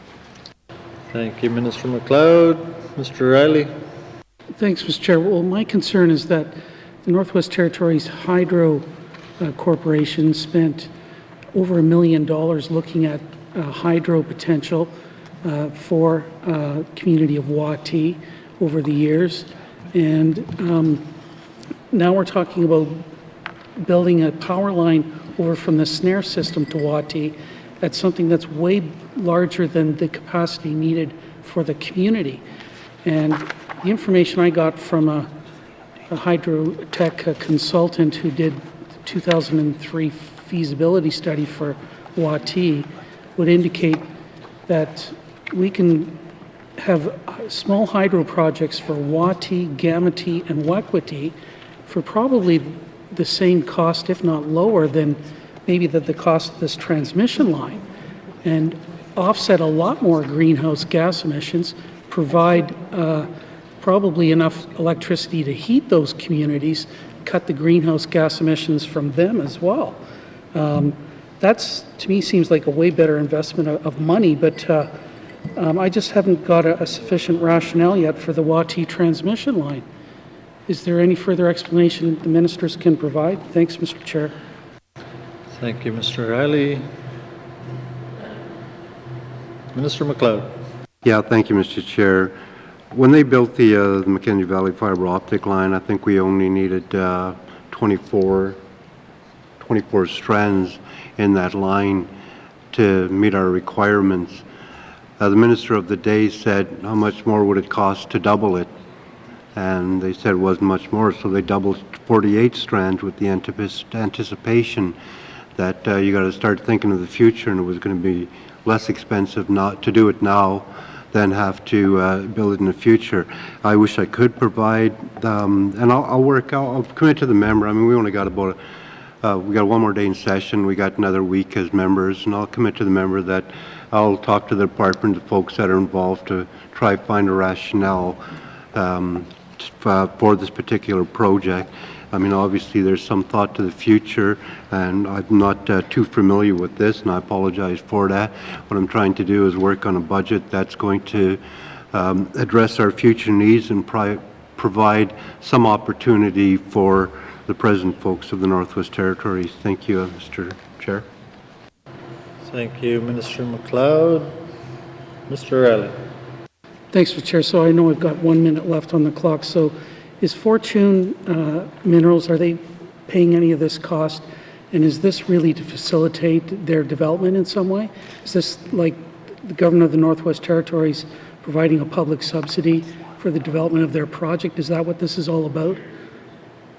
Can I get an answer? Thanks, Mr. Chair.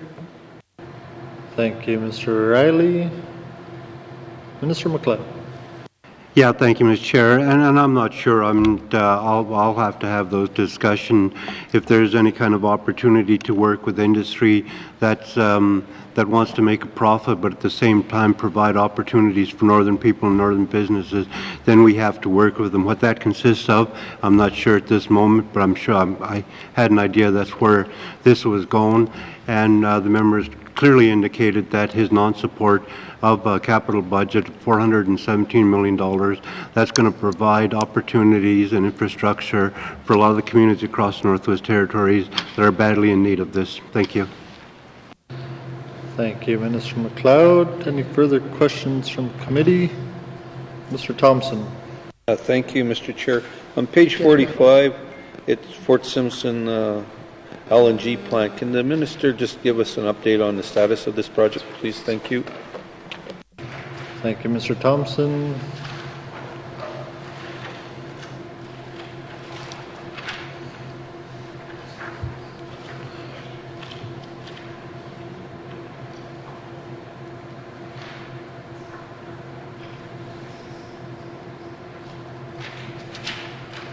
Minister McLeod. Thank you, Mr. Chair.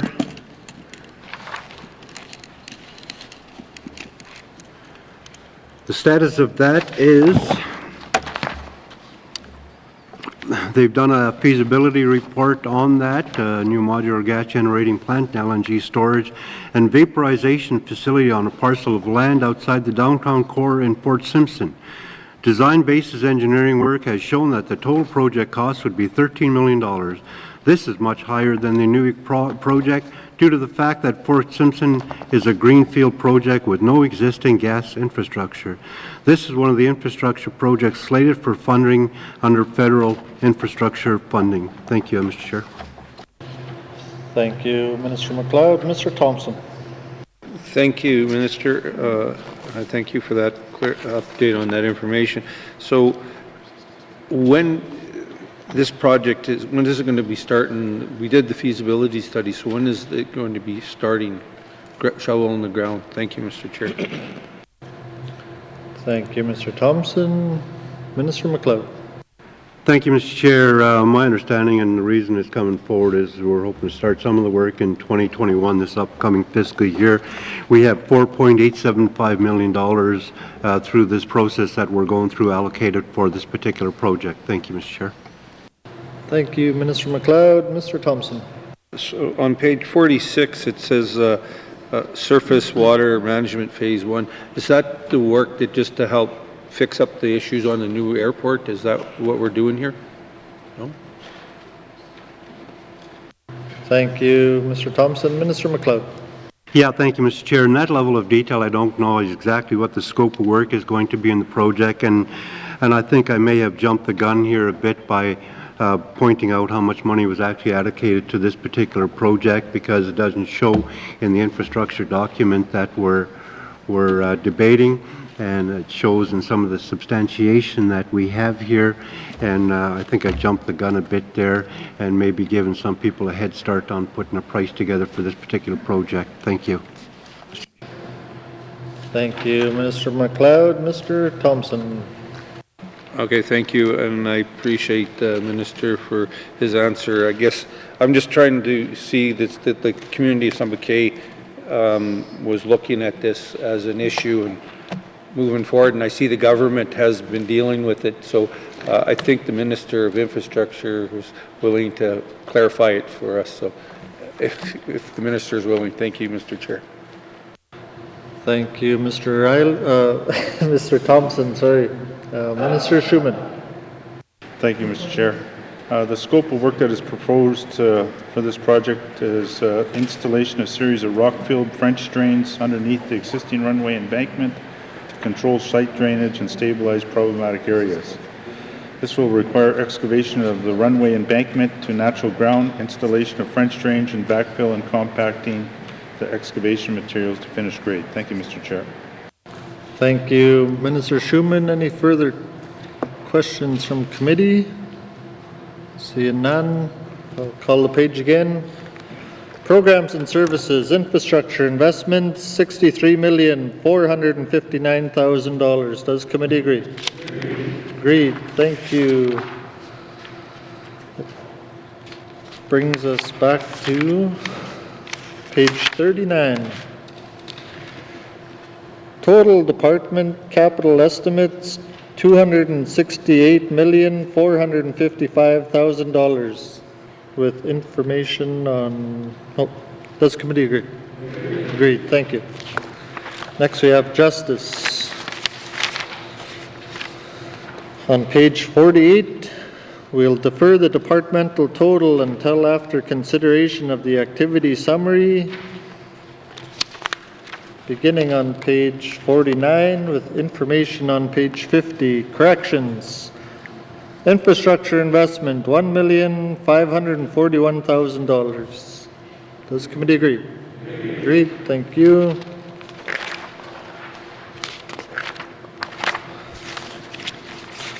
Brings us back to page 48.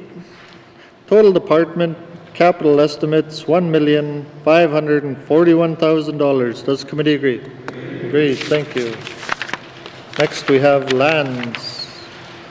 On page 53, we'll defer the departmental total until after consideration of the activity summary, starting with operations on page 54, with information on page 55.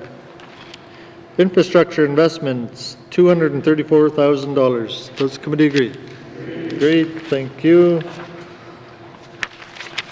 Brings us back to page 53. Total departmental capital estimates, $234,000. Does committee agree? Agreed. Thank you. Brings us to MACA on page 57. Sorry, page 56. We will defer the departmental total until after consideration of the activity summary, starting on page 59, with information on page 60. Regional operations, infrastructure investment, $29 million. Does committee agree? Agreed. Thank you. Brings us back to page 56. Total department capital estimates, $29 million. Does committee agree? Agreed. Thank you. Brings us now to housing. N.W.T. Housing Corporation. The Northwest Territories Housing Corporation is included as an information item. We will defer the corporation total until after consideration of the activity summary, Starting on page 62 with information item on page 63, Finance and Infrastructure Services. Infrastructure investments, $11,650,000. Mr. O'Reilly. Thanks, Mr. Chair.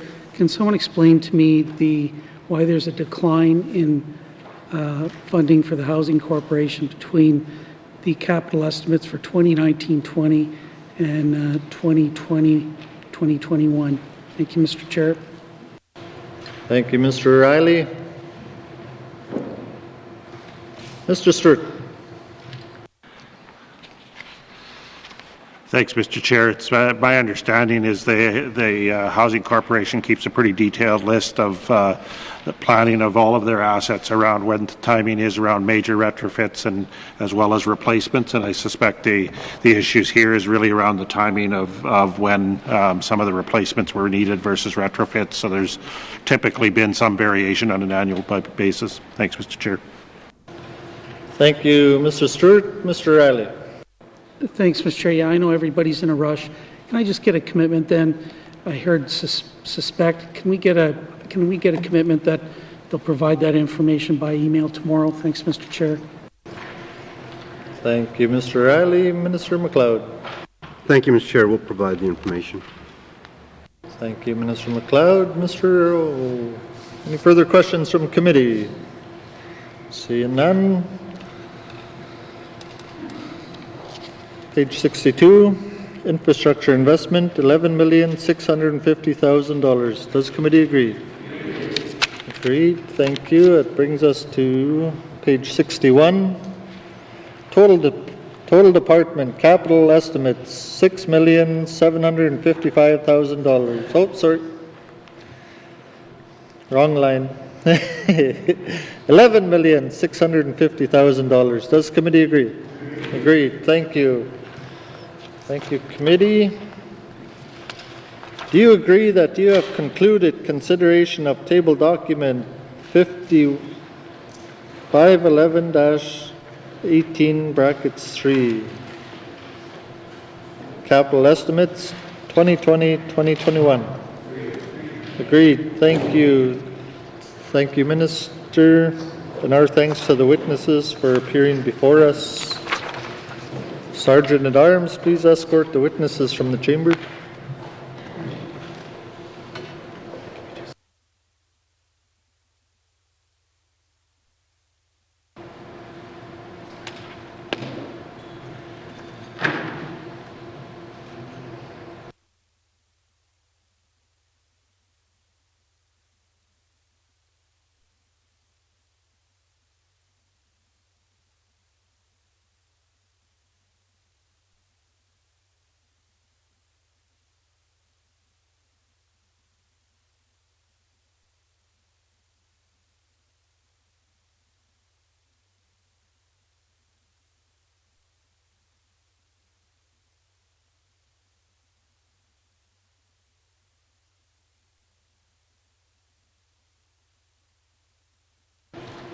Mr. Bolio.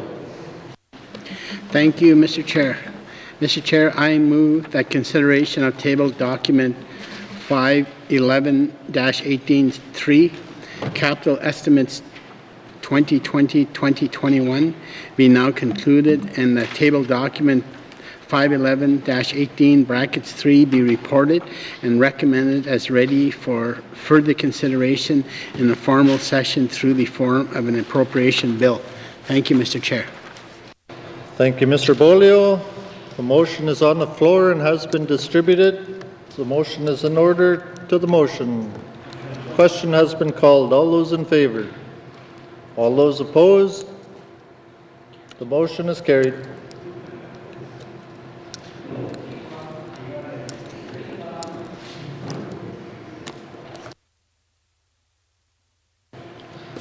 What is the wish of committee? Mr. Bolio.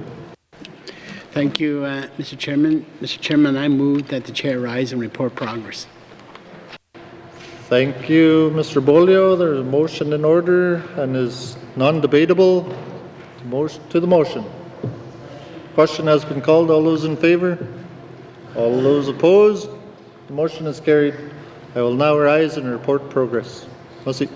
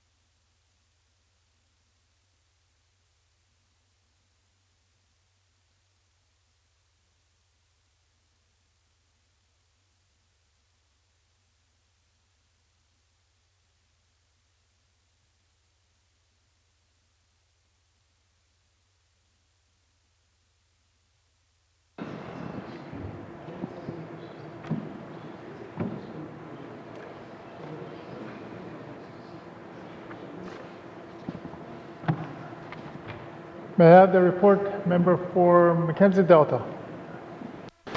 Mr. Speaker, your committee has been considering table document 511-18 brackets 3, capital estimates 2020-2021, and would like to report progress with one motion carried and that consideration of table document 511-18 brackets 3 is concluded, and that the House concur in those estimates, and that an appropriation bill to be based thereon be introduced without delay. And Mr. Speaker, I move that the report of the Committee of the Whole be concurred with. Thank you. Merci. Do I have a seconder?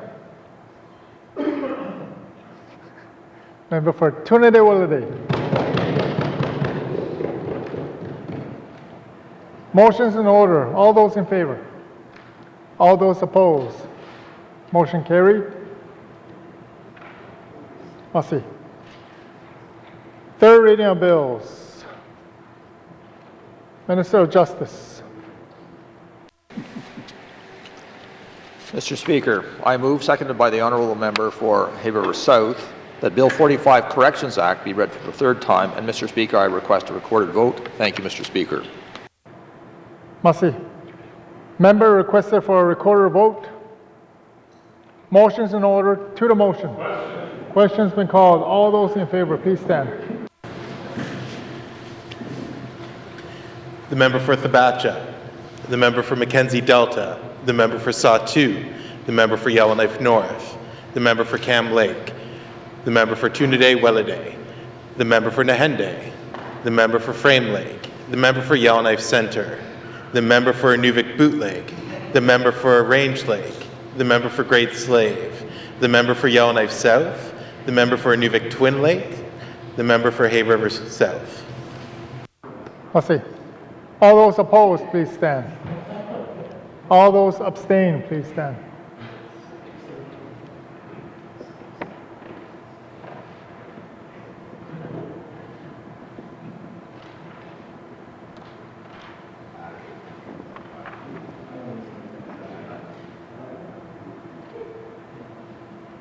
The results of the recorded vote, 15 in favor, 0 opposed, 0 abstention.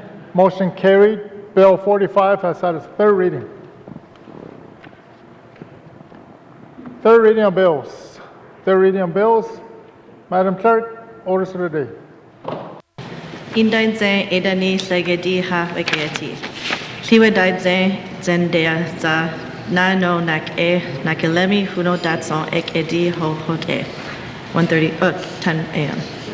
Hayat eti, awode hayati, eketet sodon hayati, indik awode, dawets inke inle gotson nagode, haton goga gekwe, giji hat edi, asi wek edzon at ei, awode daget eke, nitlet a daet eke, indi nitlet a daet eke, inle gotson nagogede, Commissioner Weatik e hayat eti, going zita asi eke, Standing 8's own Special Committee's own Amigo di wet's own Nawode wego ginda wego di Onet ala nitle girada ra negele Nawon wek edzon ra yati nita Aquetlon nawon nitle wek edzon ra hats edi Nawon hosle 41, 42, 43, and 44-18.3 Aquetlon nawon nitle wek eti Nank e ton nawon nitle wek eti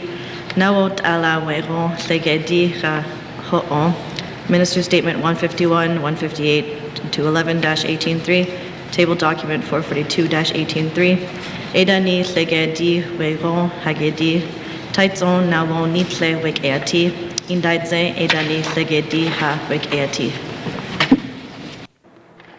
Good job. Merci. Tidzega da sets at ya na khont onde in da sets at ya de liwede ze hot Sunday. August 23, 2019. Honno ke onko madgune. Order.